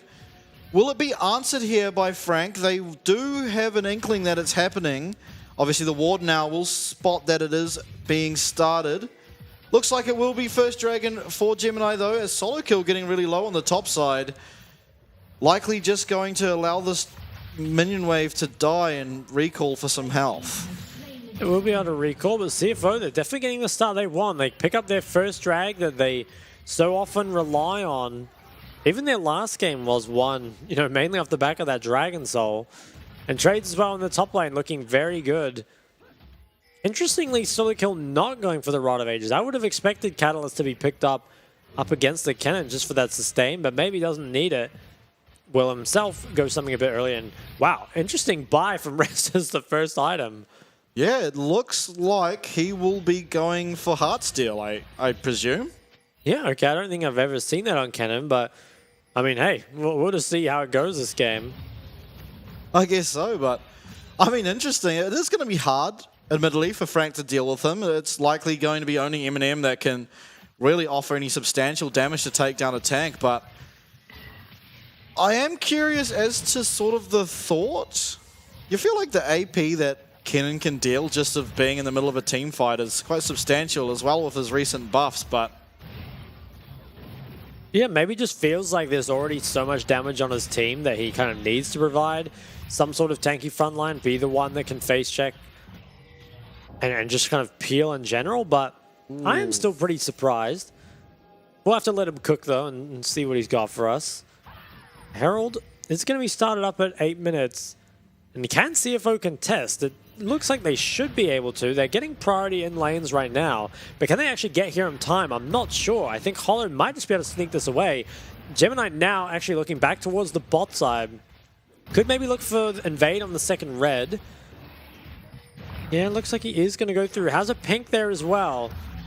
And now with the Herald picked up, they are going to know on the side of CFO that Hollow is not in their area. So they can start this red, but they're on a timer, and maybe Kaiwing can delay long enough. yeah, mid-pro is afforded to Pretender too, so looks like they won't be able to pick up anything in return for that Rift Herald.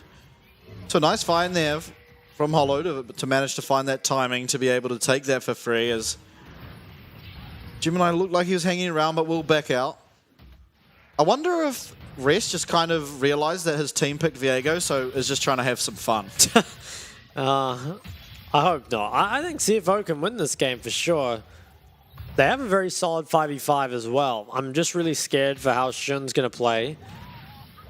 But I think if he can somehow manage to survive these Vi engages, it actually looks good, especially in the longer fight. They've got themselves their first drag. Definitely a good start, as we'll see. I wonder if Frank looked to contest the second dragon that's coming up. I mean, you don't have the Rod of Ages yet for Annie, so bit of a power trough at the moment until that is completed. Though you do get better team fighting early, I have to say, out of the Vi rather than the Viego. That is, of course, unless he can manage to start getting some resets. Eminem also looks like he is stronger at this stage of the game, although bot does seem fairly even. The items, specifically to sort of deal with this dragon fight that may come up, does look like it would favor Eminem more. I wonder if that gives him Q upgrade. Honestly, not too sure. We'll have to see. Looks like, at least for now, still not a lot going to happen. Mostly just laning going on and waiting for this drag. And we'll have to see who this ends up favoring, because I think not having any early fights, especially as if you are playing a Rod of Ages mid laner, it's pretty nice. At the same time, though, I mean, giving Aphelios free scaling might not be in your best interests. We'll see, though. I mean, Aphelios is kind of a weird one, because I feel like he's not really weak early game anyway. just happens to scale well and is strong early. A minute now, though, on second drag. And I think I would expect Frank Esports to place a lot more emphasis on this one. Maybe yeah, it looks like they're going to path down bot side, look to regain some of that control. So spending a long time in the top lane here, but Resi is just bullying Solo Kill as much as he can. There's just kind of rinse and repeat with Rest throwing a Q, followed by Solo Kill drinking from his barrel. Rest definitely getting priority though. Yeah, has himself a pretty sizable CS leader with the Cull start as well, so it's going to be very ahead in gold. Currently, it's CFO that have the control of this river and Baron area. Frank, though, they're going to want to regain it. Do they go through mid or they go through bot? Pretended TP's mid, and it looks like they're going to go through bot, but this does mean it's quite difficult for Annie to actually get to the fight. Yes, Kaiwing. Kaiwing gets hooked by the hook. Moonlight Vigil follow up. It is going to be that Gravitum. He's stunned up. Will Gemini be able to find it? Not just yet. Depth charge, but a nice two-man Solar Flare will stun up Shun. He does, however, find the kill. Hollow and Jimmy fighting on the top side as Eminem flashes away. Jimmy looking for that flash frozen tomb, but will not quite get it. It is just the 1-0 trade for CFO, and first blood given to Shun. Ish, Kaiwing just was up a bit too far as Hollow and Gemini, they're maybe going to fire. This could be an overreach by Gemini if he keeps going. He actually used his only smite, so his smite will be on cooldown if they do look for this dragon. It looks like Herald was dropped mid there as well, but Kaiwing just up way too far with no one showing mid. He did manage to buy himself and the rest of his team quite a lot of time, but honestly it just wasn't enough, and importantly, Viego gets that first reset, like I said, getting the kills. So somehow Jimmy just died. I guess didn't have flash from the bot play and was flash queued by Vi. I'm not actually too sure what happened there. We'll have to get a replay of that, but that's a pretty big win because they managed to herald mid, get quite a lot of gold back for themselves, and I think that actually might be their dragon now as well. Yeah, looks like it. So bit of a swing there for the side of Frank, and importantly, Annie's Rod of Age is now online, so it is going to start ticking away. 10-minute timer is something to look out for. Yeah, I want to see what happened. I mean, did he just get ulted or flash queued or something? I mean, he just... Yeah, flash Q it looks like it's going to be. Oh, yeah, okay. So was just taken out before he could even use the ult. He didn't have much time to react. That was even through the Merc Treads, I believe. Yeah, it was. And pretty rough there, I think, actually. While it's not a super important kill in the grand scheme of things, it does mean that that dragon ends up going the way of Frank, which kind of slows down CFO's win condition pretty significantly. Now, do they scale pretty well? I think so. I'm just still worried about CFO in general without their drags. Okay, and so we were sort of curious about why Gragas wasn't also going Rod of Ages, but maybe it's something that's been starting to see in the PCS scrims now that playoffs has happened, because he has gone Leandres, and honestly, that is probably the best item to deal with the Heartsteel Cannon. So perhaps already sort of playing against it in some scrims, and maybe it was a different team, or I'm not sure, but just suspecting from that graph that it's going to be a tank cannon and going for Leandres. I like calling it Tenon for tank cannon. We'll see though. I mean, yeah, I actually kind of like it. Like you said, the Leandres to deal with the full tank is good. I wonder how much HP he's going to end up having, you know, later in the game with the Heartsteel. We'll see. Could end up being very, very frustrating to deal with. Like you said, there aren't the best tank killers on the side of Frank. Goldie, though, I mean, it's slightly to CFO at that 14-minute mark. And these teams... Oh, Solico, he's going to take a lot of damage on the way out here. Looks like Tank Cannon, you don't expect to have the damage. He won't for now, as he's now out of energy. Won't be any more follow-up, and Solo Kill will likely heal back with his passive, but was a good look there for Rest. He does pick up his first Heartsteel stack, so 27 health on the board. Okay, better than nothing. I'll be real interested to see this next fight in particular, because I think this could really set the tone for the rest of the game. It feels like, you know, whichever team can start getting these dragons, and especially start winning these mid-game fights, really runs away with it from there. Jimin taking a chunk here in the mid lane as supports and junglers start to hover around here. We do see the Rift Herald is now spawned, so looks like this might be where we see our fight, as we see all 5 members of Frank come up around here. Hollow looking, cease and desist use on Nautilus. Definitely not the best target as depth charge. Used in return. Double stun found from Tibbers on Annie. And we do see Shun getting so low. He's going to have to Gale Force away from Tibbers. Jimmy now teleporting in. Will there be anything more? It looks like advantage given to Frank. Yeah, I would kind of expect Frank to try and start it, but maybe they don't want to. Down cooldowns with no Annie ult, Leona or the Vild. Just back away from it, but it does stall it for now as Shun is going to go for a recall of his own. I think maybe if they coordinated that a bit better, I think Frank could have gone for a bit more, but I guess didn't have members close enough. It looks like Pretender will be going for the Rabbit on second, so I do like that a lot more. I guess could be going for the Shadow Flame as well, but I would expect the Rabbit-ons. And I think that does make you a lot stronger at that second item spike. Yeah, definitely. 4 stacks so far on Rod of Ages, so just 6 more minutes. It will be live by the time a 4th dragon is spawning, but we do see, first of all, Rift Herald now started up by Frank. They do have priority over this. Jimmy does disconnect and reconnect, so hopefully we'll be getting back into game very shortly. But coming into this fight, give me your opinions. Who do you think is sort of favored here? I do kind of like the Gragas as a counter to the Kennen. Obviously, we see Kennen bot with teleport up, but Explosive Cast can offer a lot against that Kennen. Yeah, it's kind of tough. I mean, looking at that position that they're in there, I feel like Frank have the better setup, but there's a pink ward above them, kind of in that bush just below top lane. And if Rest can get a big TP flank and kind of force Frank further down the river, it could be really tough for them to actually play this fight out, especially because Solo Kill, he doesn't have TP. So he has to try and walk there, get there in time in order to disengage from this cannon engage. It kind of depends, I guess, how quickly CFO can pull the trigger, but if they're on the same page, it maybe could turn it around. Yeah, what's your early thoughts on the tank cannon anyway? I mean, it seems like it's doing good in the matchup, so no complaints from me. Yeah, do you think it just does naturally good in the matchup though? I feel like Kennen against Gragas probably does get poke and lane advantage early. Yeah, I mean, I think it probably does do pretty well naturally, but also like, Comet Gragas tends to chunk out ranged champs that don't have any sustain, right? And there's not really any other way you can get sustain as Kennen, not like you can play Rod of Ages or something. So, I mean, maybe it's kind of an adaptation to versing the Gragas. We're not totally sure, but looks like we will get Jimmy's internet checked here. This did happen earlier in the series as well. I think it was Shun. Yeah. So it shouldn't take too long. Shouldn't.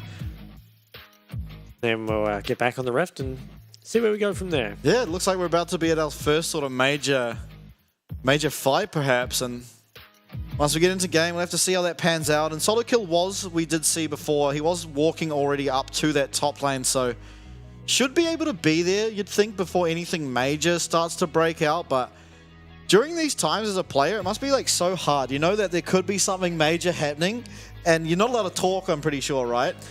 Depends on the region. It depends on the region. Depends on the region, but doesn't look like they're talking, so I'm assuming they're not allowed to talk. Yeah, and then so you can't really communicate about what's about to happen, and anything you did communicate before the pause is quite easily to be like forgotten or placed into the back of your mind, maybe throw momentum or anything, but oh, we'll have to see. I know that we don't have cleanse on Shun because of that prior engagement where he almost did die.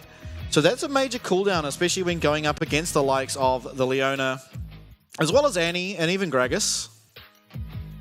Oh, maybe they are allowed to talk. I've seen a bit of talking coming through here. Oh, we're returning to the game. I have to see, does the TP flank come through from a cannon, or are they just giving it up? I think it's being given up. There's pings onto that bot tower, so Rest is just going to grab that. And it's just pretty much going to be a tower trade, I would assume. Tower goes down bot. Herald will probably be used mid to break this one. And a minute on the second drag.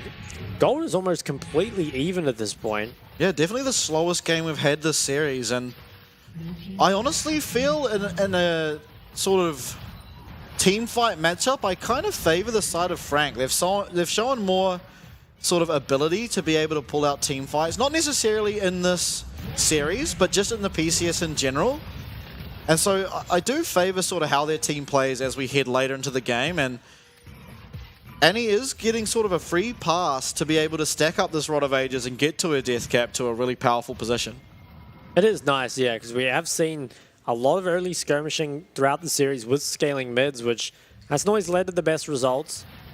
But here, as you said, the Annie is scaling up pretty nicely. And I think I'm always coming back to ease of execution for these team fights. While I think that CFO in theory have pretty good or easy to execute comp with just, you know, big ultis like the Cannon, the List, and the Nort. The problem is mainly what happens to Shun. It's just so difficult, I think, to survive up against all the threat that comes out of Frank. But we'll have to see. I think if he can manage to survive, kite out that engage, could turn it around. As river control, it is taken here by CFO, and Rest has priority on top, so can always TP into this very early, although there aren't really any good TP wards, as they're all cleared out by Kaiwing.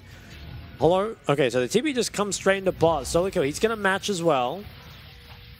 It's going to be a 5v5 for the second drag. Yeah, as we see positioning top side here. Well, the Zenith Blade, it almost connected. I wonder if Solo kill should just take that Blast Cone. Okay, so River is split here. Dragon reset, so a little bit more on this Dragon fight timer. Jimin clearing out that pink ward up top side, trying to look for a nice claw to get, maybe look for Eminem. He does have cleanse available, and Shun's cleanse is also available now, so that's quite important to note when heading into this. Honestly, every summoner except for top lane teleport's available, so massive team fight ahead of us perhaps, as Kaiwing's looking for a flank around the blue buff. He won't be spotted out just yet. Actually just navigating all vision. Hollow does go in. Solar Kill is going to be depth charged as the fight starts. Slay True goes golden. Shun on the backline, flashes out as Rest hits a nice ult, but ultimately isn't finding much. Gemini getting really low. Hollow will find that one. Pretender also very low. Double kill for him, however. Jimmy in full health, and it does look like it will be a 1-for-2 trade, but Dragon will go to the side of CFO. Actually, hold that as Hollow finds one. And he is in the Dragon Pit. He has Smite available, finds it, and gets away. Incredible play by Hollow there to find that pickup. Hollow's my goat. I mean, he just, you know, they were completely done with the fight. He turns it back around, manages to get a kill and a drag. Really nice play there from them, and that was such a close fight. I feel like the initial engage is maybe a little bit botched from Frank, so they go in very early while Kaiwing is still very far away. And so a lot just goes down before he's even here. Nice then Kaiwing, you know, he misses the ult, flashes in, and doesn't connect on the Shun. So it felt like that was basically as good a fight as CFO could ask for in terms of keeping your ADC alive, and they made it look good. I mean, the initial fight went quite well. As you saw, like Jimmy in full HP putting out a lot of damage, but it was kind of off the back end. I think Jimmy maybe went back to mid thinking this play was already over, but without their jungler, Hollow was just able to go back in, and steals a kill away, and it's picked up by Eminem. Grabs a second Dragon for his team as well, and gets out on top of all that. Man, what a fight. And honestly, getting that Dragon, the shield he got from his pet, almost perhaps saved him actually on his escape route there. But as you said, amazingly well fought by Hollow in particular. And Pretender even, I think on that first kill he found in that team fight, actually found it off just an anti-auto attack. So well done by him, as you do see him top his own team's damage charts. But Jimmy offering so much damage in return, but unfortunately was not able to finish anyone else and get that Lissandra passive going.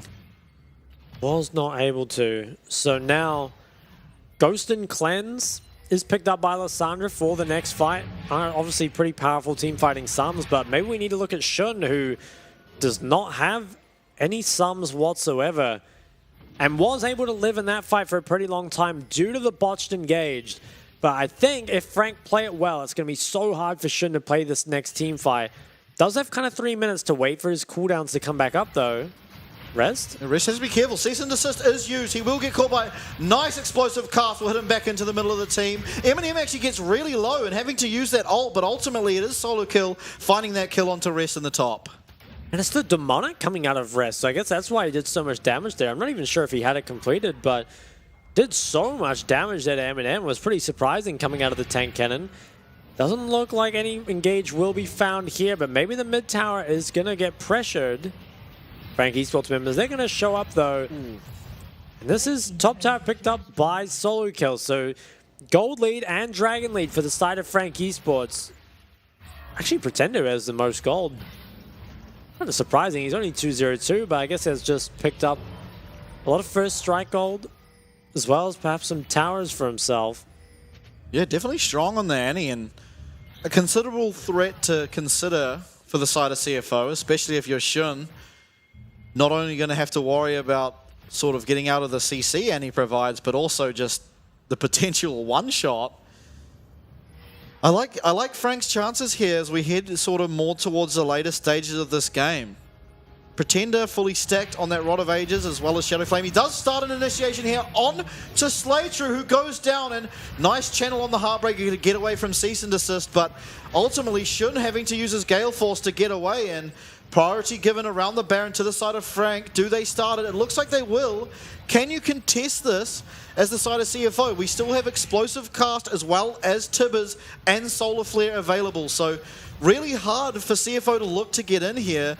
Although Frank will likely not want to 50-50. Explosive Class lands onto 4, as well as Solar Flare landing onto 1, but Kai Wing looks like he will be going down. Rest trying to find the ult, does manage to stun up 2. Low health bars, Pretender gets shut down by Rest, and CFO successfully fend off that Baron and can perhaps look to turn around and do it themselves. I think they might be able to.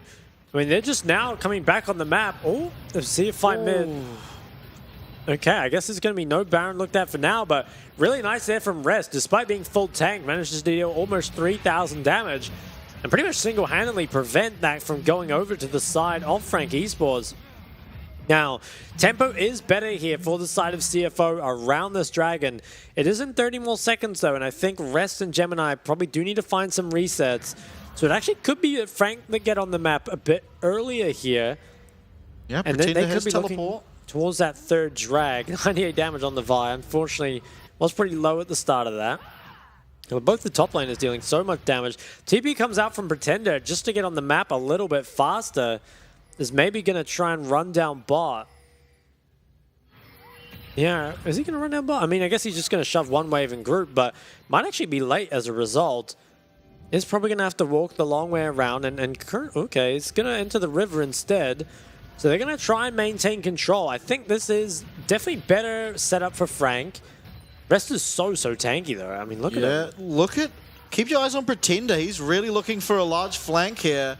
Is going to be spotted out now by that pink ward and just joined back with his team, but I like the effort. We did see a really nice Annie initiation from Nesty earlier on in playoffs, and I feel like that is almost where Annie shines in these sort of environments. Like getting a nice flank with a nice Tibbers really can lead to just such a simple team fight win, but Dragon now is going to be another river dance, and we'll see if Hollow can pull off some heroics like he did last team fight.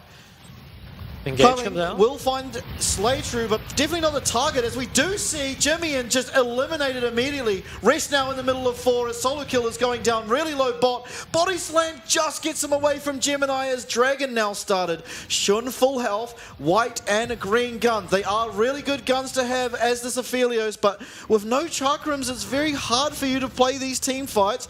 Pretender does not have Annie, but does have a stun waiting, as well as Eminem flash available. Very dangerous here from CFO. Perhaps Gemini just looking to try and get a steal, but it will not come to fruition as Dragon taken from Frank. That is their third Dragon, and just a 4.5 minute timer on the next one. Things are looking really good here for Frank Esports, and I'd love to see a replay of that whole team fight, because I think it was really intelligently played start to finish from Frank. They managed to take out Jimmy on the Lissandra before he can use a whole lot.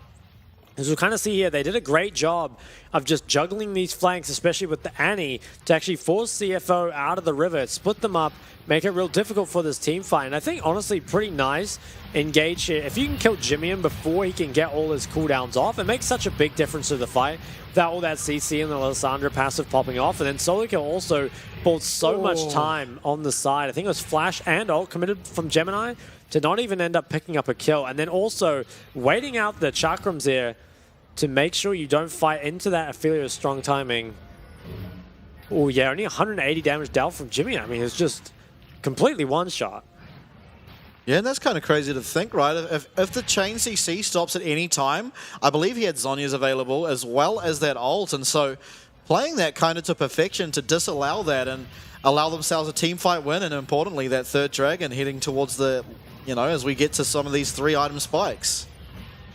We'll have to see now. I mean, I still think CFO can win, but I certainly favor Frank Esports at this point, especially if their mid and top can pick up Void Stars before this next fight. Rest is so tanky on this cannon. has himself, I think it was like 3,700 health or some ridiculous number. And also has the resistances to back it up. So when those Void Staffs come through, will be strong. Can probably take him out nice and early.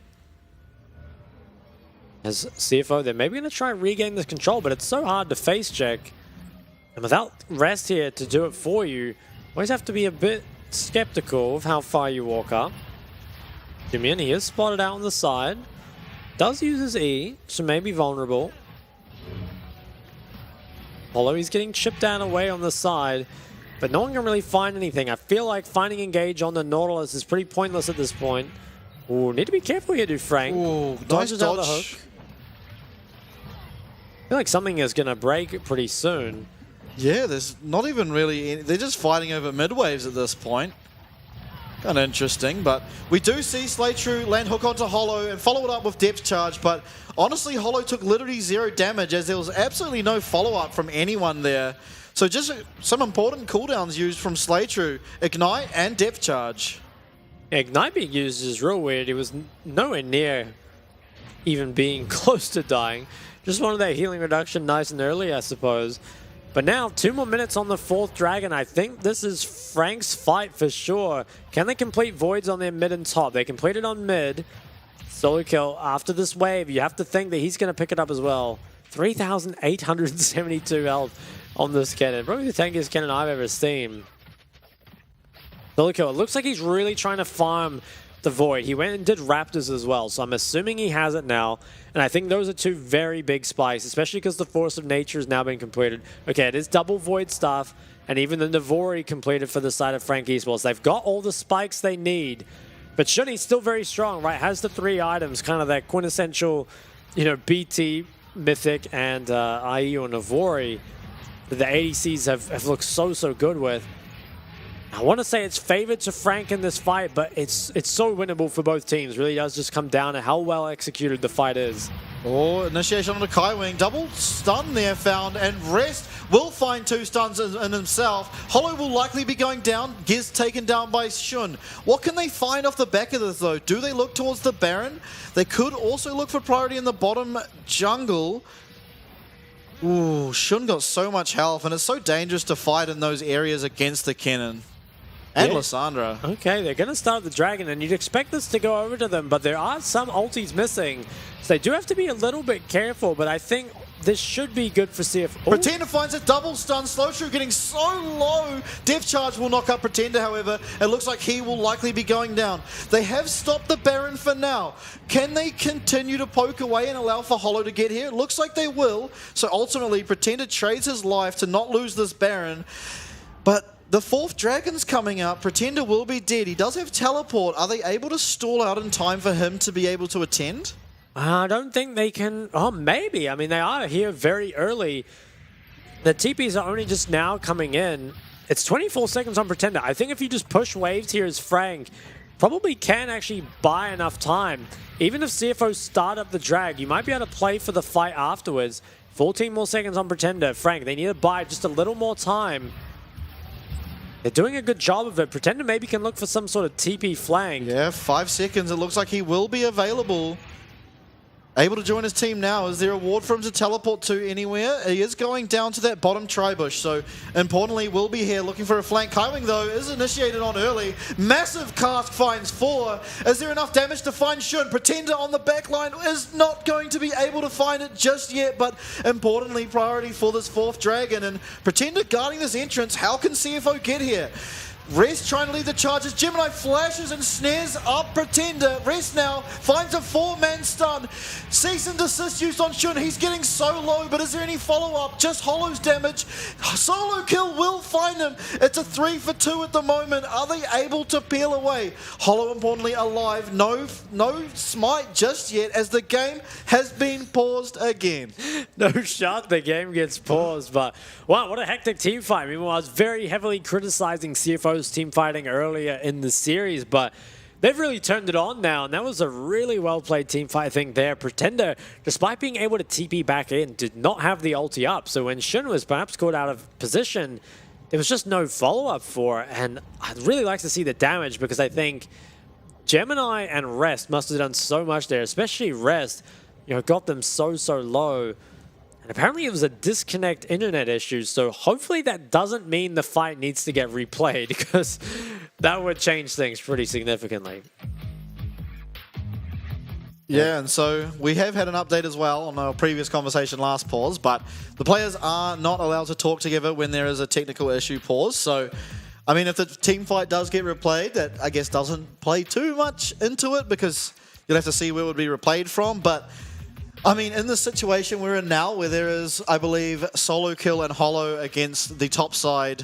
Oh, we are going to go back in. It is not going to be replayed. Low health bars, Hollow full, depth charges used. Is he able to stay alive? Another explosive cast. It does find all three. Hollow is able to get out and kill one. Now, is he able to survive? It doesn't look like it. And it looks like Dragon will be given to the side of CFO. So they're giving themselves some extra time here. Good try from Hollow, but ultimately just not enough players around to deal with it. Yeah, wow. I mean, finally picked up. You say given to the side of CFO, but I feel like that was so hard earned. I mean, they fought for that Dragon for so long. By the skin of their teeth, managed to win out in the fight. We'll take a look at pretty much everything that happened. I feel like initially this starts off very well for FAK Esports. Low health bars across the board, a lot of damage dealt. Pretender, though, he can't quite find the engage, and then unfortunately, he uses his stun on Rest here, and I think it might have been better just to save it. But once he commits the stun, there's no threat coming out. He's engaged on, and just look at the amount of damage that comes out of Rest here. Pretender goes down. Eminem, he also can't really find a way into this fight. Even got shot at by the tower. I think the long blast cone actually killed him. And yeah, I think Hollow and Solo Kill off the back end, they really did what they could to turn this around, and honestly did a pretty good job of it. They managed to 1-for-1 it. But it does ultimately end up being the Dragon picked up by CFO, their second Dragon, which means that Soul win condition is still on the board for the side of Frank. Yeah, I think importantly that fight, though, we see Solo Kill picked up that kill on Shun, which was a 950 gold shutdown, as well as that kill at the end there. So a lot of gold given to him, and interesting to see what items he has. Red-white guns for Aphelios as the fight starts off onto Kaiwing again, but looks like we will be able to disengage for now, but massive chunk onto him, as you cannot fight this Aphelios with as many chakrams as he has currently. Yeah, it's quite difficult because he always has the Baron next to him to just keep his overheal and Bloodthirster off of. It's getting very low. Okay, depth charge used as they fall away from the Baron. Chakrams are actually gone now, so this Aphelios a lot weaker. Is able to poke a bit more with these two guns, but definitely in the 5v5 not as strong as they fall off the Baron. Jimmy and possibly looking for something here, but oh, they're back onto it. I don't feel like this is that good. I mean, Shun's just kind of losing health. As we do see Kaiwing again initiated on. He will be taken out by Shun. Reset for that Viego. Another kill found from the side of CFO. Solo Kill trades it back with a massive cast as Eminem goes into the middle of the team. Finds one. Is he able to get away? Extremely low. No flash available. Is going to be traded back. But importantly, finds a lot of damage. Now Solo Kill getting extremely low too. Gemini now picking up that Kai'Sa will have a lot of damage onto this Baron. Is Hollow going to look for another steal? He has had a heroic one earlier in this game. He does have Smite available as well, as we see him posturing around it. Teleport coming in for Solo Kill as well. 3k left as Rest goes to persuade Hollow's. Oh, not gonna get it. It does go to CFO. Solo Kill, can he now get out? Getting chased down by Rest, will get away okay. So massive team fight win there for the side of CFO, and Eminem almost pulled off something incredible. It was so close once again, and Rest Kennen is finding so much value in these team fights. It wasn't super sold on the Kennen pick, but it's just buying them so much time and dealing so much damage. I think Engage was pretty forced here. Eminem, he lost his E very early on, and Kaiwing, I don't even think was able to get his Aftershock off. And you can kind of see the Kennen here. It's so hard to get the Vi to actually engage on the Aphelios here, because the Kennen buys too much time. And yeah, Eminem, he tried for something, but the stopwatch from Shun does stop it ultimately from going down. It was the Baron, and now a gold lead for the side of CFO, and they don't often, or I guess it's both teams really, don't often lose when they have that gold lead, and it was Frank that had it very early in the game. And so you'd expect them to be the ones picking up the win, but CFO continue to defy expectations in this best of 5, and they could be taking us to game 5 here. Yeah, absolutely. We do see Dragon spawning in 1 minute and Rest getting a lot of priority over this side lane. There's no one really able to deal with Baroned up minions on the side of Frank. Pretender's appearance here will get them to run away, but possible skirmish here coming in the jungle. Mid lane inner going down. Are they going to follow up or just head to the Baron? It looks like Dragon priority here for the side of CFO, but honestly, I feel like one good initiation from Pretender could spell disaster for CFO, and he's certainly a player capable of finding that. Certainly could, yeah. I think while the game is favored to CFO, it still really is on that knife's edge. They are getting quite a bit of gold with this Baron, and the fourth Dragon is up pretty soon. CFO, they're probably just going to be able to pick up this Dragon and have us... although, we might see a fight here. Okay, Shun will be losing his red gun momentarily, so importantly for Frank, he will not likely have that available for this upcoming fight, but it is going to be hard for Frank to play. Solo kill does offer a lot of damage. He has to be careful here to not get caught out by this four-man brush stack. Looks like they will have gone to the river now. As we get, I believe, the 5th river dance of the game. Solo kill has Rabadons this time. Yeah, it's going to be initiation again onto Kaiwing. Explosive cast goes wide. Jimmy will not find anything. Pretender gets cleansed out of Shun, but is taken down in return. Eminem looking for Shun, will not find it, but Solo Kill does. It is now a massive trade for CFO. They're going to find the 3rd Dragon for themselves. We are on double soul point, and it is a 2 for 4 in favor of CFO again. I think CFO can just end the game off this. Rest, he can just chase down Kaiwing. There's no way the reset can come through, and I think the death timers are just so long. And I believe the Baron just expired, but is it enough time to actually end the game? Rest can go for the TP. They're going to try. It looks like CFO, 38 minutes in, are going to try and take us to Game 5. Yeah, looks like they will be. Really well played from them. Got to a little bit of a disadvantage early, but found their way back into it. And incredible team fighting from Rest. This Kennen, who we saw, was a bit questionable. I wasn't certain or sold on the build, but I mean, by the end of the game, I'm a believer. That was an incredibly well-played game and just unreal. It really was. I mean, massive performance there from Rest. I do think that Solo Kill also played very well, but unfortunately in that last fight, couldn't really find anything.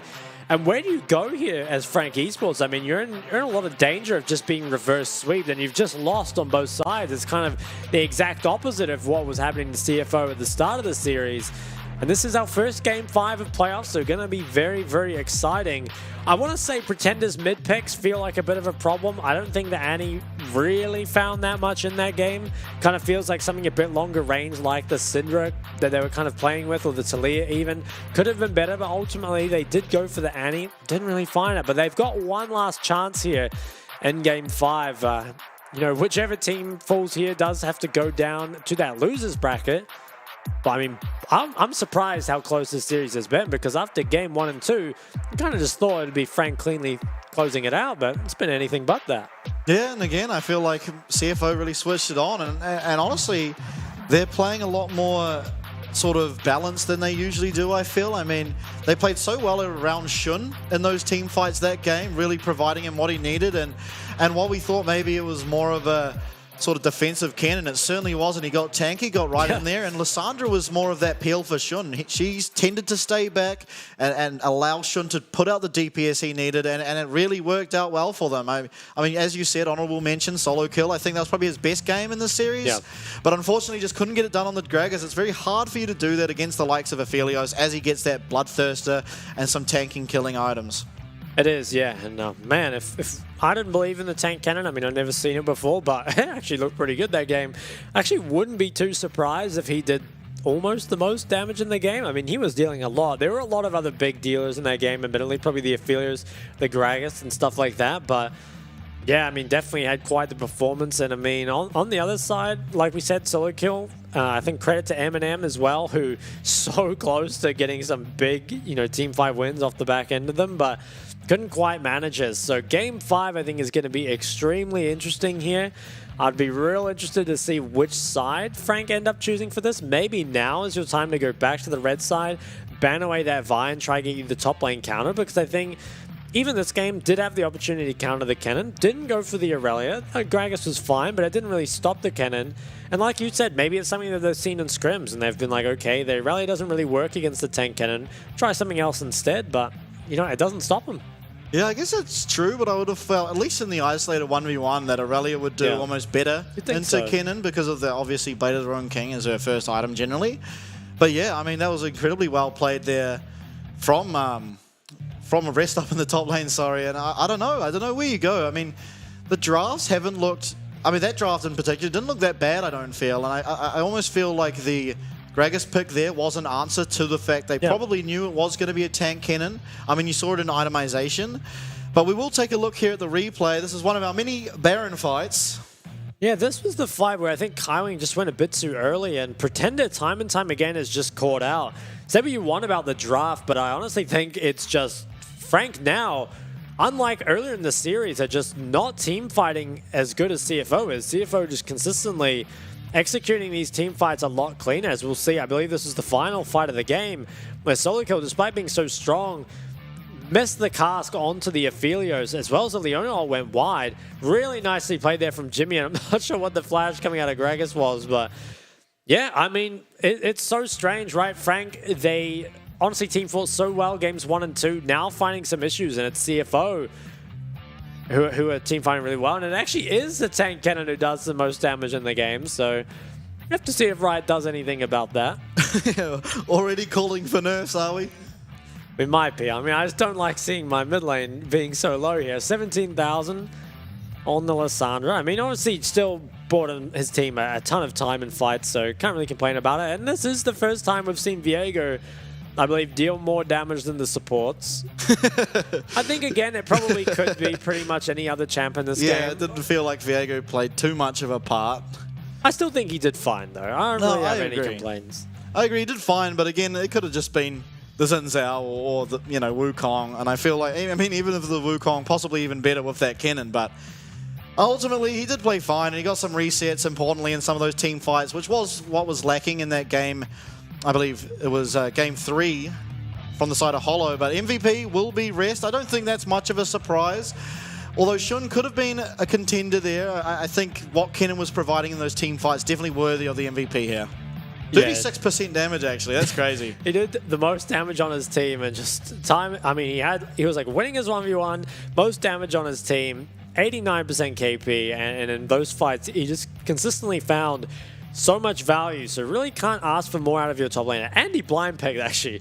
I mean, Rest, he's really playing super well this series. If CFO end up winning, I wouldn't be surprised if he gets MVP of the whole series, because I feel like he's just playing phenomenally. Yeah, definitely agree. And sort of on the tank cannon sort of topic, do you think it's a ban coming for Frank in game number 5? I mean, this whole series we've seen both teams really adapt, and they've seen a champion they don't want to play against and they ban it the next game. Do you think Frank will do the same here? I'd expect it to be banned in second phase, mainly because it was banned second phase earlier on in the series, and I think this game, Frank thought, okay, maybe he won't go for the blind cannon, or maybe he just doesn't want to play it against a Calm, but unfortunately for them, you know, Rest did just go and lock it in. So would expect that to be going back to being banned in that second phase. But it could depend, you know, maybe on which side is selected, which is, you know, something that is extremely important, especially for Game 5. And you have to feel like CFO, they definitely have the momentum, right? They're now 2-0. They've won on both sides. So, oh man, it's going to be exciting. We are going to a quick break, but coming up after this, we have Game 5 of Frank Esports taking on CFO.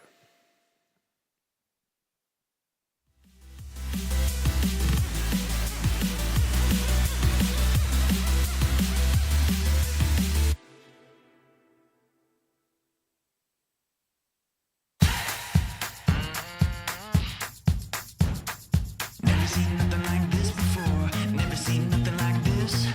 Never seen nothing like this before. Never seen nothing like this.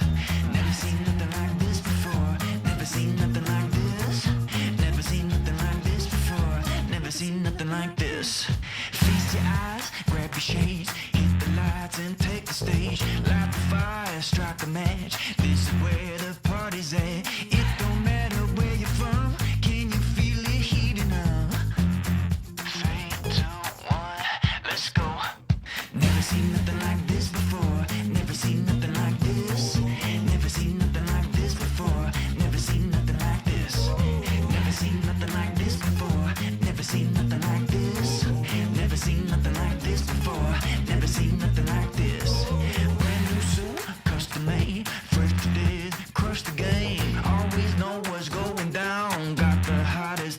around. It don't matter where you're from. Come on, come on, come on. 3, 2, 1, let's go. Never seen nothing like this before. Never seen nothing like this. Never seen nothing like this before. Never seen nothing like this. Never seen nothing like this before. Never seen nothing like this. Never seen nothing like this before. Never seen nothing like this. Never seen nothing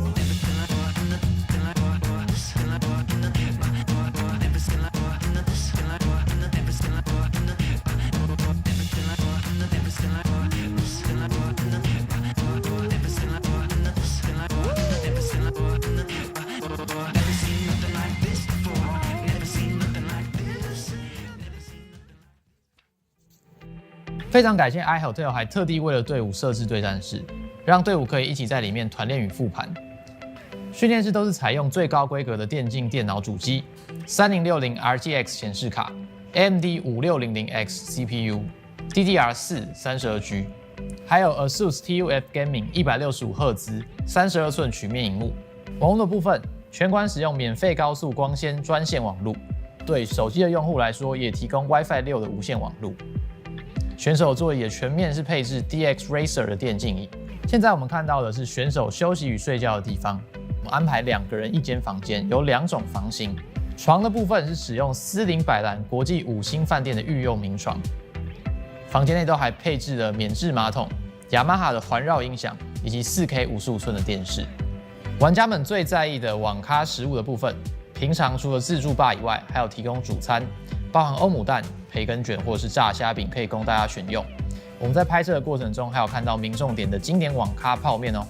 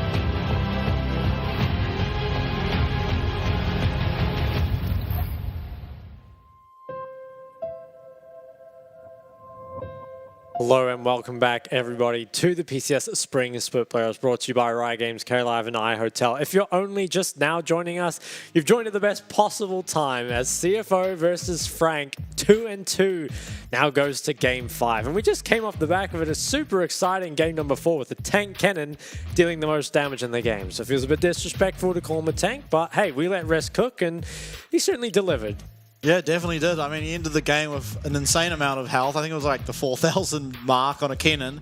Probably the most I've ever seen, that's for sure. But I think for the first time in the series now, I'm probably favoring CFO to take it away. I feel like the first 2 games, Frank looked really dominating. The third game, it wasn't such a one-sided affair, but now at this stage, they've won 2 in a row. And honestly, that game, Frank had everything they kind of needed to succeed and still weren't able to do it. You have to think that maybe CFO are looking the best here to finish out this Game 5 with a win. Yeah, I think you're right. I mean, especially with the momentum off the back of 2 wins, 1 on each side as well, blue side and red side. If you're going to be wondering, well, what are you going to change here for Frank? And I think that while we have talked a lot about draft, so much of it is just teamfight execution, right? It feels like that's really the name in the game. Obviously, if a draft is massively one-sided, sure. But it just feels like in those first couple of games, Frank were executing so much better, and now it's CFO that are coming out on top. Frank, they choose blue side once again, and I feel like they might just run a very similar draft. Maybe they'll ban the cannon second phase, though. Yeah, definitely something to look towards. They did ban cannon, as you pointed out earlier in the series, and then I guess, as you said, probably didn't think they'd pick it. They ended up picking it, and it looked phenomenal, so definitely wouldn't be opposed to a cannon ban here. I mean, if you're a Frank fan, which I usually am, but I don't know, CFO looking really good, and again, Shun can't be understated how effective he looked on that Aphelios, whereas Eminem left a lot to be desired in many moments. But we do head now into Champ Select, the same first 2 bans for each side, Varus from Frank and Sejuani from CFO. Yeah, it'll be interesting. Okay, so the Jinx comes through as well. We got some silver scrapes in the Champ Select. Hey, I'm just as hyped as they are. Let's see. Okay, so last ban. Maybe now you instead choose to ban away the Vi rather than taking it, just because it feels like they didn't execute on it as well as they perhaps could have. So it'll be interesting. I feel like you're still picking or banning it away, but maybe I'd prefer it as a ban. Yeah, I feel like Hollow had a pretty alright game for himself, but definitely didn't look as good as Gemini. But Gwen is the ban here, maybe forcing out an early Scion ban? Yeah, it feels like either they want to pick Scion in the first 3, or yeah, maybe they just want to force CFO to ban it right now. Very really interesting though. I mean, I don't think we've seen the first 3 Gwen ban ever in the PCS. Yeah, no, I don't think so either, but you have to think with that Gwen being such high priority in the bans that it is trying to force the Scion. Scion will not be banned, but now you have a choice. Do you take that Vi and take it away from Gemini, importantly, or do you just insta-lock, and it is going to be the Scion, so I have to feel like it will be probably a Vi in one of these first 2 picks here for CFO. Oh, maybe they're just going to... Okay, Vayne top would be pretty crazy. Hey, the way Rest is playing right now, I'm down to let him play whatever he wants. Oh, choosing between Cannon and Vayne. Is he actually just going to play the Vayne? Like a Game 5 Vayne top. Like, we just couldn't ask anything more from the series if they lock it in. Okay, no, they do go back to the Vi. But hey, never say never. We might get it later on in the draft. And that makes a lot of sense there. I think it's Gemini's best champ. And it's just very, very difficult to play against. They take away the Zeri as well. I think this is very, very smart from the side of CFO. It makes it very difficult to get the lockdown that you need to take out the Zeri. And we didn't really see Frank prioritize the Zeri because they don't really like their range supports, right? They much prefer their melees. Okay, so on the side of Frank, do you take your Aphelios Thresh? Or do you take your jungle? I don't think you take the Aphelios Thresh, simply because Frank didn't look so good on it earlier. I mean, it wasn't that bad by any means, but certainly not as effective as we're kind of used to seeing Eminem. I honestly wouldn't hate to see the Kai'Sa and Leona again as Lucian's hovered here. Maybe it's going to be the Lucian Nami.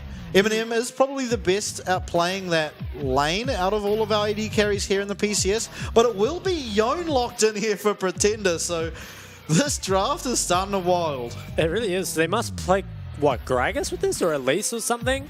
They need AP jungler for sure. Evelyn.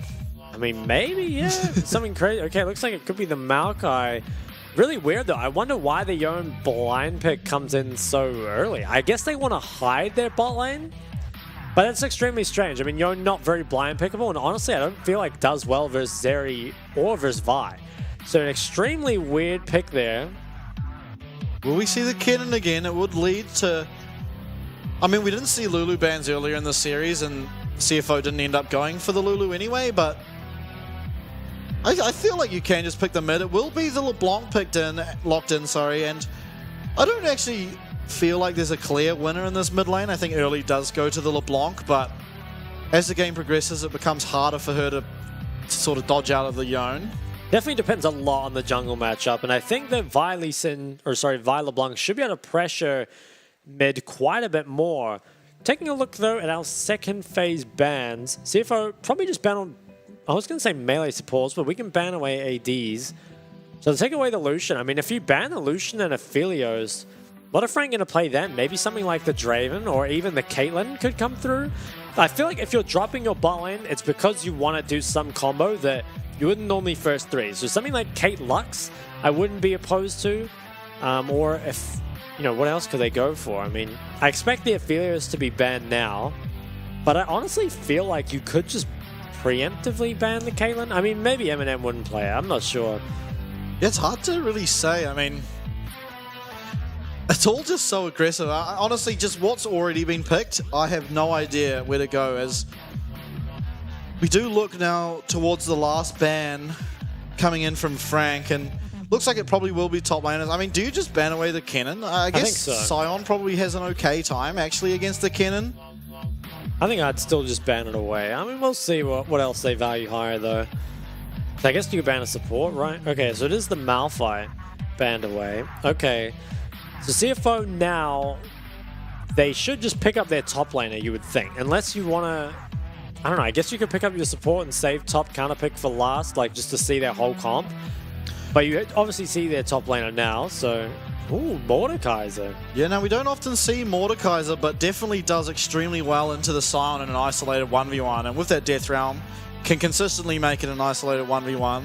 Will we see Aphelios Thresh? I feel like it's been left open from CFO simply due to how not incredible it looked earlier in the series in our game 3, but Eminem definitely is capable of making it work given the right setup, and it will be locked in. It looks, you would have to think it's going to be Thresh here as the last lock in, but with how the rest of the draft's gone, there's absolutely no way to make a prediction. Yeah. I feel like it's kind of weird that they banned Nautilus second phase and not Aphelios. I'm not sure. I guess like maybe they are just thinking that we've dealt with this before and it really wasn't an issue.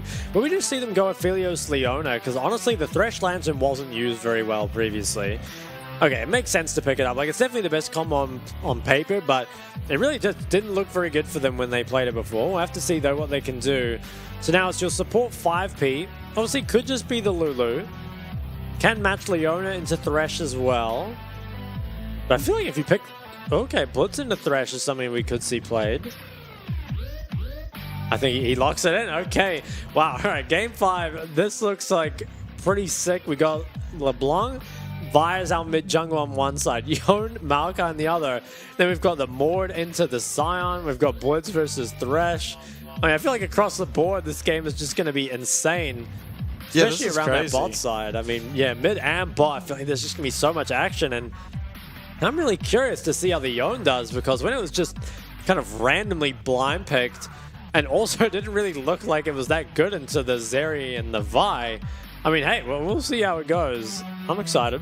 Yeah, last time we saw the Yone in the PCS, it went like 0-10.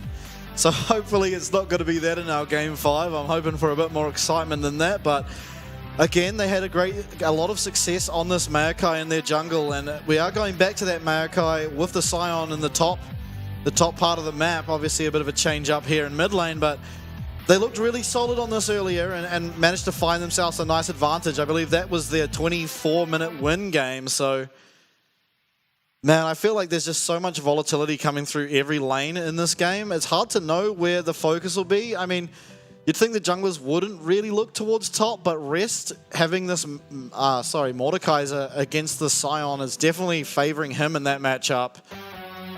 I almost feel like it's just going to be a lot of action in the mid lane. Yeah, I mean, there's definitely super gank potential in that mid lane. Like you said, though, that Mordekaiser rest has been playing so well all series long. And here in Game 5, he's going to look to take his team to the next stage as we head on to the Rift. Game 5, Frank versus CFO. Winner moves on to probably face PSG. What a reward. Yeah, and I believe the losers against DCG as well, so definitely, I mean, you definitely want to win regardless. You get that sort of second life, and with how these teams have been playing, especially in their wins, they look like they do have the capability of perhaps taking games, even a series perhaps, off PSG. But first, you got to get through each other. We're here on the Rift in our game number 5.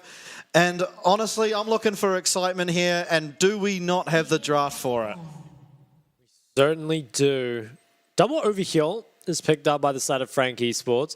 You normally see the Yones these days just build Shilbo BT IE. That's kind of the build. You can delay that IE for other items if you need to, but that's kind of what we're going for. And obviously does make use of the fact that both Overheal and Bloodthirster are quite overtuned at the moment, so can make quite a lot of use out of that. Be interesting to see what build the Mordekaiser ends up going for, because I think there's a variety of different builds you see on Mord. And we'll have to see which one he goes for this game. Slater was actually looking for that hook into the Dragon Pit there, but unfortunately for him, Frank Esports did start in lane here. And it will just be Hollow and Gemini both solo starting. Wards come out nice and early. Just try and get some control of this lane. And Pretender, he is going to get shoved in early, as is the life of a Yone. So he does just get kind of bullied in a lot of these lanes, but scales very well to make up for it. See, got our 3-lane setup here. Jimmy, and he's trying to fish for something, but can't quite find it. Frank bot lane is also managing to build up the wave, which can be pretty useful to avoid getting hooked by the Blitzcrank. Then on top lane, looks for now at least that Solo Kill is getting some solid trades. Just getting that wave kind of pushing, has that minion advantage to himself. Pretender though, he's taking a little bit of damage. Has that Doran Shield plus, I would assume the second wind. Didn't actually check, but would be expected in this sort of matchup. So hold on. Yeah, definitely. And we don't see the Arcane Comet as well on Scion this game. Melee versus melee. He has opted for that Grasp of the Undying. Conqueror for rest is Gemini now looking early into the top lane. Will likely be spot on this ward, and he is. So Solo Kill now has the job of trying to get away. Is actually pulled in by that grab from Rest. Is able to flash away, but again we see Solo Kill losing his flash early as Scion in this top lane. Ooh, maybe looking for something mid. Jimmy is forced to dash away. But yeah, Solo Kill losing his flash. I mean, admittedly, started a Scion game 0-2 earlier in the series and still found lots of impact. So certainly not a situation he's unfamiliar with. And there, Kaiwing, with that bot priority, able to move mid, relieve a little bit of pressure, which I think is very important. Stop LeBlanc from just being able to pressure on cooldown. Give Pretender a bit of room to breathe. Gemini, the sweeper, it does miss the Maokai. And I think junglers will spot each other out here. Like that bush does get warded. Will anything be looked at mid? I'd be kind of surprised. But Jimmy are not able to play aggressive just with constant people moving through his lane. I think that's definitely something that favors Frank Esports. Yeah, definitely. So well played early here by both Kaiwing and Hollow to give some protection to Pretender to be able to get some farm under his belt and not just lose lane directly to this LeBlanc, as Hollow actually picks up both Scuttle Crabs. So nice work by him to give some control over the river. Makes the job of Gemini a lot harder as we progress through. And we do see Dragon spawning in 30 seconds. I don't think either of these teams really particularly want to do that this early. I mean, kind of a lot of scaling coming out, especially from the side of Frank. Ooh, okay, gets cancelled. Rest can deal quite a little bit of damage here.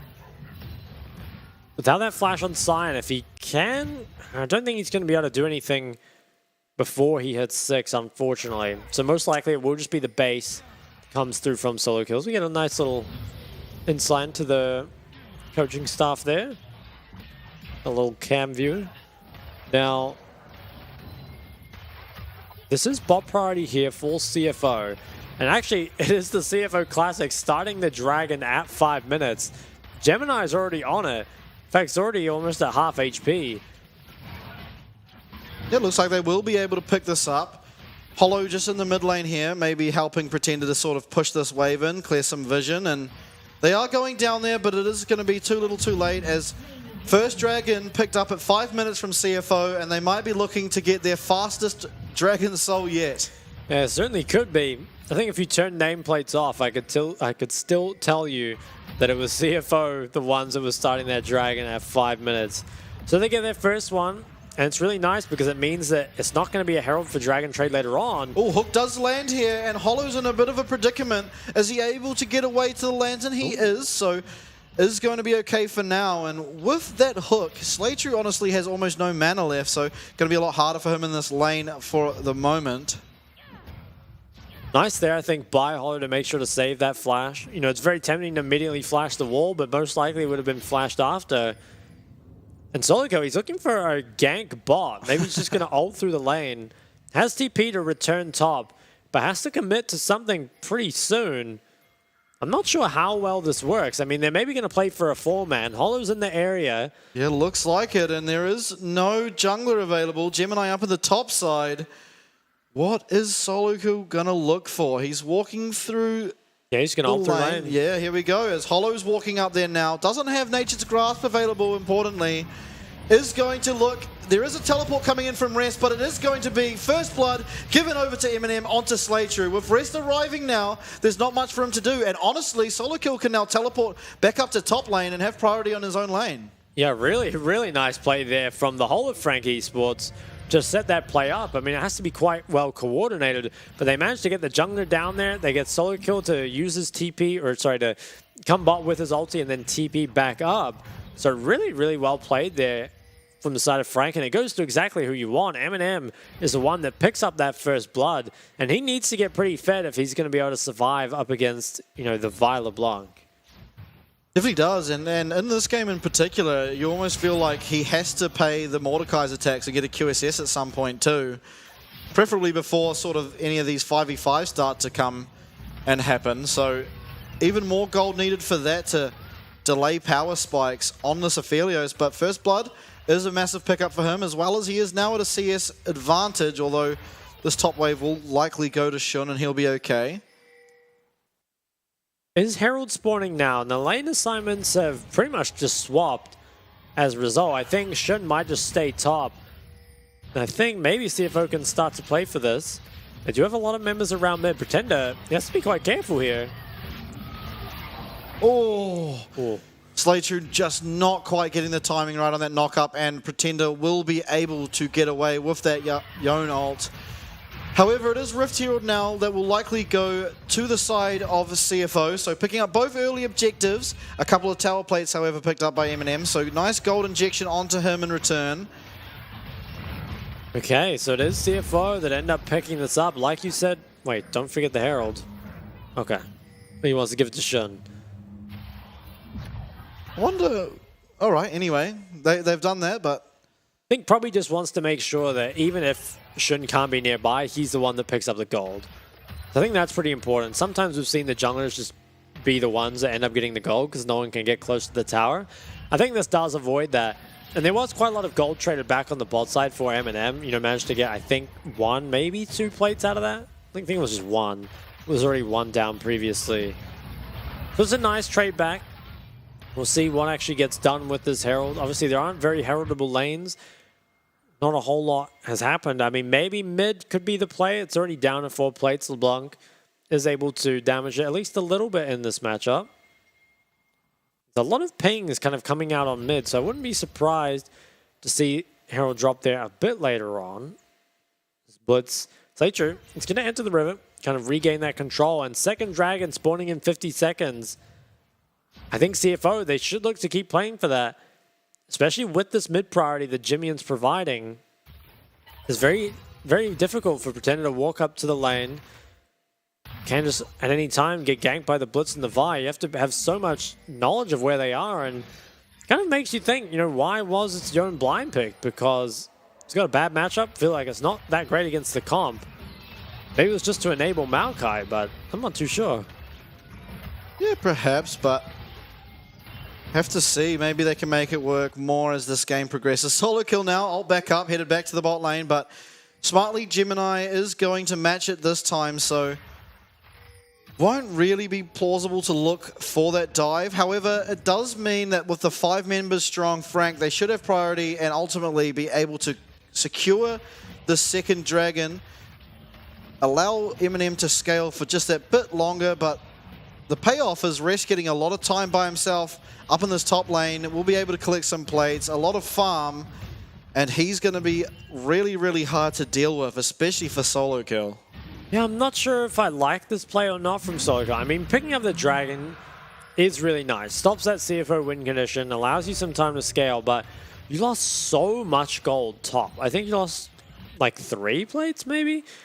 I feel like that was so huge. I mean, now taking a look at the top gap, it's like 30 CS here, a bunch of plates, level 9 versus level 8. I feel like it's very, very hard for Solo Kill to contest anything in the side lane. It's always just going to be the second one to move to fights for the rest of the game. And again, not really what you'd expect out of Solo Kill, right? He typically tends to play for his lane. Obviously, you know, has found lots of impact for his team before, but hard sacking the lane doesn't seem very like him. Definitely not, as we see Herald now use bot. Shun should be careful, doesn't know that Hollow's around, and is going to smartly back away and just be okay with those turret plates gifted from the Herald. It's going to back off. Solo Kill looking like he got a pretty nice trade there in the top lane. And honestly, while the Scion will be weaker in the 1v1, if he is able to get to the team fights, and with that ultimate as well as teleport, he will still be able to serve his purpose. Just the isolated 1v1 is going to be incredibly difficult for him for the rest of this game. Ooh, Hook almost goes on a Kai Wing. And time again, Slater is just fishing with this. Knows if it hits, then lots of stuff will unfold as a result.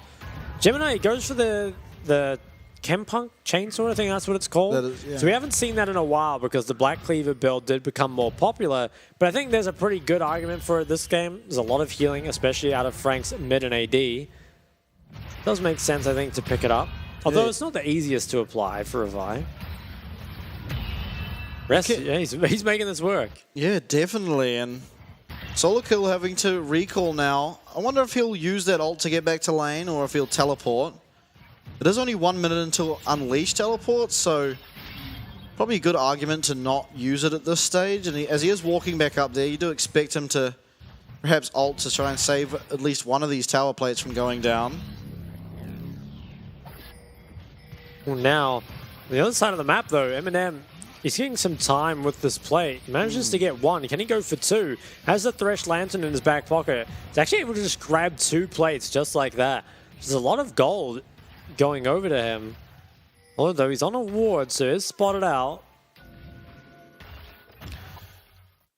Okay, and we see Juxo now completed for Solo Kill, so especially in these team fights, he's going to be able to offer a lot more sort of sustained tankiness, and that's pretty much all you want from the Scion in this game.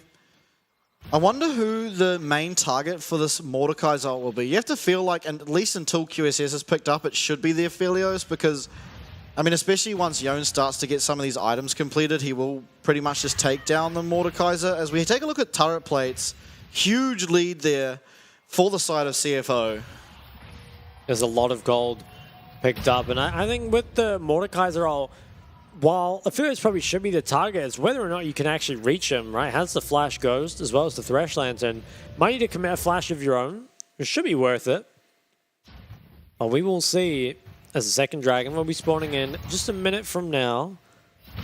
You have to feel that both teams will want to contest this, and both tops have TP up as well. I wouldn't be too surprised to see CFO give this one over, though, and just secure that top tier 1 as well as the Herald.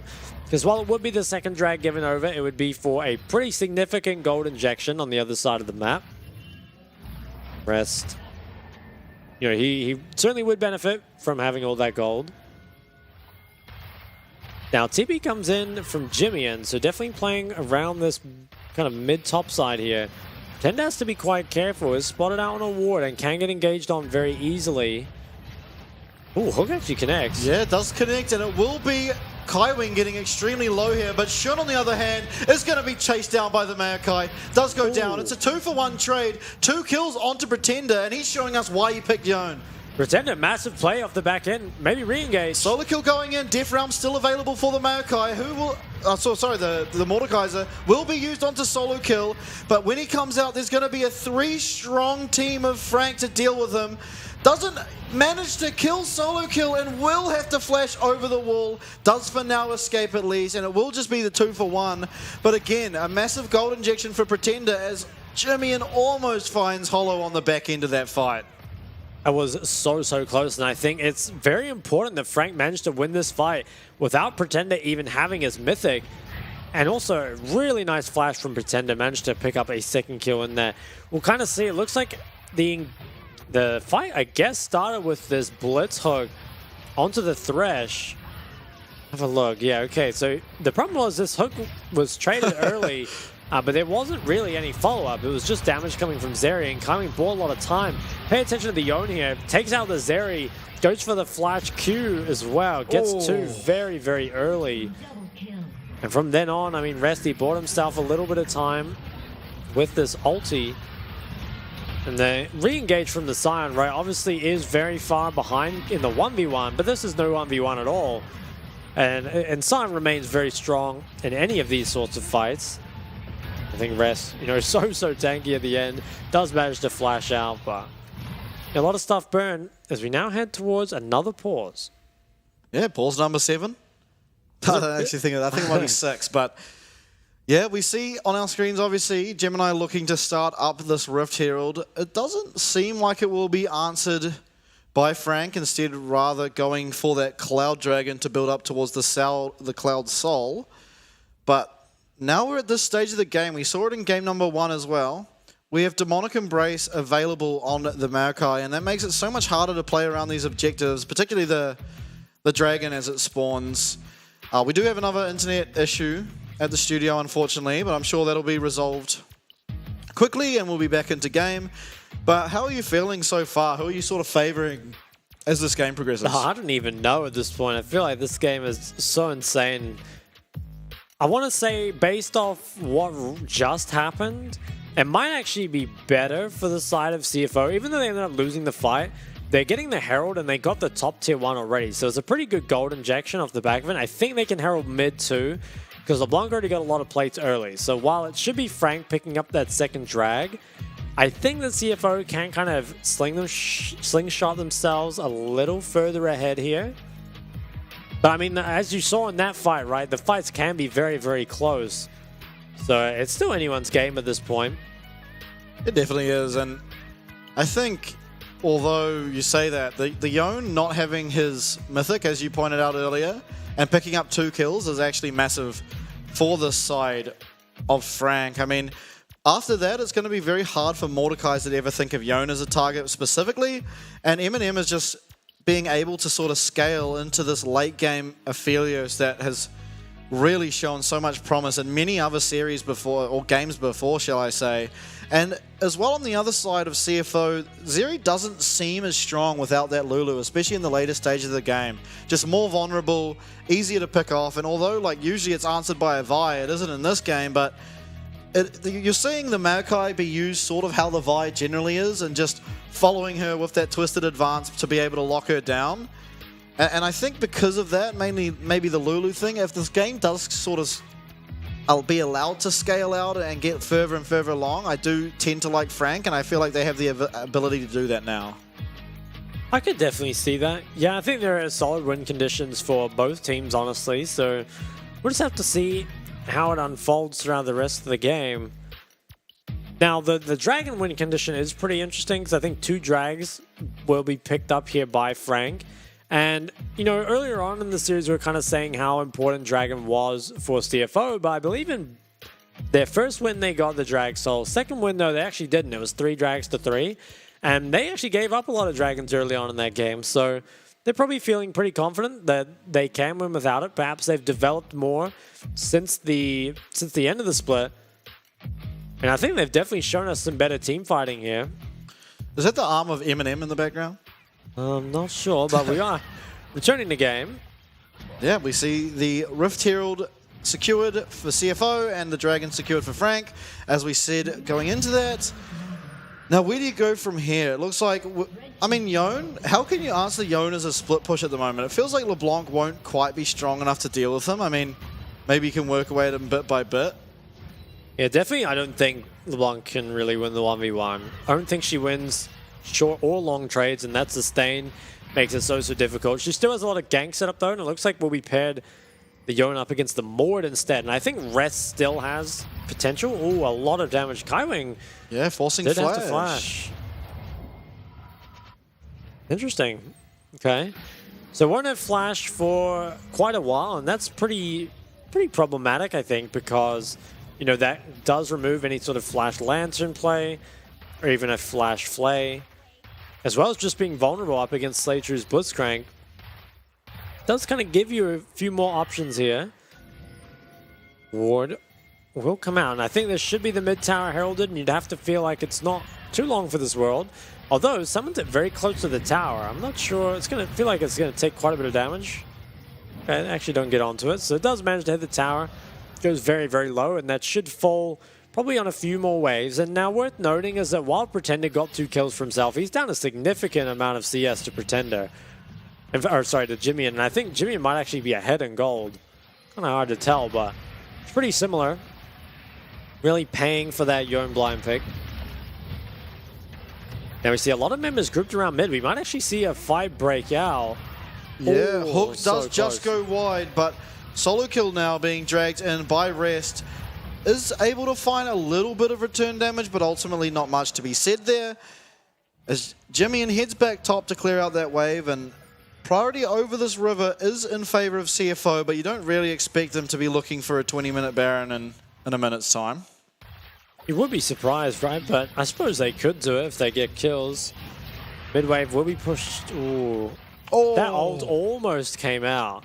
yeah, that It was was very, very extremely close. Yeah. But does manage to get out here, and minion wave was mostly cleared actually by Pretender before getting out. So again, this mid tower will survive just that little bit longer. Look how many zombie wards there are across this mid wave, though. So much priority given to CFO and just clearing out vision, gaining vision for themselves, and there really is like 6 zombie wards as we see. Hook does miss again, only just. I think if one of these hooks hits on the Kaiwing, he just instantly dies. But for now, is managing to avoid them. CFO, though, they're looking better and better. They've taken a lot of gold on this map. They're pushing in the waves, pressuring these towers pretty significantly. Yeah. A lot of it will come down to this next Dragon fight, though. Does Dragon become a realistic win condition for Frank? In 2 minutes, if they pick this up, it probably does. But are they going to win this fight? I mean, I feel like it's still so close between both teams. Yeah, Bloodthirster importantly picked up by Eminem now, so just that much more survivability, which is going to be so important against the likes of LeBlanc and Vi. Obviously, before these objectives, you're likely to see this LeBlanc W in QR the Aphelios, but with Bloodthirster can kind of negate that sort of better than any other item. Ooh, Pretender looking for Jimmy and potentially here. Yeah, and he's to be Hollow careful, also though. up there. Oh, Jimmy and he. Does W forward. This is a potential angle now. Uses Q. This is probably the he time got to look. Moonstruck. Oh, So Jimmy. Pretender looking. W will be used here. Does look like he'll get away okay. In 1 minute time, Dragon will respawn, and you'd have to feel like both teams are going to start heading towards that objective as Gemini taking away Raptors for himself. And mid tower, it remains now, which I think is pretty important for Frank wanting to contest these drags. Having this kind of fallback point is extremely important. Solo, he's getting chased out, might get engaged on. Couple saplings in that bush should be okay. Yeah, wow. I mean, there's a lot of kind of looking, but it never really turns into anything. 30 seconds, though, on the drag, and I feel like that's when all the action is finally going to unfold. Resets have come through. Everyone is basically as strong as they can be in this fight. There's a lot of pings towards topside. I mean, maybe there's some sort of trade going on, or they just want to take away a little bit of vision. Frank, they need to be careful how many members they commit, though. Hollow is pretty tanky, so won't be engaged on. Is just all health, though. Doesn't have any resistances really to back it up.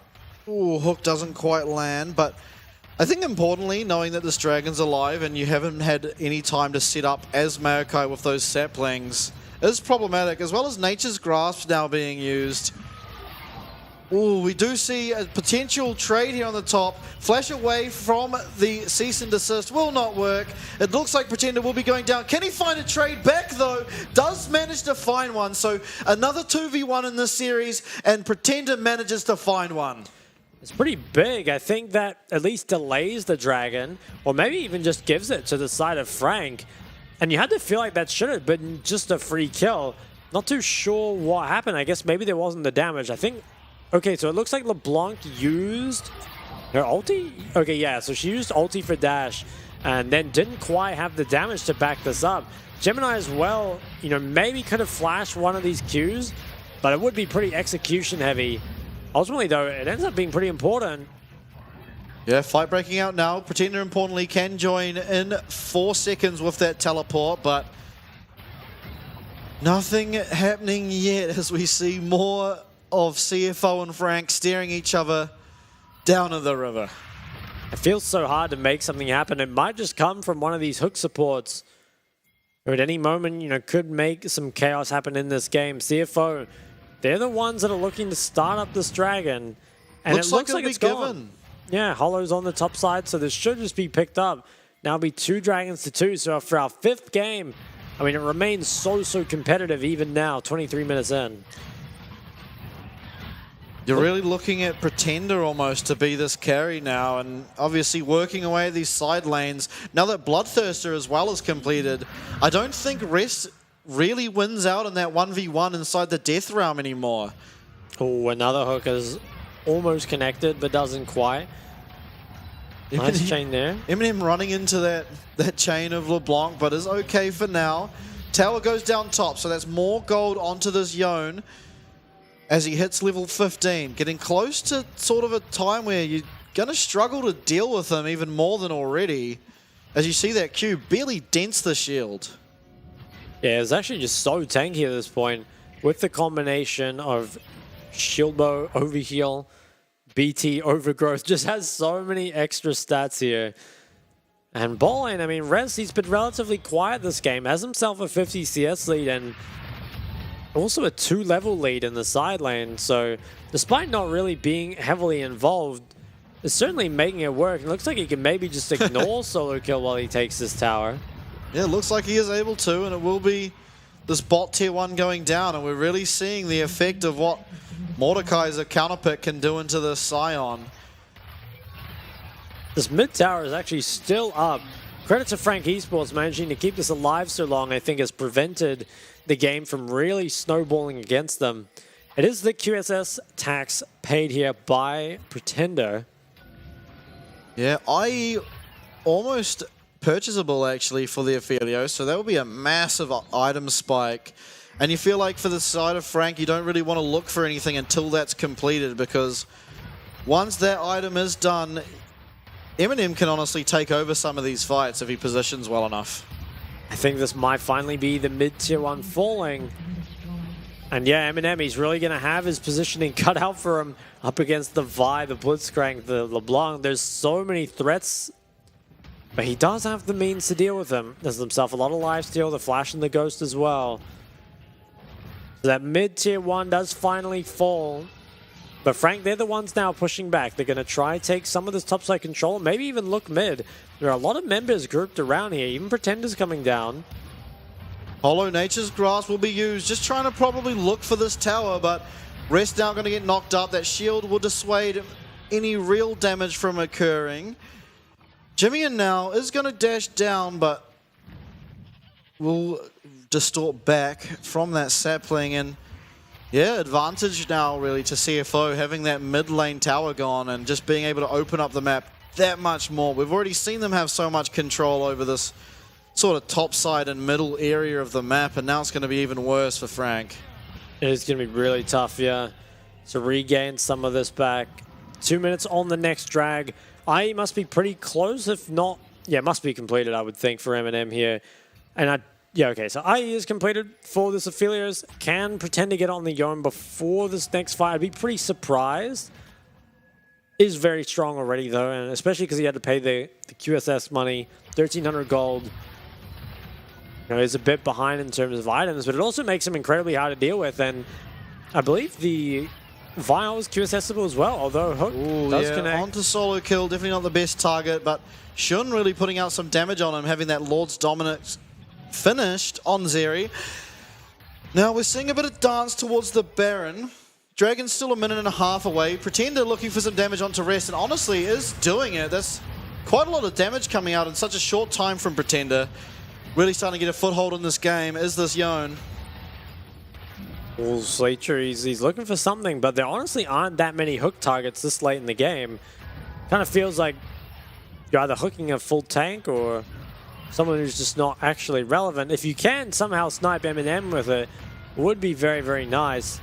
50 seconds on this next drag, and we're definitely at the point where anyone who wins this fight, if they win it, you know, M&M is going to get sniped and shot down to Rest. It's going to be full retreat mode now from Frank. Solo kill in the death round. It's going to be hard for him to ever get away. Going to come out to 5 more people. Does use the unstoppable onslaught, but doesn't quite get away. Shun having to commit the flash at least. But M&M just mispositioning, getting caught by that hook, and leading to Baron lost to the side of CFO.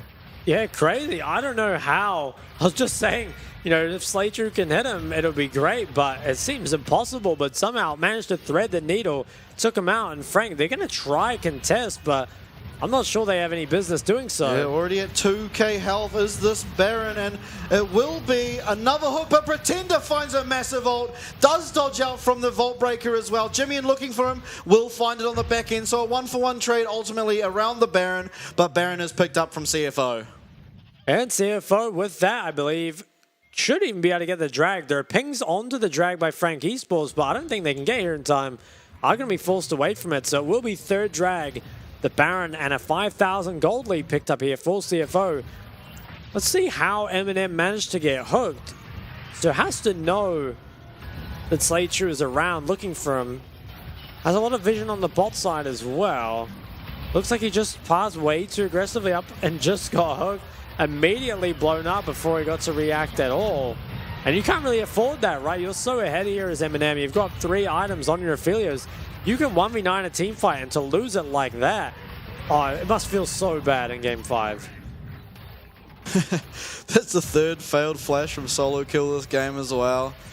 Oh, not looking good for the side of Frank, but honestly, well played by CFO. As we come back, I spoke too soon. Gemini has now died. They did pick up the Dragon, though, while we were watching that replay, so probably a good trade ultimately for them, but losing 1 Baron isn't ideal. Wow, look at the damage in that fight as well. The Aphelios unfortunately did 0 up against Shun's 5.5k. Quite a lot, obviously. Now, the Baron is mostly diffused, I think, with Gemini's death. Although still a minute on it, maybe they can look to at least break this bot tier 2. They're going to go towards it, but have to be quite careful, I think. Giving Frank a 5v4 is definitely not what CFO wants at this point. Now just going to keep pushing up the lanes, but recalls will come through, so it looks like that'll be Baron all done and dusted, at least for now. It kind of feels like they won't be able to do too much more with it. Though can Slater find another miracle hook like that? I would be pretty surprised, but if he can, definitely turn things around. Let's see how Gemini got caught out. So I guess queued forward and then just face check the bush with no one nearby. That's honestly very brave or very dumb, but either way, he is taken out. And that does slow down the Baron quite a lot. Oh, engage comes through. Cease and desist now onto Hollow. He will be caught out and immediately eliminated. What can they get from this? 30 seconds is remaining on this Baron. Looks like top inner will be where they look towards, and you have to feel like they are going to get it. Solo kill yet again, struggling to deal with this Mordekaiser as he is actually taken to the death realm. Looks like he will be going down, but on the side, Jimmy is taken out by M&M. So ultimately, this part will be a 1-for-1 trade, but still advantage for CFO. I want to know how Jimmy ever got killed there. He must have just dashed in and got Yonalted or rooted by Philios or something. And I don't think CFO will be able to get anything more off this. The Baron is expired. Oh my. So they're just going to back out. But yeah, it'd be interesting to see how Jimmy died. I think must have got rooted by Philios into Yonald or something. But with so many dashes, you wouldn't expect him to really be going down. Now, I'm not sure who picked up his shutdown. I guess it was Philios? Yeah, it was Eminem. Okay, I guess we'll have a look. Okay, so on the side, okay, he just actually got knocked up by the Q, so really nice play out of Pretender to find that. And then on the top side, I mean, Solokill, he's having a rough go of it. It's just stuck in the death realm taking damage. And look at how many wards go down. yeah, it's very warded. You can get a nice little zoom in on it. It is the Infinity Edge for this area, not the Navori. Kind of interesting. Yeah, I think that offers you more damage in general. It just means that you don't have the dash and the W up quite as often in these fights. But, I mean, when you're against the likes of Sion and this Maokai, as well as, honestly, how tanky Yon and Aphelios are, it's probably more valuable to have that damage. Okay, now Frank, they're grouping a lot on midway. Fourth Dragon is only 1 minute and 30 from now. So they're going to have to get a lot of control around this, but are they allowed to? Okay, GA completed here by Eminem. He is so strong on this Aphelios. 4 items now completed for him, as well as the 4 for Zeri. She does probably have a bit more damage now and also has a stopwatch available, whereas Eminem has opted for that full Guardian Angel. Ooh, I kind of like that, Slater, just checking that with the Q. Gemini doesn't want to repeat his previous mistake, wisely backs away. Has the stopwatch this time, though. And Fourth Dragon's only 1 minute away. CFO are the ones who have the pressure. Now, there is a Baron spawning at roughly the same time, so there could be some sort of trade that ends up coming out. And CFO, they're going to want to try and avoid that, make sure they can pick up both. Resets are going to come through, so this should be Frank getting control of the mid-wave. Maybe can even knock down this mid-tower. Do have to respect the fact that Pretender's currently stuck in the side lane. Jimmy, he's around. 3 stopwatches on the side of CFO is going to make this next team fight for Frank so difficult to pivot. They have to be careful here, do Frank. They're trying to regain this control, and they have the Maokai to do it, but it's not the easiest thing, especially with a Blitzcrank in the game. Solokill kind of the one that can tank all of this. Oh, he took. Hook lands onto Solokill as we see a fight abrupt, and it will be Solokill taken into the death realm yet again, I believe. Oh no, it's actually Eminem. Is he able to find the damage onto rest? GA will be procced as Pretender comes back. Cease and desist now used on Pretender. Eminem back alive. Will he be able to kite the Gemini out and find any kills? Bottom side, we do see Solokill in the middle of 4. Shun will find that kill onto him. Eminem still dealing with the top side. Is playing really nicely around these two. Will find one. Can he find more? Shun only just living, and it will be the team fight win here for CFO. Kaiwing going to go down to Jimmy on the side. 5-4-1 in favor of CFO. The CFO, they're going to run down mid. Can they end the game? I would be surprised. I feel like Hollow spawns in time. Take a look at the damage. It's just so far overall in the favor of CFO. TP comes in. Maybe they're playing for it. It's only going to be Hollow alive. I think they might be able to. There's no Nature's Grasp for him. If they just keep pushing down, I don't think the wave clear is there. And I think in 35 minutes, as well as a reverse sweep, CFO are about to take game 5. Yeah, here we go. It does look like they will be able to do it. And so after what looked like such a rough start to this series, CFO do find it in Game 5 and are rewarded with a trip to probably versing PSG. The reverse sweep, though, how good does that feel? And on the other side, Frank, especially with how the series started, must be so distraught with how it ended. And I think overall, I mean, CFO, especially games 3, 4, and 5, they just played the team fights a lot cleaner, right? The team fights were just going in their favor, even maybe when they shouldn't have. And I do want to say that Frank, I think, you know, they did start off very solid and obviously fell off towards the end, but I would maybe have some questions around, you know, what happened to Solokill. Kind of all split long was playing so well on the carries, and then this this series, they just abandoned carries altogether, right? You don't really see him on them, just constantly on the tanks, and it feels weird, right? Like, I don't know, it just doesn't feel like you really got what you wanted out of that player, because Solokill, you know, has single-handedly won games for his team with the red side last pick, playing one of those carry champs, and just didn't see that come through at all. But, you know, congratulations there to CFO. Like you said, probably after versus PSG, it'll be the winner of PSG or Impunity, which will be played tomorrow. And then the loser of this, Frank Esports, does go down. I think it's DCG. Yeah, it is, yeah. So, favoured there. You have to expect to see them coming up through this losers bracket. I do think they are an insanely good team.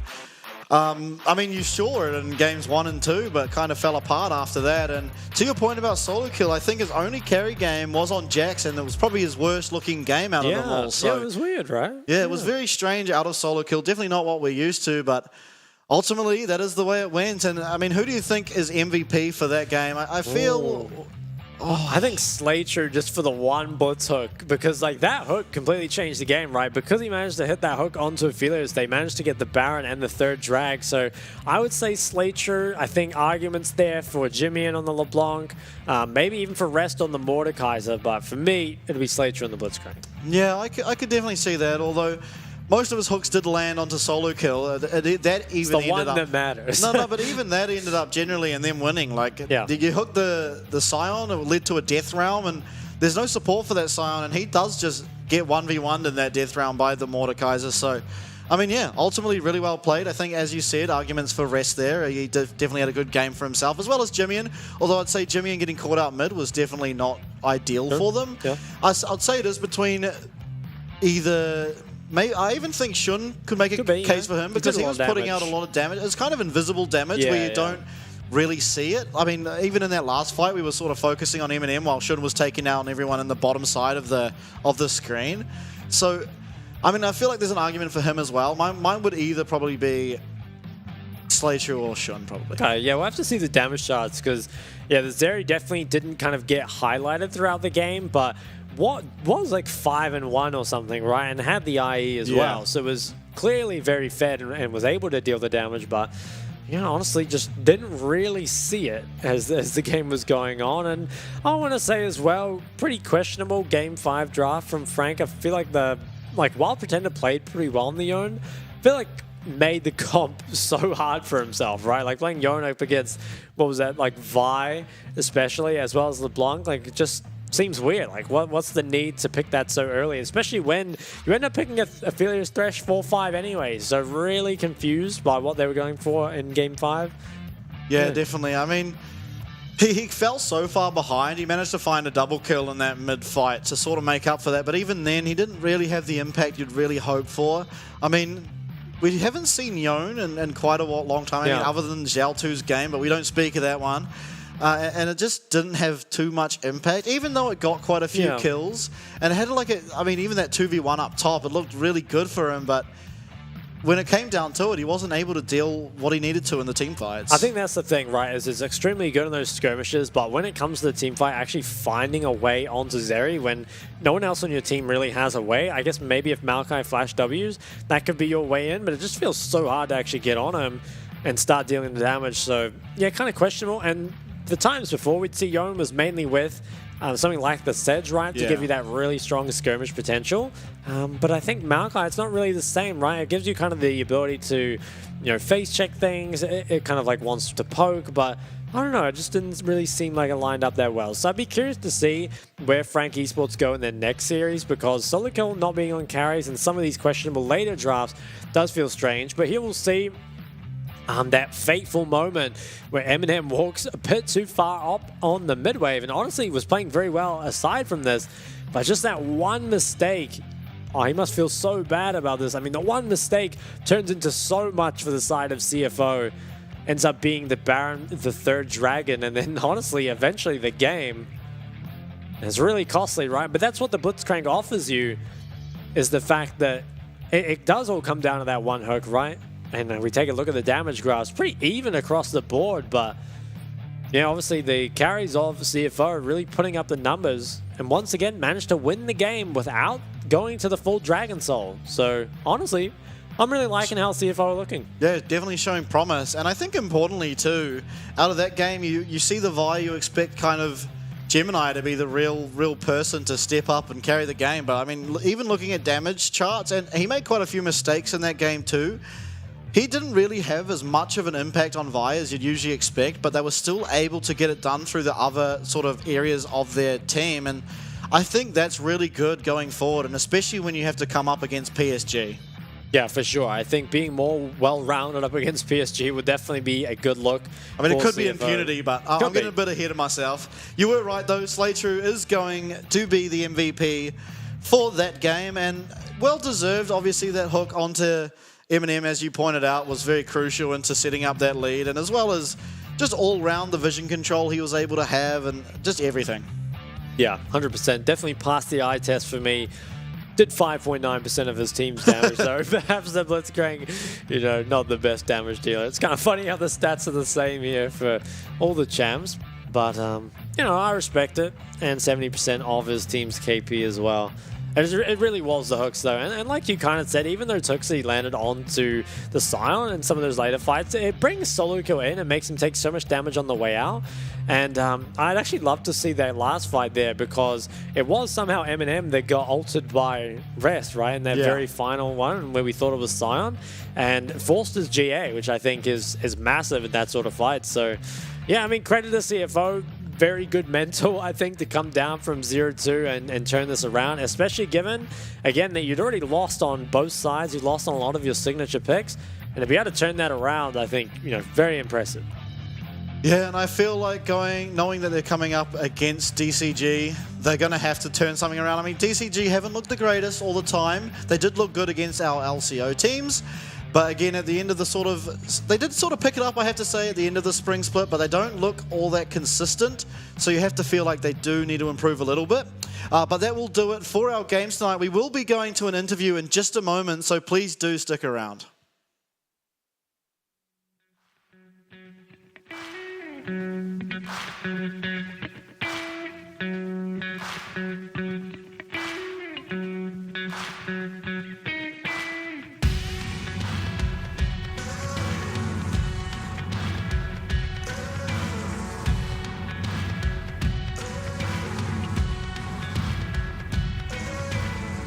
Take stock late night, take a view of the city. MC, are you with me? Are you getting down?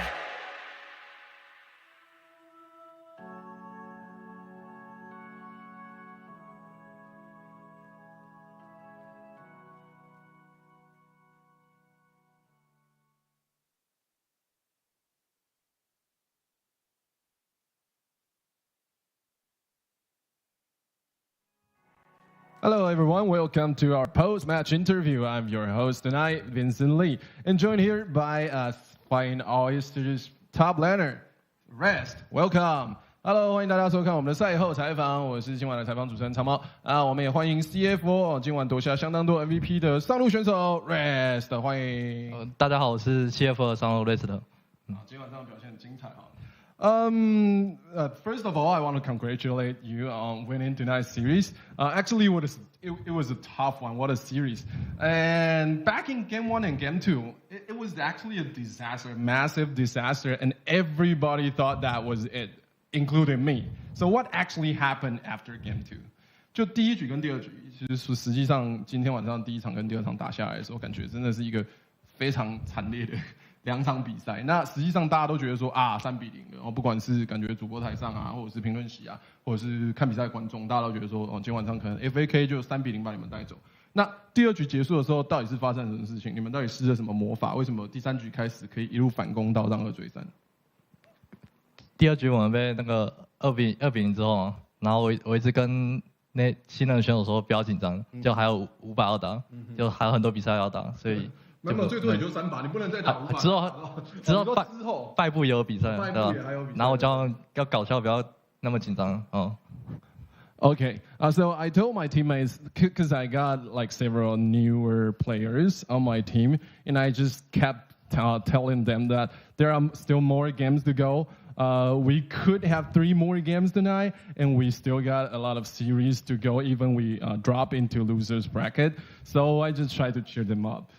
Okay, my next question. How did you manage to hold your morale and took Game 3? Because your Cassante was phenomenal. I remember there was one time you got like you had to 1v2 in top lane, and there are even more enemies coming in, and you still managed to get away. 就第3局是整个系列赛里面对你来说非常关键的一局，尤其你那一局的卡桑蒂哦，就是你在上路有一波。是对方2个抓你1个哦，上野来抓你1个，然后你不但把人杀了，然后最后他们更多人来包你，你还成功逃脱。那一波到底发生什么事？因为当时我优势就蛮大了，那时候已经装备就韩民霸权了，然后他也快掉了，贾斯就把反击风暴1给用掉，然后就跟他打一波，然后就没想到。所以你打之前就能赢吗？还是你其实也不知道？打之前就觉得会赢，因为赢了很多，然后他还在塔上一直跳。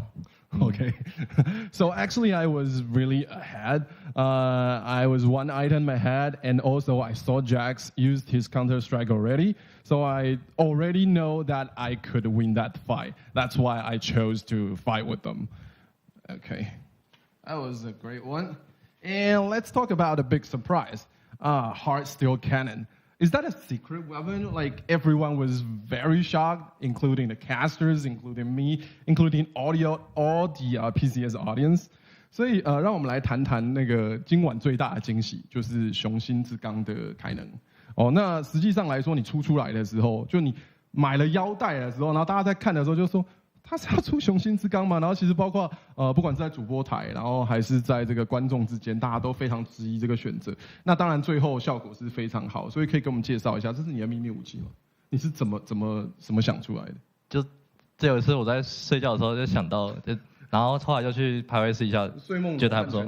有时候睡觉我会想 low 的东西，然后就觉得还不错。我去排位试一下，然后团练有用，就觉得还不错。效果不错，对。那你会推荐大家自己去排位里面试试看吗？一定推荐大家。那个我还要推荐我们教练，我刚刚说这个真的厉害，这个很上瘾，对不对？很厉害的，他那个雄心之钢一直跳出来，一直扛，很爽。So actually, what happened was that one night I was preparing to go to sleep, and I was lying on my bed, and I thought about it. I kind of invented it before I go to sleep. And I then proceed to try it in ranks and also our scrims, and it worked super well. That's why I decided to choose Heart Steel Cannon tonight. And I think it is really good. And I know you guys are wondering whether it works in solo queue. Actually, it does. So go home and try it yourself. Okay, my first question. I'd like to discuss how you manage to help your support player, because he Well, definitely, I don't want to be offensive, but he definitely went through a breakdown during tonight's game 1 and game 2. And how did you manage to stabilize him? 我想讨论一下，就是你们的辅助 Slay Chu， 因为他今天第1、2局，甚至其实在3、4局里面有一些表现可能都有一些不稳定。那你们是怎么去鼓励他，怎么把他稳定下来，让他能够打出第5局那关键一勾，把那个亚菲利欧勾回来？就在打的时候，他前面就一样就是很紧张嘛，然后就我们队友都互相一直提醒，然后刚刚说了很多，所以是我们后勤有一直跟他说，就叫他放开他，不要那么紧张。他到现在应该还是很紧张。好，到现在可能还没有恢复过来。对，那下周就是接下来的比赛，也就让他继续这样子。当然不希望，就希望可以赶快跳出来。So actually, he was ultra nervous. I think he's still nervous. Even now, even after we won the series, he's still very nervous. We try to tell him, just do whatever you do and play like you play in Scream. Don't be so nervous. Our coach and our teammates try to comfort him a lot. I think he's still very nervous now, and I hope he could, become better. Don't be that nervous in next game. Okay, my final question for tonight. Next round, you're going to play against PSG or Impunity. Which one would you prefer to play to? 下一轮你们要打的是 PSG 或者是那个 Impunity 其中一队，那你会更想打哪一队？肯定是希望遇到 INP 哦，因为队上有很多敌对，有很多之前的队友，老朋友，然后跟 Driver 也比较像好妈鸡，就想跟他打。所以一队你看就老队友占2个，对，主要还是好朋友占了1个。东山跟亚伦，可以跟他们交手。Okay, so I would hard prefer playing to Impunity because Mission and Atlan on Impunity, they are my old teammates, and also I am good friend with Driver, so I really want to play against them and try to win. Okay, 谢谢今天晚上你接受我们的采访，那到这边差不多告一个段落，我们准备把镜头交换给主播台。That's it for tonight, and we are going back to the caster. Thank you for watching. What's the little sign at the end? Yeah, I don't know. That's on his player picture as well. I don't know what it is, though. Man, Vincent's a savage. He is. I can't believe how actually both of them just went in on Slay Chu there at the end. It was crazy. Yeah. That guy's copping some heat. Yeah, poor guy, man. I guess, I don't know. Just calling him out for being nervous. But hey, I mean, he hit the hook on the failures in game 5, so certainly can't complain from me. Yeah, no, I think he played all right pretty much all series, honestly. I mean, to be honest, between Kai Wing and him, there was kind of both of them were just going in and accepting defeat until their teammates took over. And I mean, honestly, with the champions up picking, that's pretty much their job. But I don't think you can complain about him. But then again, obviously, Rest played so phenomenally. He was the series MVP and just so well played by him.